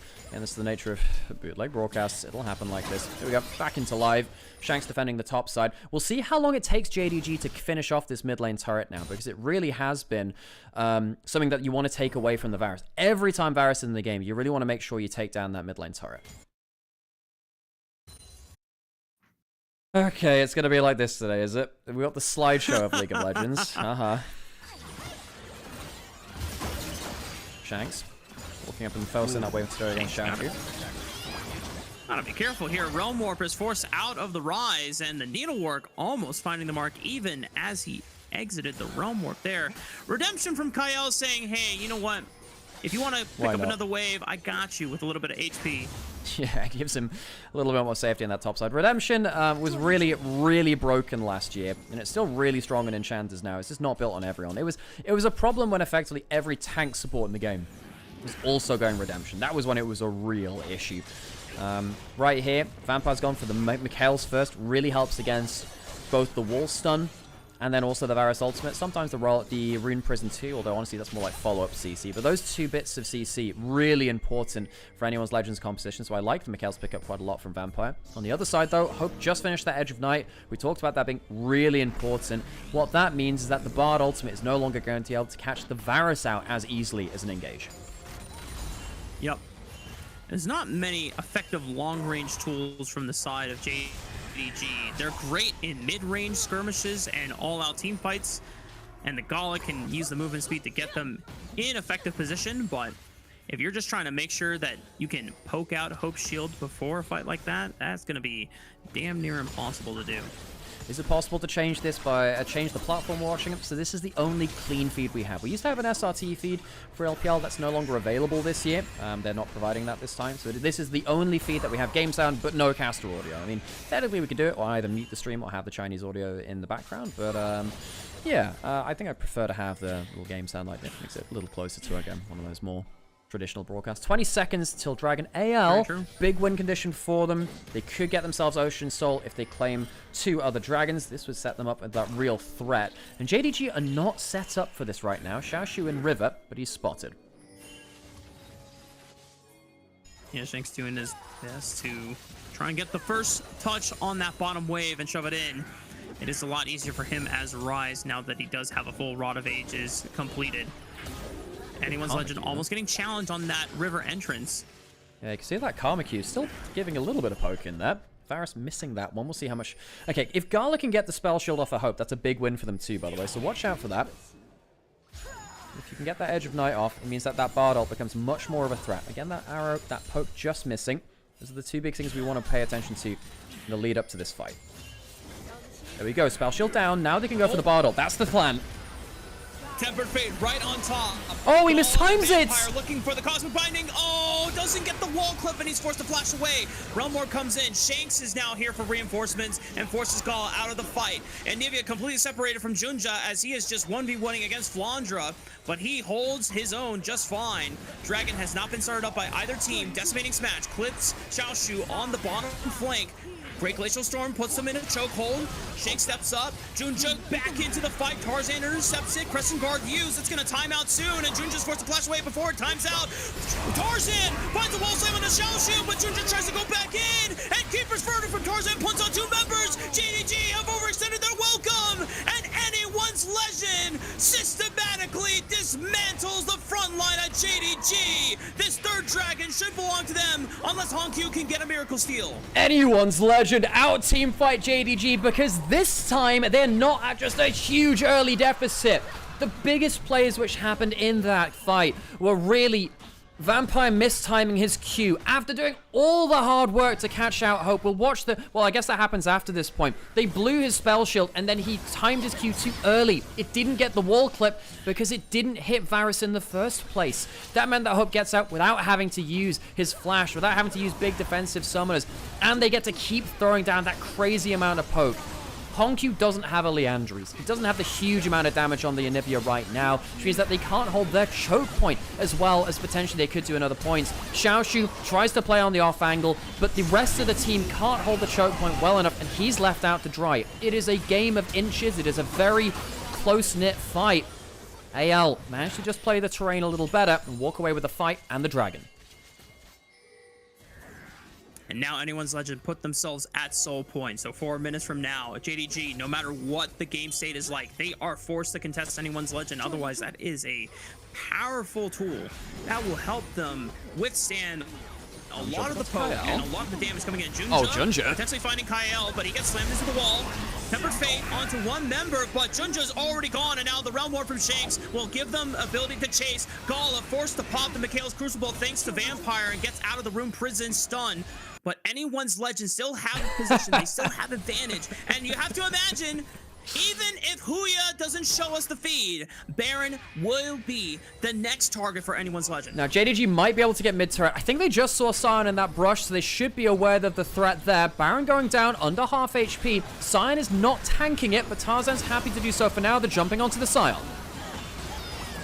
Keeper's Verdict hunts out Gala, amazing damage healer, but Xiaoshu blows up Hope in the blink of an eye. Those scissors are dangerous, and he's running amok with them, but Shanks finally puts him down. Flandre trying to lock up Hongq and looking to scramble another Sunnyside omelet, but Hongq is able to distance himself with that wall. It does stop the Baron from being started, because now Junja is back up on the Rift. AL had a chance to really get that Baron, and I think they made a couple of the mistakes. I think Kyle not being there to give the extra peel to Hope against the Gwen was a big mistake, and I think Flandre standing too far away from the team also ended up being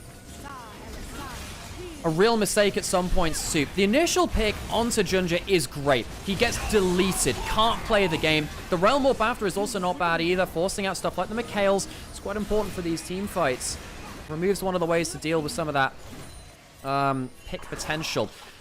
I think having Flandre so far away from the team, you understand looking for that pick in the charge queue, but they spot him with the Phalites, which means that he loses a lot of power, and then Kyle over the wall means that Hope doesn't have the peel. He just doesn't have peel. You need the Karma there for the heal, for the shields, the move speeds to get him away. Xiaoshu delivering on the promise that the Gwen was drafted for. Run at the bot lane, you can deal with them, even if the rest of your team can't.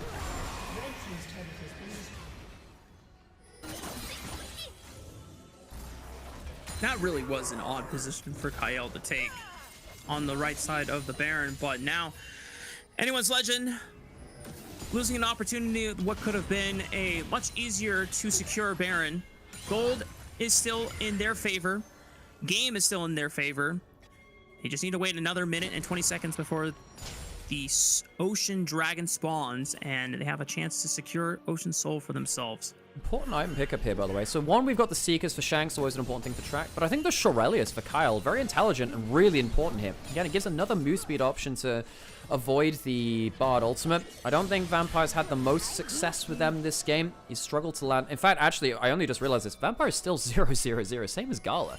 This has been a very low kill game. 8 kills in 26 minutes. Very low kills for what we've seen in the LPL so far. It's not like we've had low action. We have actually had some fights across the Rift and intricate positioning around objectives. It's not like teams haven't been trying to kill each other. It's just been really hard to land that knockout blow, apparently. 40 seconds till Dragon now. We'll hope that kill count goes up a little. What are the other important items that we have? Blighting Jewel and Hongq. Again, not going for the Liandry's. I really think that's a bit of a mistake for a lot of our Onivia players across the world. I understand wanting to cut through that Sion, but the percent HP damage from Liandry's is so good. And then, of course, we have the completed Muramana on Hope, so big item there. And, of course, the Infinity Edge for the Civ. It means that both the AD carries are really online. I can also appreciate that Flandre went for the Zeeks just to get more ultimate ability haste under his belt. He does that now. I mean, that... Tarzan. Late stage in the game. Hang on. Tarzan in a world of trouble, trapped by the Glacial Storm and the wall, but he's going to fight forward and force Junja to flash backwards. Flandre is TP'd in, looks for a decimating smash to zone off the rest of the members, but Shanks is in a world of trouble. But dodges around all the CC. No 3-talent strike could interrupt him on that one. He's going to take a quick recall. I don't know if he has TP to get back in, but he's going to have to take a long walk back over. He's using Ghost. Rest of Anyone's Legend trying to fight their way through the choke point to see if they can contest for this Ocean Dragon. Poppy. Their soul on the line that they can go for. Keeper's Verdict, but the wall cuts him off. The flash to bind a Miracle Steel so that he can secure Ocean Soul for himself. So much damage being done on the left side, but Junjun Shao should turn around and blow up the Poppy. Flandra's gonna be next, and now it's only hope against the other two frontline members. 3 Talent Strike launches his own. There's no smite! Over the wall, and he takes him out with the arrow. Now there's no smite. It's up to hope. Gumayushi impression could be in the makings here. Honkyu gets scrambled. Blown into the egg passive once again, but it's only Kyle. Can he get the miracle? 1200 HP, but they're gonna be patient. They're gonna push him off, and the Ocean Dragon finally secured for JDG. A ridiculous fight from JDG. Once again, the terrain is really the main character of this fight. JDG using the Bard, the Onivia to try and hold this choke point down. Tarzan face checks and the Poppy is fairly tanky, but not really tanky enough to be doing stuff like this alone. Occasionally AL do this, where they leave the setup for the objective right till the last minute. Shanks loses way too much HP, and he has to try and get himself a reset. Doesn't have a teleport to get back into the play, though. And JDG realized, look, we've taken so much HP off of the Rise, we'll have a momentary 5v4, and Tarzan is not tanky enough to do things on his own either. Anyone's Legend not setting up well enough for the objectives in advance. They're trying to retake the pit, which is so hard to do against Onivia. This is something which really hurt LPL teams at World. Picture in picture, we have another choke point fight coming through from JDG. Oh boy. A lot of spells being used already. Tarzan is forced back. Rest of JDG trying to take note. I don't think any summoner spells were blown in that immediate crossfire, but JDG just doing the best that they can to maintain vision control. Tempered Fate goes wide. Kyle sidesteps it. That's the power of the Karma Shield and the movement speed boost to dodge out on what could have been a powerful lockdown setup for JDG. Also uses the Shirelias there too. Again, Vampire struggling with these ultimates, but that's kind of what AL are looking for, right? They have built tools to make him have harder ults in these plays. The later we go into these games too, the more you have to be really afraid of Gala's Sivir, because eventually Tarzan is not going to be a tank. We kind of saw that in the last play, right? I mean, look, Honkyu has a Crypt Bloom now, has some extra magic penetration. Between him locking someone in place, doing good damage himself, and then also Gala's great Sivir damage, I think that Anyone's Legend might be losing out in the 5v5s now. Yeah, poor Shanks had to go for Swifty Boots just to make sure that he wasn't getting completely slowed down by everything that is in JDG's kit, not just from Honkyu. There's deceptively a lot of slows from a majority of the members from JDG. Anyone's Legend now trying to fight for vision control once again. Trying onto Honkyu, maybe. Honkyu does not have flash, but the wall cuts off Tarzan, and now Junja is just going battle. Tarzan dropped below 50% HP, pumps out the Crescent Guard and pushes him away. Rest of Anyone's Legend repositioned. Oh, no. Shanks getting dropped to 50% HP. Keeper's Verdict does not connect, and JDG, after a back and forth bout against Anyone's Legend for the past 20 minutes here, Alex, JDG has slowly wrangled control of this game back into their hands. It's a really strange contest. No one dies. Some missed engages on both sides. Honkyu, a great wall to stop the wall stun. He has no flash on the Onivia. He saves himself. Very hard to do that against the Poppy as the Onivia. Make sure he can't get in range to press the E button. 2 minutes until the Dragon. Look, the thing which will win Anyone's Legend the game, even though they're falling behind in gold now, is an Ocean Soul. If they get Ocean Soul, I'm not sure JDG will be able to beat that stat check beyond that point. Hope just gets himself a Cyrildas on that back. That is an incredibly important item to make that poke stick even harder. However, Gala's pretty close, I'd imagine, to get himself a Lord Dominic's Regards on the other side, which will give him that extra % damage against higher HP targets than himself, which is almost everyone on the Rift, especially on the top side of the map. Anyone's Legend up against their former coach, who's defected, gone to JDG, are now going to have to play the strategic game against a team which will be teaching JDG exactly how to do this sort of objective setup. Minute till Dragon, AL. Will they do the same thing they did last year? It really annoyed me, Rafa, where they let control of an objective go and they try and retake the pit. That's what lost them so many games internationally. It worked regionally for a long time, but you can't just give control of an area over to Onivia before an objective spawns.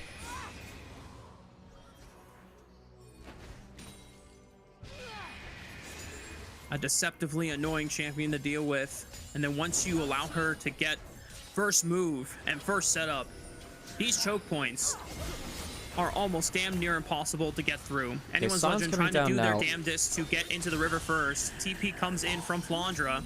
Rest of JDG are starting to get pushed out of the river. Only Junja still remains in this line brush. Xiaoshu waiting to enter from the red side jungle entrance as well.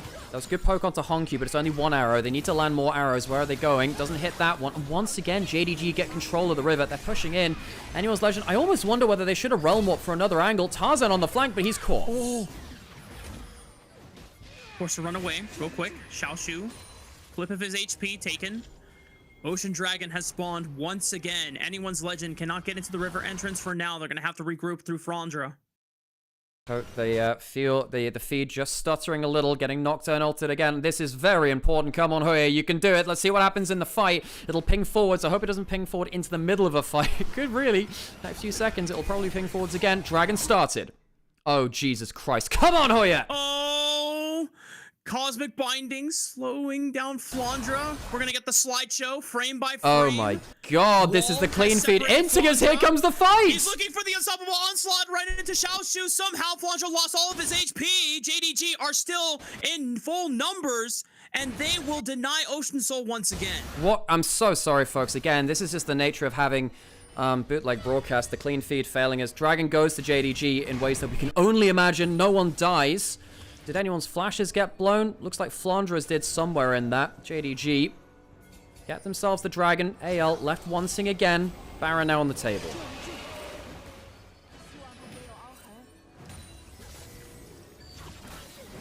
Temper Fate was used in the exchange, so was on the hunt, but it's coming back up off cooldown in 6 seconds for Gala. Everyone else, their ultimates are available.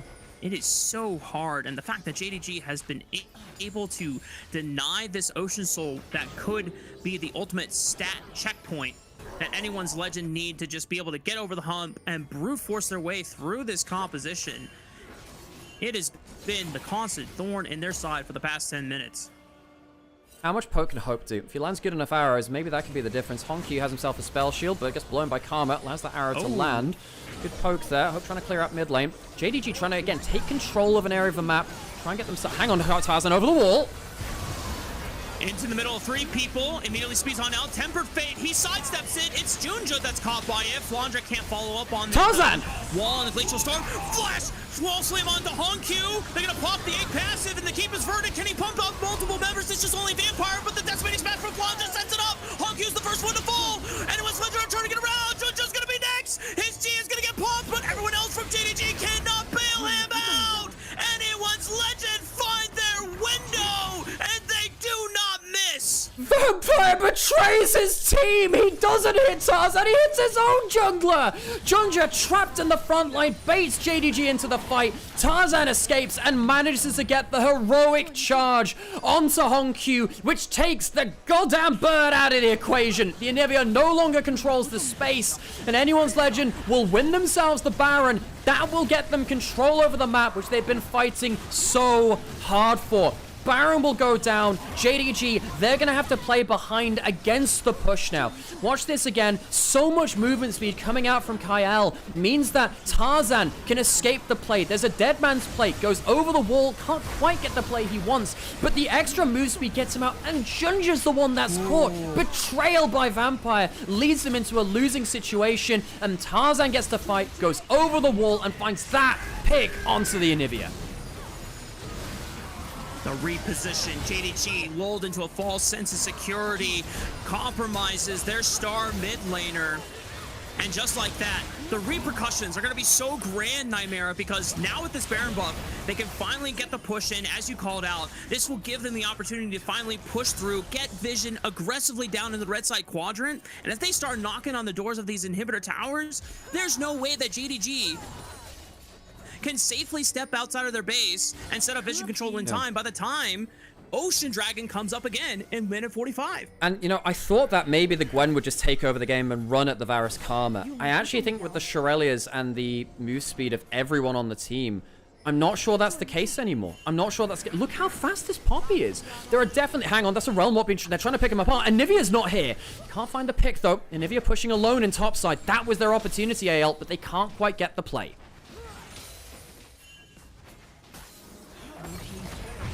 Well, Honkyu does pick up a tier 2 turret on the top side. I almost thought that they were going to ping to keep going on that one, but it's just Flandre responding to make sure that there is no waves being lost. Tarzan also redeploying through mid lane.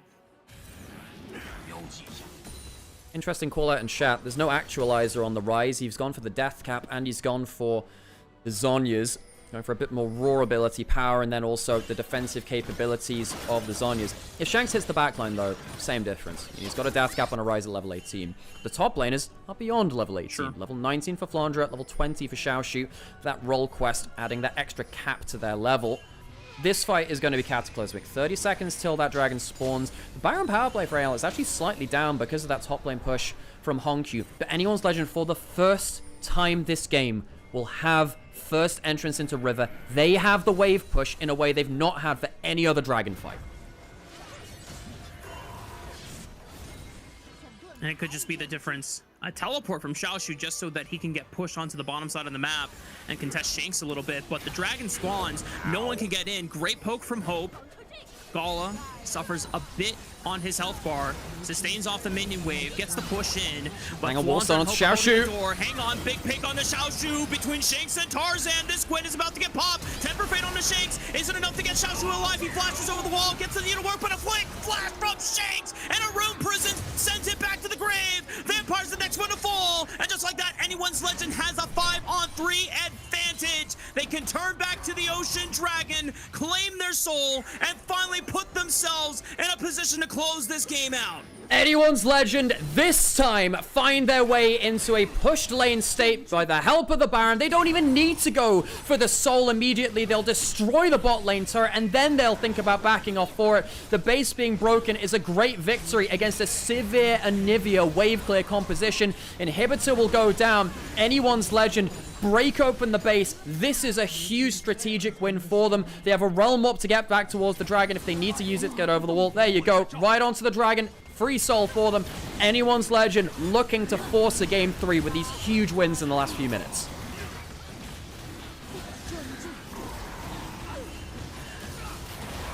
Oh boy. All right. Well, if you haven't sat up in your chair at this point, you better start doing it now, because this is where the final touches will be put on this game. Yeah. I mean, they catch Xiaoshu. Look, they catch Xiaoshu out on the flank, and then this is not bad. That's a good ult there, but the flash from Vampire it's really poor. He tries to get a heal. I think there's a miscommunication between him and Xiaoshu, but the ult did almost save him. Didn't quite.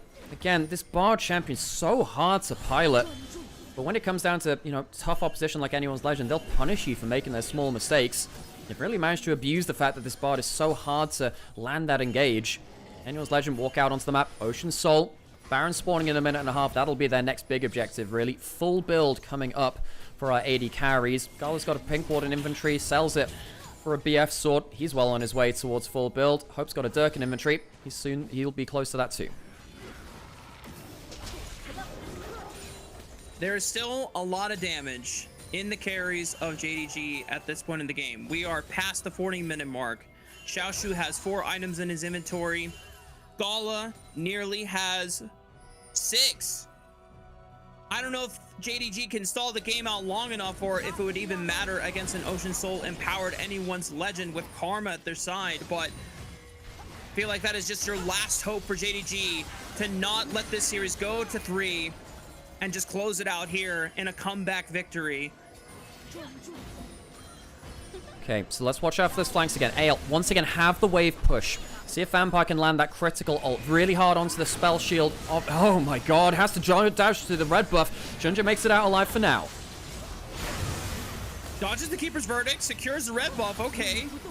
I mean, Tarzan took about 50% of his HP just to try and make that seal happen, but no dice, that's okay. Anyone's Legend do not need necessarily the red buff to win the game.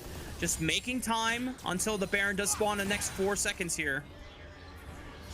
All over a red buff. Dragon hadn't even spawned, of course. The poke from Hope has been disgusting. The Serpent's Fang helping against, I don't know, the minor shield that can come out of JDG. Not a huge amount, but it's nice to have a little bit in the tank for it.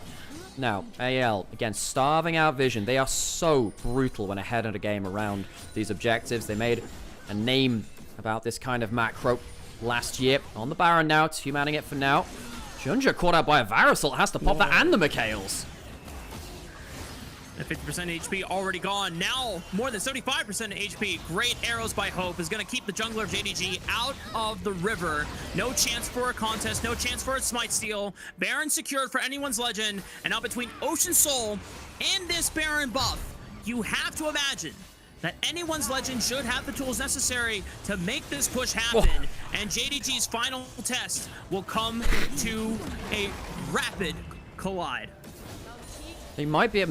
Well, we'll see if they need the Elder Dragon to finish the game. The Baron buff will end up coinciding just with the spawn of Elder. Just about. AL, if worse comes to worse, could look for that. Jumping onto Flandre. And these arrows are so nasty. Honky looking for that wall onto Hope. The problem is now, against the Baron buff, the Sivir Onivia wave clear, it is very potent, but doing that whilst also these arrows are raining in is really, really rough. Kyle doing an awesome job of making sure the Varus is safe and can keep doing that. The slow from Kyle's Q setting up that chain of corruptions. Junja goes back into the fray, trying to see if they can chunk out Flandre. Ow! Big tanky Scion, but he still takes more than 60% of his HP. Tempered Fate onto Shanks, it looks like. Xiaoshu tries to go in for the kill, but goes in way too deep. The needlework is just flying wide, not hitting the targets they need to. Flashes away. Junja goes back in for a second relay, but Hope is already blown up. Someone's dead!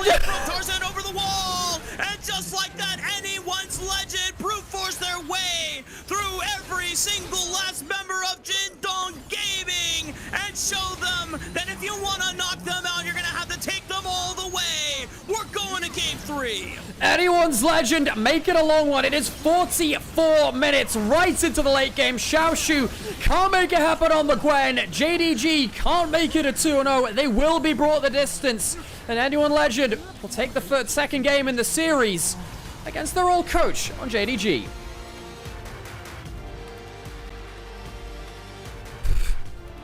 Well, what a ridiculous game. Tell you what, I could do without the Nocturne ults on the stream every now and then. But it will happen like that every now and then. I'm not going to lie, I think the bot diff was insane in that game. I think that Hope and Kyle butchered Gala and Vampire in the late game team fights. I think Kyle in particular, a lot of people won't realize the value which he had. The Shurelias, the move speed to make sure that the engage couldn't land from that Bard ultimate was the most important thing in that game. Vampire, I think, struggled quite a lot, but then again, it's really hard to make the Bard perform. I'm not actually going to hold it too much against him for not making Bard work. Very few players can make Bard into the champion, which Carrier does. Great game from Anyone's Legend, though. It was a tense one, and as soon as they got wave push around those objectives, it was such a different game.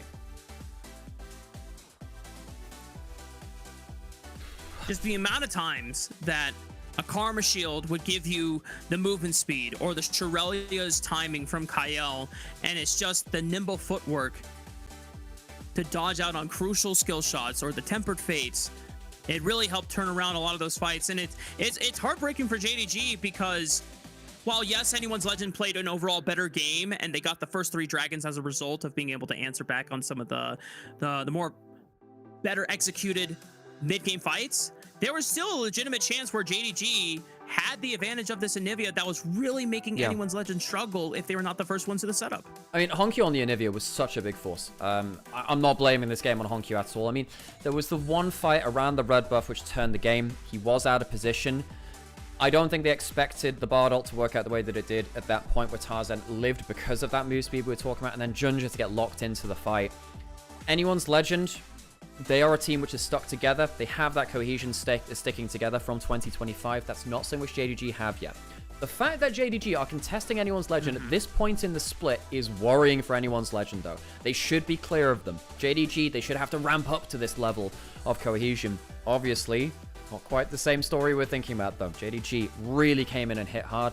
I love their draft. I think for the most part, their objective play was actually very good. To some of the teamfight execution, much like against IG, the teamfight execution at the very top end is not there when they're in even game states. Yeah. Oh, play of the game. That's Hope, Kyle. It's one of Hope or Kyle. I personally would give it to. Oh, I don't know. It's between one of those two. I feel like it's Kyle. I feel like it's Kyle. I mean, he was just so much more useful in the Karma than almost anyone else in the game. He was ridiculous. He was so good. But then again, Hope landed a lot of very good arrows. He kept himself safe. End of the day, he needed to be alive to do damage, and he did that for the grand majority of that game. It's one of those two. For me, it's kind of like an honorary vote for both bot laners, you know. Sure. People saying vampire in the chat is... Yeah. Again, folks, look, I mean, look, I know that I like to push back on the vampire narratives because I think that vampire's quite a bad macro player, but it's hard to make Bard work, folks. It's really hard to make Bard work. I'm not going to hold it too much against him for playing one of the hardest supports in the game and getting kind of butchered by the enemy bot lane. Hope and Kyle are very good for an LPL bot lane, especially domestically. They've done incredible work here in the LPL. Now we're going into the game 3. I do wonder what they'll put Vampire onto, because there's no Alistair, no Nautilus, which are two of his biggest ones. Maybe he will have to go towards something like, maybe you go towards something like a Braum for him. That's another one of his comfort champions. Leona's still on the table too. Rel. That's what I'd like to see him on more. See if they can close out this series. Oh yeah, and Kyle, yeah, I think it has to go to Hope, you know, because Kyle kind of fumbled the Baron attempt. That's a good point. You know, when he went off to the right side of the pit, that was really lacking from him, actually. Yeah, that was weird. Oh boy, what an insane game! I love these team fights. These team fights were so cool to watch. You know, the team fighting coherency just not quite at 100% from JDG. This is the play which went wrong. Kyle was seen on the flank, wasn't there to peel for Hope, and Xiaoshu, credit to him, just dives in 1v4 and one-shots the AD carry. Like, come on, that's like Gwen gaming in the truest sense of the word. I like Xiaoshu quite a lot. I think he genuinely has some very high top-tier potential.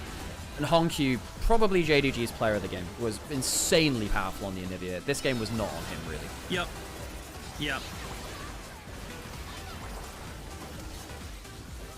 I think overall, JDG's topside played a pretty stellar game. It got a lot harder for Junja to play from his position. Yeah. But for a majority of the time when JDG were winning fights, his target selection, his ability to like readjust, like, or refocus. Oh, who am I proccing 3 talent strike on? Who am I looking for? Is really really on point. Effectively, that Bard ult is gonna haunt Vampire. Look, I get that. Look, it's hard to land it, but the fact that by the way, this is why I banned Bard for like years of League of Legends, because I'm like, it's one of the few champions of the game which can actively int your own team with that ult. So one of the few champions which can do that. That one's gonna haunt him. But then again, how do you deal with the Karma move speed, making it so much harder? The inconsistent engage really hurt JDG at the end, I think. Yeah. Oh. Does LPL English have the Huya stutter as well, or is that just a me thing? I'm not sure. I think so. I know that some of the newer producers have been struggling. Right. So, yeah, it's been iffy. Okay, so one of the other, I just checked the LPL English co-stream in Discord, and they've just also put in a note a couple of days ago that was affecting them as well. So at least it's not just me, because if it was just me, I'd be like, well, okay, whatever, skill issue. But it's kind of annoying that we can't do that. I mean, I could switch to the Chinese caster audio, but I want the clean feed. You know, it's just way more impactful having the close to the caster audio. Okay, I'm gonna get myself another coffee. We're gonna take a break, folks. I'm gonna go on to an ad break. Thank you so much for joining us. And by the way, if you are enjoying this, drop Rafa a follow. Support Rafa, great caster, great friend. Might have seen him on LCS in the past. Really cool guy, really cool caster. And if you are enjoying what you are seeing here, I know it's a little bit difficult with the choppy feed. If you're enjoying watching this, support your favorite LPL streamers now more than ever. There is no official broadcast, which means that effectively we are funded by you, the viewer. If you enjoy what you see on LPL streams, it is more important now than ever to follow, like, subscribe. Clip out your favorite moments from your favorite LPL streamers, things as well. Put them on Reddit. Put it on Tarzan gets player of the game. I'm actually surprised at that, but I surely hope Kyle deserved that. Come on. But bro. But if way. If you enjoy watching LPL, consider dropping a like, a follow, a subscribe. There's a Ko-fi you can link to as well in my chats as well. If you enjoy this stuff, absolutely give us support if you can. It makes a lot of difference to us because, like many people in the casting world right now, it's really hard to make a living doing this. And, you know, we really do enjoy doing this for you. It's very difficult to keep this up consistently. We're going to go on a quick ad break, folks, and we'll see you after that, presumably. Unless something horrible happens, which I'm, you know, hoping doesn't. And we'll be right back. Oh god, let me do that thing where I mute the stream and put on some like royalty-free music. There you go. Cool. Only one person voted for Hope. Everyone else. Oh come on. Hope. Look, I think Tarzan actually played a pretty decent. Well, he played a pretty decent game, but also he missed almost every important ult in the game. So, you know. Anyway, I'm gonna get myself coffee. I'll be right back. Wait, no votes for Kyle. That is travesty. No way. Ugh.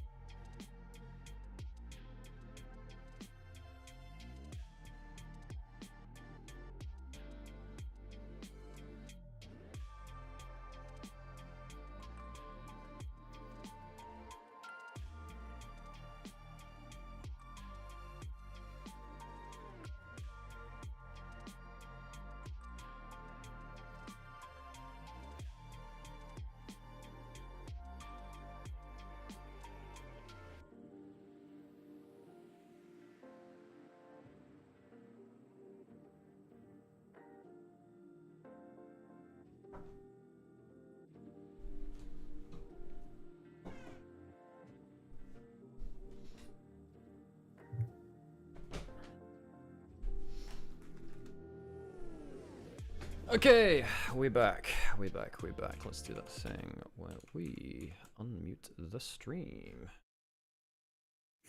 So what's left up? You're good? You getting your stretches in? Yeah, I felt myself fade out for a quick second. It is. Wait, what time is it? 6:22 a.m. Oh bloody hell, man! Dude, if you need to tap out, I do understand, but like, you know, you look after yourself. You're good? What's the vibes like? I think he's. This is not a good sign that I'm doing this. Dude. Oh, I hate to leave you on a cliffhanger. Dude, it's game 3. You look after yourself, okay? Like, I'm really happy that you jumped in when you did. Like, look after yourself. I'm happy to solo cast if it comes to it, alright? Okay. Tapping out? Yeah. Okay. I did promise myself for this year I was going to be better. Honestly, Sam's doing the same. Fun. I completely understand it. Honestly, Rafa, thank you so much for joining.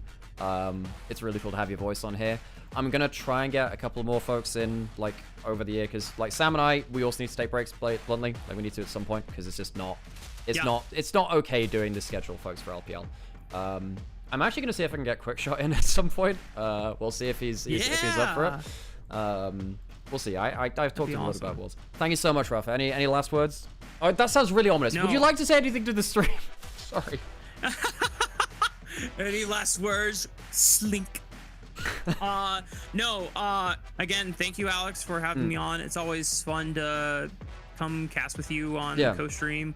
We don't get to cast that often, and really, I really wish that we did it more in the past, and you know, I kind of look at this as like making up for lost time, and it's always fun, and I always feel like I learn a lot casting with you, and it's always so it's always super beneficial for me. So, and I'm glad you enjoy me enough as a caster. Absolutely. Keep coming Yeah, back. no, for me, no, it's great to just get. Oh, my camera's just gone dead. That's a great sign. It's like I really enjoy casting with someone else who has like as much passion for the LPL as we do over here as well. It's nice to just kind of like bridge the gap between us and LPL English a little bit too. We're not adversaries. We're working in the same space. Is there some friendly competition? Yes, but it's great to have that friendliness to it as well. Appreciate you an awful lot. I'm gonna get on with the third game now. Thank you so much for joining me. Yeah, see you in a bit, Good luck, Rafa. guys. Okay, folks, into game 3. Rafa, thank you so much for joining us, Rafa. It was so cool to have him on the stream. And we'll get into game 3. Annuals Legend, JDG. Two teams that we expect to be in really top levels of the LPL.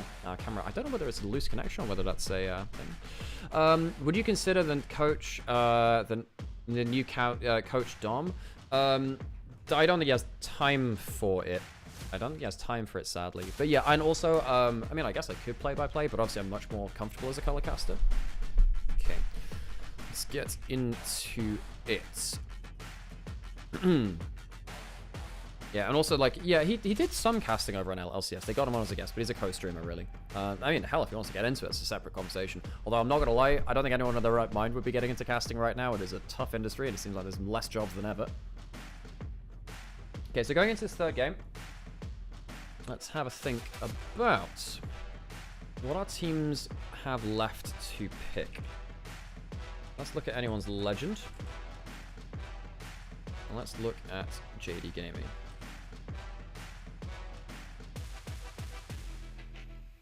Okay, so big power picks still left available. Well, Nico hasn't been picked or banned yet. That's the huge one, really. Renekton. So there's a couple of junglers. There's Jarvan, Wukong, Malphite, Jace. So there's 4 junglers up right now in terms of the top tier ones, I feel. Anything else up there? And I suppose Ambessa. So that's 5 even. The jungle pool's actually still quite full unless they get banned. Jace can jungle now. Jace is the best jungler right now. There is still Flandre's Rek'Sai. He's the one player I really trust with that. There's still Akali Aurora in mid lane, Syndra as well.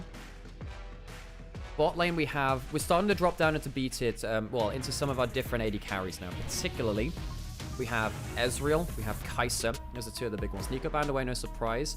Kai'Sa banned away from Hope, one of his most comfortable champions. The Silas as well signifies Malphite angle. Do anyone's Legend want to ban all of that away? The Orianna's gone. I forgot that was still up and available. Good to take that off the table.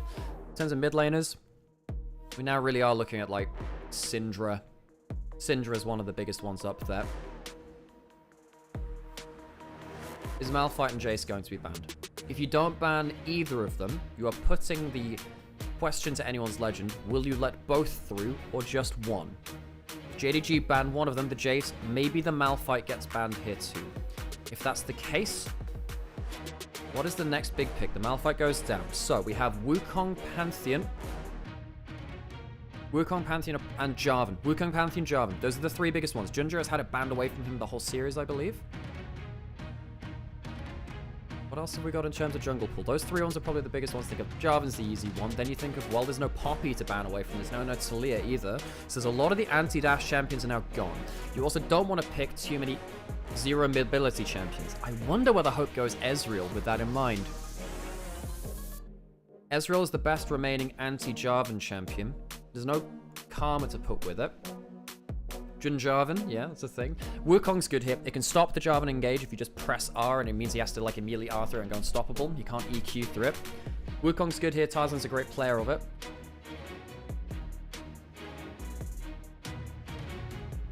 And Bessa is still available too for one of the top laners.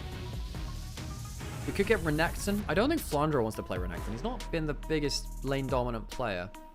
I think Rek'Sai's better for him. It's just a safe blind pick matchup. Now, Xiaoshu probably goes Renekton here. Might go Ambessa for top lane. Might do. I think he goes Renekton, though. Ambessa's probably better for the Jarvan.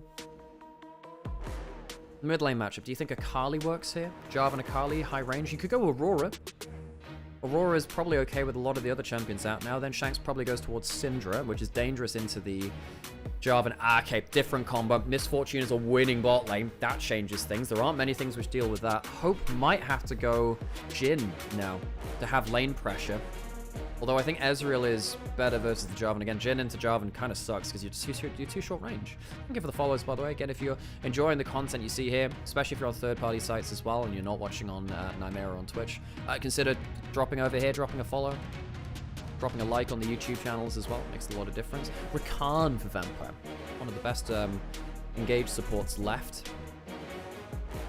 What is that name?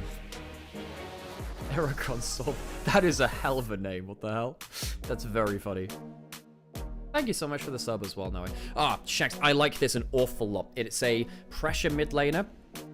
It doesn't have many bad mid lanes in the meta, not in the draft now, and it's mobile away from the Misfortune Jarvan. I like this a lot. I like this an awful lot. It's safe from the Jarvan. It's a great combo with the Wukong. And there aren't many bad matchups left for it. What even are bad matchups for it, I guess? Aurora can be quite bad. Vex would be kind of psycho. Not many... Well, I mean, it'd be good. Vex would actually be really good if Honky's been playing it.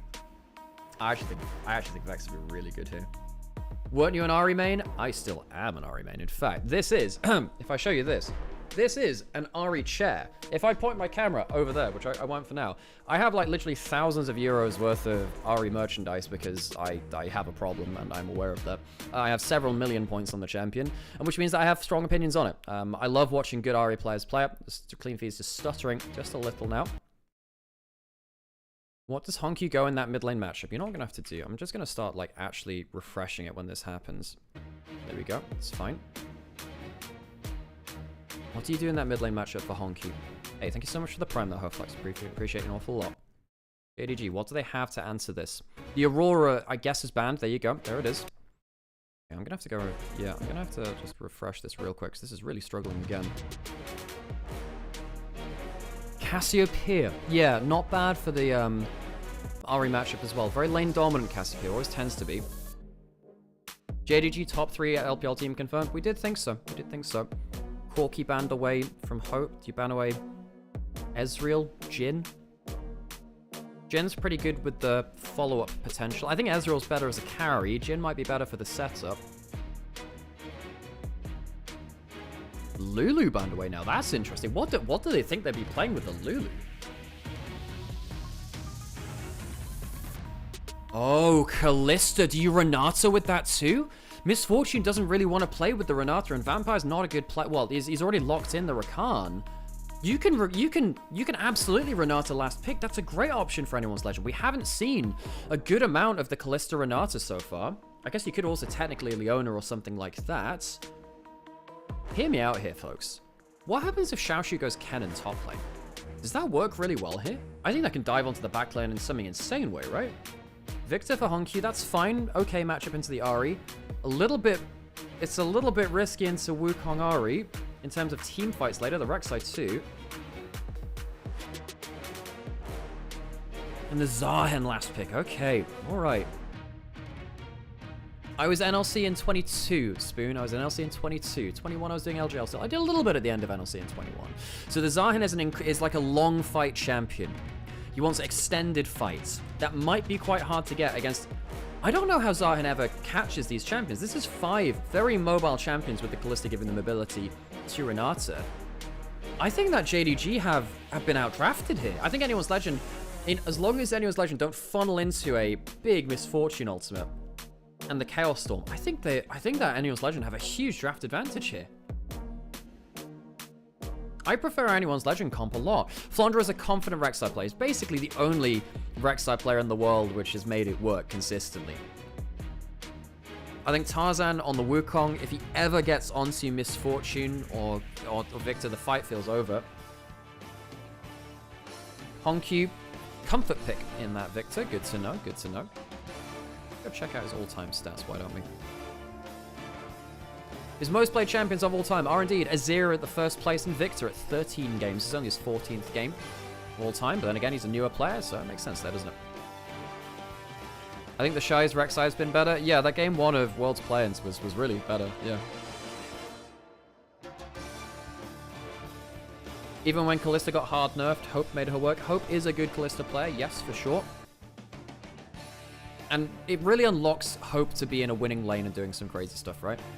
61% win rate for Hope all time on Kalista, 41 games of it. Let's get ourselves into game for those last Gyos of the day.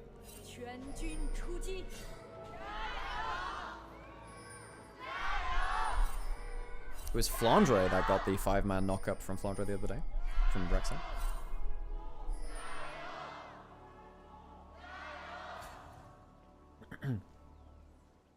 Oh, by the way, yeah, the Shy actually does have a very good Rek'Sai. You're absolutely right. In regionals, he had an insane run of it with against Top Esports.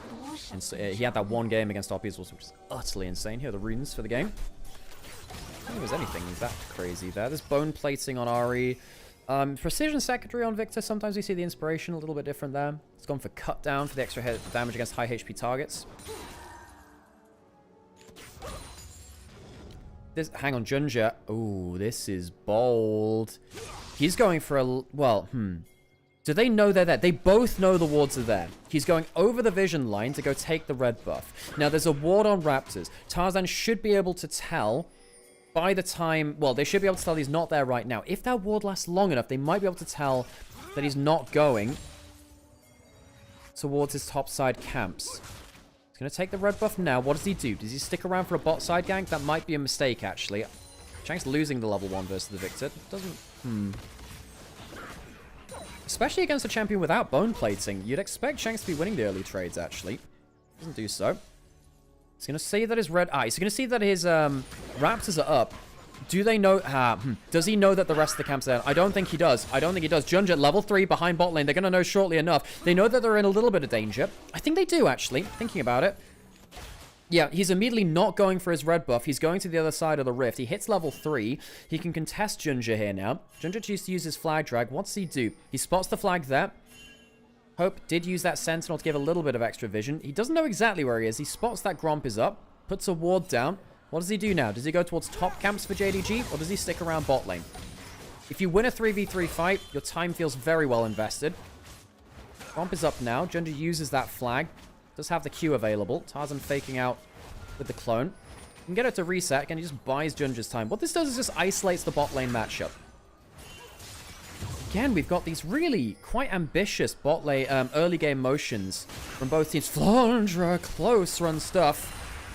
Trying to heal from that unborrow. Xiaoshu on the Zahen, new champion. Bot Scuttle now focused from Tarzan. Deciding, look, I don't need to get camp advantage necessarily through enemy camps. He's giving up the chance to counter steal. To instead hang around bot lane, give bot lane the advantage through the Callista Renata, take bot Scuttle.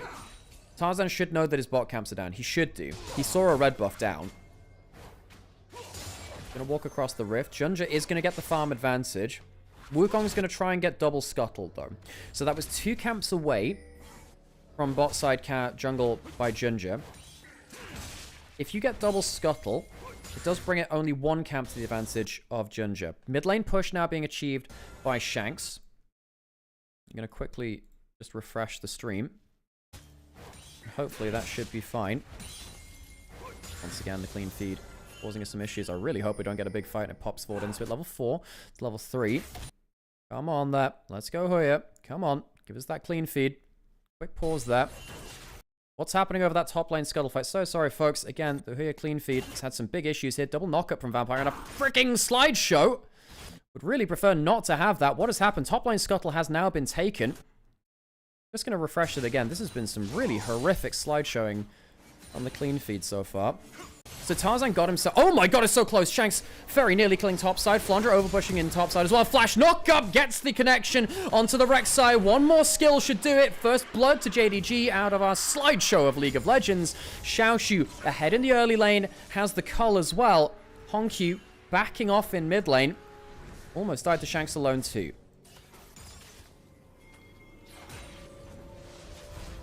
So Tarzan did get the double scuttle. That's an important note. His camps have respawned now. He's happy. He did get vision to put on both sides of the Rift Gala. Slight CS advantage, although I think... Yeah, slight CS advantage. Did get that early on. You're not always going to blast open lane with the Callista. So what happened here? Oh, flashed a little early. Flashed a little early. Could have maybe flashed at the diagonal as well.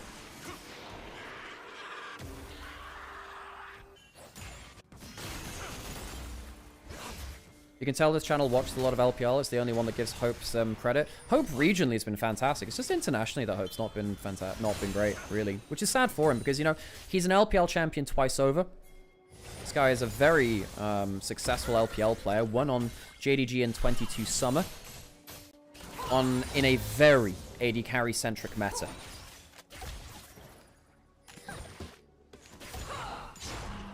$500 gold leads to JDG. Most of that's coming through the kill and topside, isn't it? Little bit in jungle because of that assist as well. JDG won game 1 really through the early game, really. Shanks, is he going for a Rod of Ages build? I don't love that. I suppose it's not a very tanky team and you want to be a bit of an initiator, Flandra. Gonna be spotted heading into the mid-jungle, actually. Jun just stood still. He doesn't spot him. And he spots him now. I mean, he knows he's there now. Flandra roaming away from top lane. Flandra does this sometimes. Leaves top lane when things aren't going well. He tries to find something else. Junja not cancelled out of that. And Shanks uses the ult. Big miss there. Tarzan stunned into the Chaos Storm. Teleport into mid lane coming through from Rakan. Flandra does not have flash. Where's his tunnel? I think it's on cooldown. Flandra roams away from top lane. And this is the downside of Flandra. Sometimes when the going gets tough, he roams out of top lane to make a big play and instead falls down. Big mistake. 0-2 on the Rek'Sai now. Right, once again, Flandra will be very far behind because Xiaoshu picks up the second kill.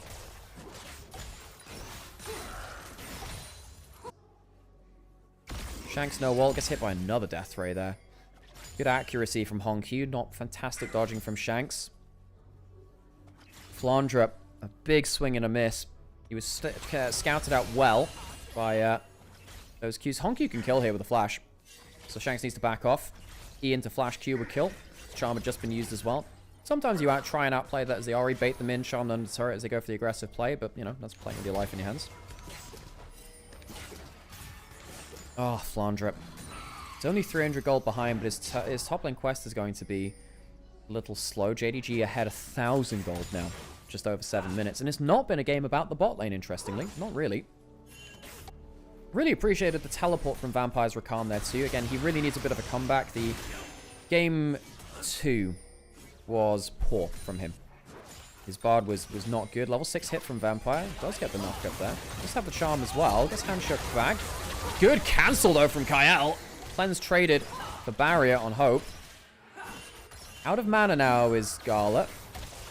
Junja could come down and contest this Dragon. He does have the level 6. He's level up on Tarzan. He's taking a lot of damage from Dragon. This is a great dunk angle. Junja gets the Q. Does he jump in for the dunk? Doesn't have the flash. Shanks. Ult is back up and available. Honky looking for something over the wall. Not sure it hit that. Once again, the early game going better for JDG. Charm. Q after. Not bad from Shanks.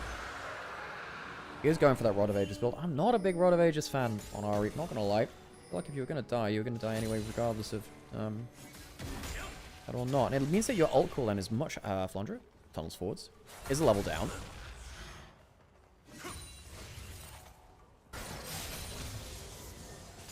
I don't think the early warding from anyone's Legend has been as successful as they'd like it to be. Junja has gotten the better out of Tarzan in early pathing most of the time.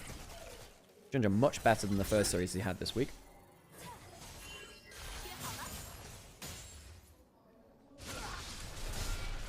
Back onto his red buff. 500 gold ahead. Half a level ahead. Shanks not going to get stunned into Gravity Field. A lot of people think that the Victor W is like one of the worst skills in the game. It's not. It's genuinely fantastic. It's just more situational. If people jump into you and end up on the Gravity Field, it is so disgusting.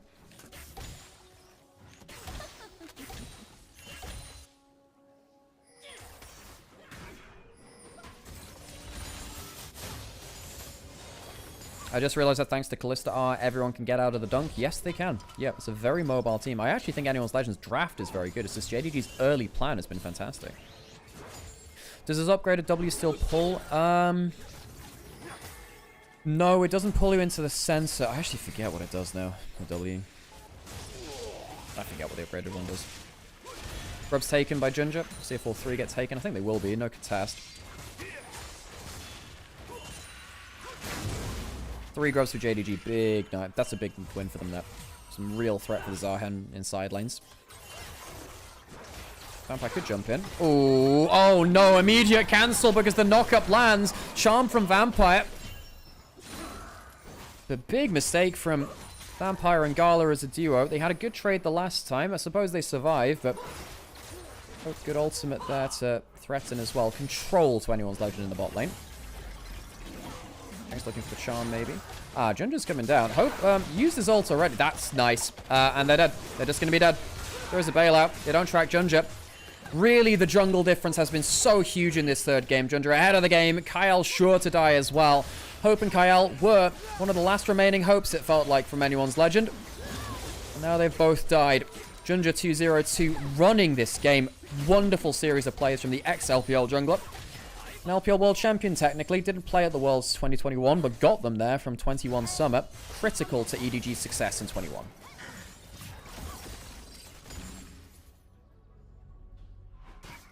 Well, he kind of did, Sarah. He kind of did. I missed that knock-up, which led to that bot lane situation. So Hope and Kyle overstayed, didn't have the jungle information, and died.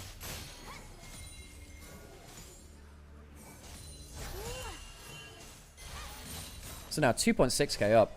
Anyone's Legends early game has just not been good enough in this series. JDG on the other side, very good. They've been punishing them very, very well. Titanic Hydra built up by Flandre. You can see that from the wave clear. He'll start to be much more happy in this matchup now. Behind, though, he is. Mid lane quest completed by Honky. Shanks down 10 CS. He shouldn't be that far off of it, though. All 3 top side quests completed from JDG in quick succession, actually. Xiaoxu with 2 kills would have helped him complete that a little earlier. See how slow AL after the punch there. Good trade there from Flandre. How does that W hit? Wow, I did not expect that. League Classic, outplay lane into get jungle diff. Well, it's kind of connected, right? Lanes lead to the jungle, jungle leads to the lanes. But yeah, it did seem like bot lane from Hope and Kyle were doing better than Vampire and Gala. And then Jun just turned it on them. Wonder again, heavy trades. The Rek'Sai's nasty. If you go, hang on, you can use his ult to avoid the Zahan ult if you time it right, not too hard. About a minute late on the top lane quest from Flandre. He can kill quite soon here, by the way. Tarzan's coming up.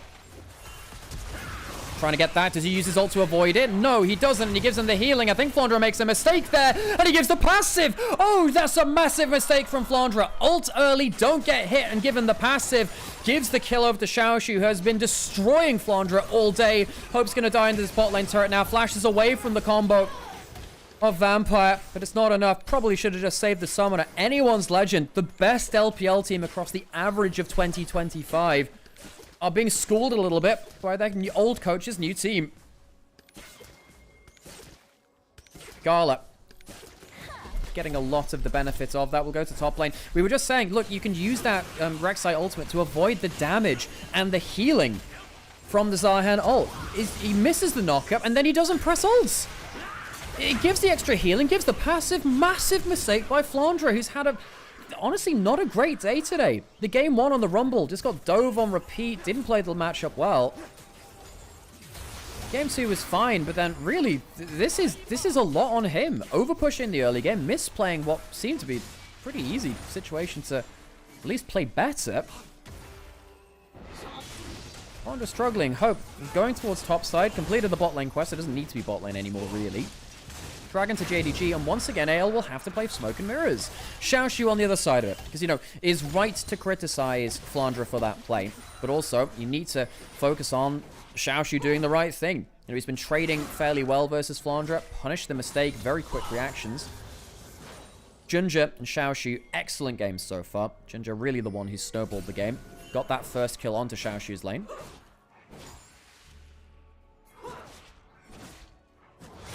Hope now trying to rotate around the map. A 4k lead at this point. That's hard to come back from, folks. It's hard to come back from.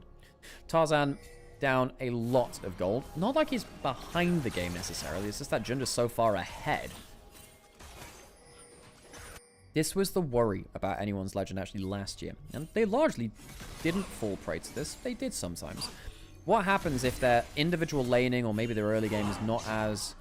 Well, no, if their individual laning is not as good as some of the other top teams, what happens? You know, JDG, they are a very, very much strong laning team on paper. Shanks.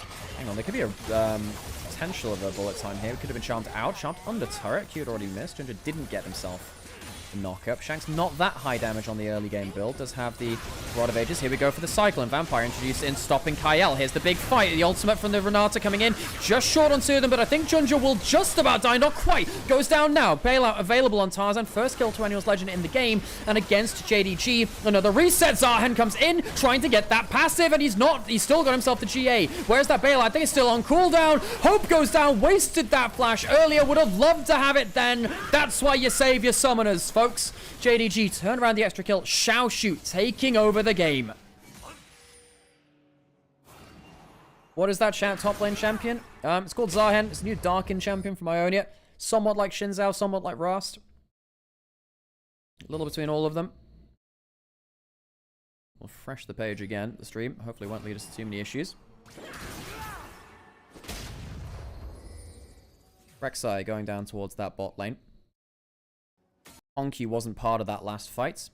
He's trying to catch up to live again. The clean feed really struggling towards our back end of the series today. We'll definitely have to have a word with the co-streamer at Discord about that one. Really has not added to today's experience, sadly. Somewhat taken away from it. This is the replay, whatever. We're just missing a replay.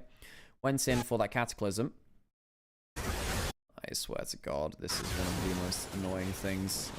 I miss official broadcast for LPL. We don't have to deal with this stuff. Shanks flashed out, but look, Hope used that flash in bot lane. That was a mistake. If he had it here, they probably don't give up that extra kill. Bad mistake from Hope before. Who got the kill there? Tarzan did. That's important. The Wukong is actually in a very important part of the team fight. But hang on a second, the turret's died. Xiaoshu's going for the 1v1. Thank you, clean feed again. Oh yeah.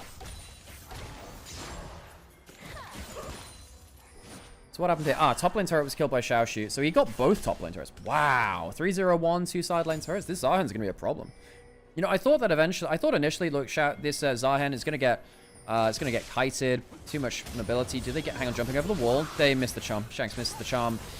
No real threat after that. And reminder, he doesn't have a Malignance. This is a higher cooldown ultimate on the Ari because there's no Malignance. Dodge out there. I really don't like Rod of Ages Ari. He's gone for the cooldown boots, which helps you a little bit. Peng released their Season 16 Ari build and said that basically Blackfire Torch Lichbane is the way in the life. It's very, very good. Haven't tried it out myself yet. I'm a big Malignance enjoyer anyway in Pro. Just accelerate the game. At the end of the day, if you're playing Ari, you want to accelerate. Recalling in the enemy jungle is Kyle, putting down some wards. Flandra, down 2,000 gold. I mean, he's still a Rek'Sai going up towards 2 items. He'll still be useful. He can get onto the back line. Because he's given himself an extra degree of difficulty to play through. Herald started. Dragon in 30 seconds.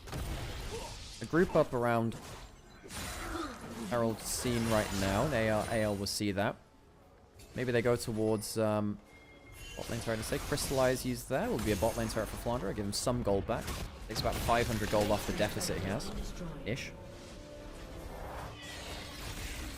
Herald taken. JDG can use that to really threaten mid lane turret. Legit career still swearing by Blackfire Torch into Cosmic. Cosmic's a little bit... I don't like Cosmic that much. Cosmic used to be very good with the old Leandries. Leandries Mythic plus Cosmic was really good. I'm not a huge fan of it though. Cosmic just means you feel, I don't know, a little bit toothless. Okay, so teleport coming down. Here comes Rek'Sai. He does have a tunnel. Has the empowered shield from the top lane quest, and it goes down. The Callista gets the dragon. Jumping onto... Oh, Vampire, my dude, what are you doing there? Destroyed! Big mistake from the support of JDG. I don't quite understand what he was looking for there. Dies very quickly. Herald is going to charge into the turret, takes down another plate. But Dragon and a kill to anyone's legend, that does not feel like it should have been the situation from JDG being so far ahead. Vampire looking for the engage, instead finds Doom. Horizon Focus second is underrated. It was played all of last year on RX. It was, yeah. All of last year was pretty much Horizon Focus second. Although nowadays, because it's gone back down in terms of stat stick, and now it's the percent damage increase, it's, I think it's less good on Ari again now, because you have to hit it at max range. Nymaera will return in Avengers Doomsday? Yeah, that's me. Oh, God. I don't really know what to make of the promo material for the Avengers. It looks like Shanks is actually going for that Horizon Focus second, maybe the Cosmic Drive. I'm actually not sure. Did they change the build path?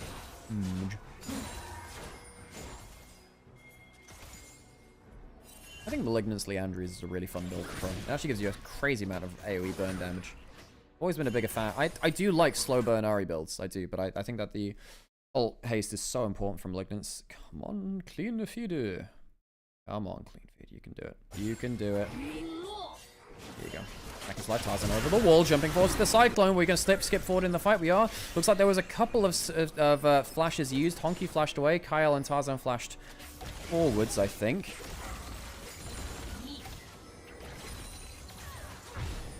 Turret goes down in mid lane. AL tried to break the pressure of JDG. Instead, they just use Shanks ult, Tarzan ult.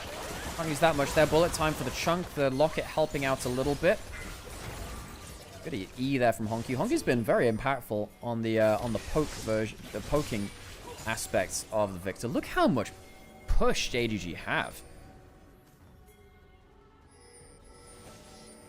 JDG, I have to say, for a team that's 4K ahead with this amount of push, I still don't feel that secure in their victory right now.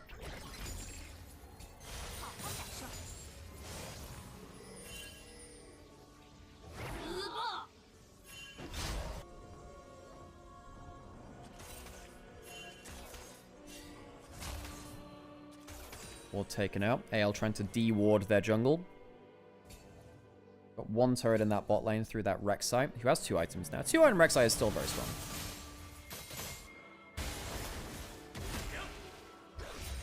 Should still be pretty fine here. Look, Flandra has the items to be useful in a team fight. He's not going to be winning the 1v1, I don't think, but he's pretty good in the team fights.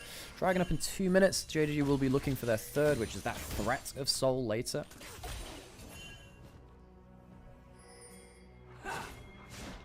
Appreciate the follows, by the way. Again, I know it's been a little bit more of a tech issue stream today, but if you have enjoyed the content you've been seeing, think about dropping a follow.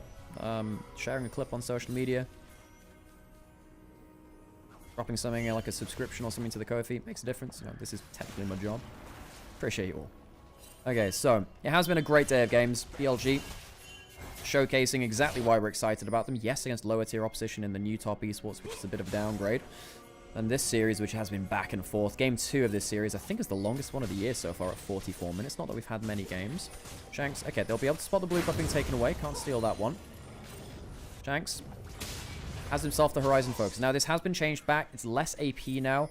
Gives you that 10% damage increase if you hit someone with CC or beyond a certain distance, though, with a skill shot. Blade Rage Blade for Hope. Now, Kalista had a couple of buffs where she gets actually a random AP scaling on her E to help you have a stronger 2-item spike with the Rage Blade, which gives you 25 AP. It's not really meant to be AP Kalista, but you know, it gives you, if you have AP components to your items, it makes you feel a bit better about it. Tarzan on 2 items, 1,000 gold behind, but look, Wukong might actually still be more useful. It's just Wukong at this point in the game starts to really take over. And the Jarvan does have a decent amount of burst, but can get one shot themselves, and there's a lot of mobility to get out of the Cataclysm. Xiaoshu Zahen, what can that do? What can the bullet time do from Gala? Gala, you know, on Invictus Gaming last year, strange year, start of the year not fantastic, but then later on he became primary carry of Invictus Gaming, really. Hang on a second, use that flag drag, it's gonna be fine. Sunder Sky on Tarzan, Shanks on a flank angle, on the off angle. Waiting in that fog of war, as many good Ahri players do. The flag used for a bit of vision. Shanks still on the flank. Using those flags and control wards to spot things out. Dragon is alive. Baron is alive. Do AL give up one more dragon? Say we don't have the position. Once again, AL struggling to deal with JDG, who are ahead of the game and controlling an area of space. If they can threaten the Baron, they do have the Kalista with the Rage Blade as well. You can't really smite still easily against the Rage Blade Kalista. Teleport up. They are really calling this. JDG leave the dragon. Will they be here in time? I'm not sure. They might have to dunk in. Junja can fly Dragon Flash, but let's see if he can get there in time. Kyle can use the ultimate. He hits Junja. That's important. Big mistake on the macro from JDG. Jumps in, and the smite steal comes through, even against the Rend. Big mistake from anyone's legend. Vampire goes down, but it's only the support. How do you not smite it with the Kalista? Anyone's legend, a huge mistake around the most important objective in the series. Hope's gonna die to Honky. Anyone's legend. Oh, that is just not what you want. Flandra jumping forward. Honky goes down and Hope lives. Maybe a breath of life for them. Gala is alive. Flandra, good flash to take him out of the equation. Flandra jumping forwards again. He has another tunnel. Gala has to flash away. Does he have the bullet time? No. Use that in the last fight. Oh, God, anyone's legend. You had the smite and the Rend. A massive mistake from the team trying to make the macro comeback. How did that happen? Honky died. Vampire did too somewhere amongst that. Flandra, not a bad fight from him, but it's just, AL, that Baron could have been your comeback. You just hit the smite. You just hit the smite. Things all change. What happens here? What does it go down to? They even get the ultimate from the Renata. Misses the handshake. Kyle, I'm not sure how that happened. 2K, dunk. They just didn't time it right. They just didn't time it right. You're meant to time it down as your AD carry and jungler. You can see that Wukong smites well after. Huge mistake from Tarzan and Hope not coordinating. Honky uses his E. Hope able to jump around a little bit. And Flandra gets onto him, saving his AD carry. Well played by them to clean up that. But God, what a mistake from Hope and Tarzan. Great steal on the other side. Vampire low again. He has really had a difficult game, Vampire. Down for his 3rd death. Honky caught out. AL, they might have lost the Baron and the Dragon, but they're starting to get the fights. Gala dies as well. AL, they're clutching it out. JDG, you did the hard work. You stole the Baron against the goddamn smite. Rend. Hope is getting flashed onto. He dies. GA coming through. Junja trying to get himself the carry performance he needs in this late game. He also dies. Xiaoshu has the passive. He's already revived, but Flandra trying to get himself the damage needed. The ultimate. The grim deliverance. Xiaoshu carries JDG from the brink of death right back into a winning position. 9 members dead across the rift. Xiaoshu, massive performance from the new top laner of JDG. AL, they had just clutched it out. That was the fight that should have carried them through. They give Xiaoshu the passive, they don't disengage, and I just don't think they understood his damage. 3 items on the Zahen. 8-0-3. There's a reason we were hyped for him joining JDG last year. There's a reason why we praised him despite the failures of the team. What happened here? Vampire makes another mistake. He's had a poor series. He has really struggled. Jumps into Fog of War, almost throws the game. Vampire legitimately almost throws the game here because they don't have the threat on the backline. Honky is caught out alone. Huge mistake for him too. Then what happens here? Go into the bailout. Using the ult against Xiaoshu. Ren comes in and they just can't disengage. They just can't disengage. They see him hop over the wall, jump too close. Hope, poor positioning from him. Shanks gets into range of the raging Jarvan and comes back. And they just don't realize he hasn't used his ult yet. Shanks walks into it. And he gives him a full HP heal. What are you doing, Shanks? He just walks in to die. A massive mistake from the mid laner of Anyone's Legend. He walks in to give him the heal from the Grim Deliverance. Both of these teams now have done the hard part. JDG stole the Baron and then died after. Anyone's Legend got the pick off, punished Vampire, who's had a difficult series. He's been quite weak, honestly. And then they end up dying afterwards just by walking into the Zahen. They're going for a flank again. 4 control wards on the flank. Flandra has flash again. Gets stuck in the gravity field. Tarzan, he's going around Vision. He's going all the way around Vision. Can they find themselves engaged? Tarzan, they've still not seen him. Junja? When do we find out here? I actually think Tarzan wins. Well, does he win the 1v1? Maybe not. Well, folks, it has been dramatic. It has been dramatic.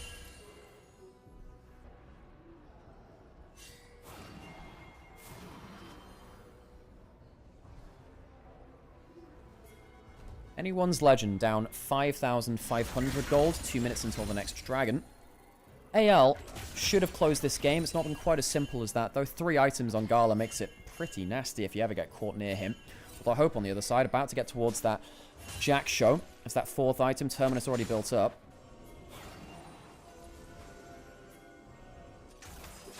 Xiaoshu, what a guy. New item brought in. You see those 2 little switchblades things? They're Zolani's weapons, the Darkin. A Darkin weapon for a Darkin champion. Basically, the more fighter stats that you have, the more Omnivamp you get. So he is going to be ridiculously hard to kill. Jumping onto Junja. Using... Hang on a second. They get themselves the charm on target too. Can they get himself the GA down? That's Jungler's GA down. How much extra have they got to give here? Vampire going in. He misses Hope. He misses Hope. Vampire not getting the CC again. He's had a really difficult game. And suddenly the support's down. Jumping forward. Hope really wants it. He doesn't get everything he needs. Ultimate coming in. Gets the support down, but that's it. Jarvan down. Xiaoshu, can he carry? He's trying to get himself the late game Zahen performance. It's a fight from behind the game from Anyone's Legend again. Another E onto Hope. I think he'll die now. Jumping forwards, Charm. Xiaoshu carrying through. Anyone's Legend again. Not sure what to do with his Zahen. Honky will chase down. There's a blast code and he gets hit back into him. Jumping forwards, the Wukong. Can he get the extra damage? Need him. They kill the Victor. Another death. Honky can't quite clutch it out. The Smite is down. Smite is down. Dragon up in 10 seconds. The game goes on. The gold is pretty much where it was. What a dramatic game to end out today. Anyone's Legend not letting this game go. Not letting it go at all. Xiaoshu couldn't quite get this one done. Teleport back in from Xiaoshu. Hope is dead. Soon to be respawning in 10 seconds. Tarzan back out on the map. He's close to a Guardian Angel. Junja back alive now too. No GA to work with himself. He lost that in the last play. Shanks is the death cap. He's a genuine threat now. Even if the build is a little bit lower on the damage side, death cap tends to make up for that. Can they get themselves another pick in the way that they needed? The W misses that time. Vampire forces out the ult. That's better from him. He struggled so far. Jumping forwards again. Oh my god, actually that's not very high damage from the Ahri at all, is it? Death Stance will tick down a little bit. Shanks doesn't have Malignance. It's level 16, so it's a lower cooldown. Kyle does have that ultimate again. Can Kyle be the difference maker? Tarzan jumping forwards. Gala, he escapes from the engage. The ultimate coming through from the Renata, and Vampire goes straight into a Cyclone, but still gets Kyle. Tarzan going forwards. I think he's too low HP to do much about this, and I think JDG this time have escaped the engage with the lead they have. I think with the kills, this might lead to the end of the game. This is Infernal Soul for JDG. Feels like they've made their job quite difficult. The late game scenarios have not been easy for them. Charm landing. This is just doing no damage. Ahri just doesn't do anything. Cooldown boots. Horizon focus after a change away from it being higher damage. The Rod of Ages. Shanks has not been able to do that much. We thought that the death cap might do more. I was wrong, folks. I was wrong. And I'm not sure what they do now. Infernal Soul, Flandra trying to get something. The flash forward for the Dark Return. Pulls the Callista to their death. Shanks trying to get himself some more. Can't get anything. And I think JDG might take down anyone's legend here at the death of the game. JDG have a lot to thank Xiaoshu for. The only deathless member in Game 3. 11-0-6. The Zahen carries JDG to a victory over anyone's legend. Anyone's legend. 2 losses on the trot. Lost against BLG yesterday. Lose here against JDG with Tabe, their old coach, today. It wasn't the easiest of series from JDG. I think they made their life quite hard. Vampire, very difficult series from him. Macro-wise, around objectives, quite difficult from JDG. Xiaoshu, though, what a Game 3. Destroyed Flandra in the 1v1. Flandra himself. Yeah, struggling a bit, folks. Struggling.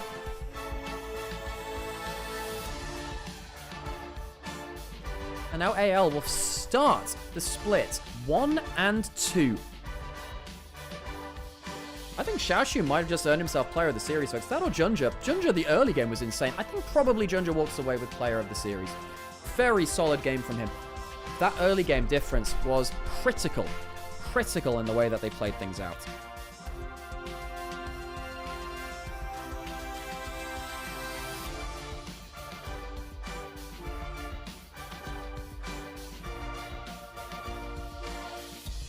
Okay. Well, that's our LPL games today, folks. If you enjoyed what you saw here today, please drop a like, a follow, subscribe. It makes a lot of difference to us. You know, at the end of the day, we're trying to make a living out of this. We've done it for a number of years now. Casting is my job. I really enjoyed bringing this. You know, these games are really special to watch. Maybe this is the rise of JDG. We know they probably are a top 3 team despite the loss to Invictus Gaming, but how high up can they go? Well, anyone's legend, they're not coming together in time right now, are they? They were meant to be coming together with better chemistry from last year. The surviving roster. Everyone's sticking together besides the coach. Thank you so much for the 5 gift subs there, John Lover. I hope you're doing well. And I hope you enjoyed whatever the heck GX showed yesterday. It really is my enjoyment to bring this. It's my pleasure and a real source of enjoyment for me to bring you these games. JDG 2-1. Clutch from Xiaohu at the end there. It was a bit of a mess. JDG still have some work to do in terms of their team fight cohesion. Some of their side lane macro as well, a little bit dodgy at points too. But this is step 1. This is square one. Where do they go from here? That's the important thing. I suppose, folks, I'm probably going to head off now. If you're watching on YouTube, the show will end here. We'll find someone to raid you over to if you're on Twitch as well. So thank you so much for joining me, and we'll see you tomorrow, I suppose. See you in a bit.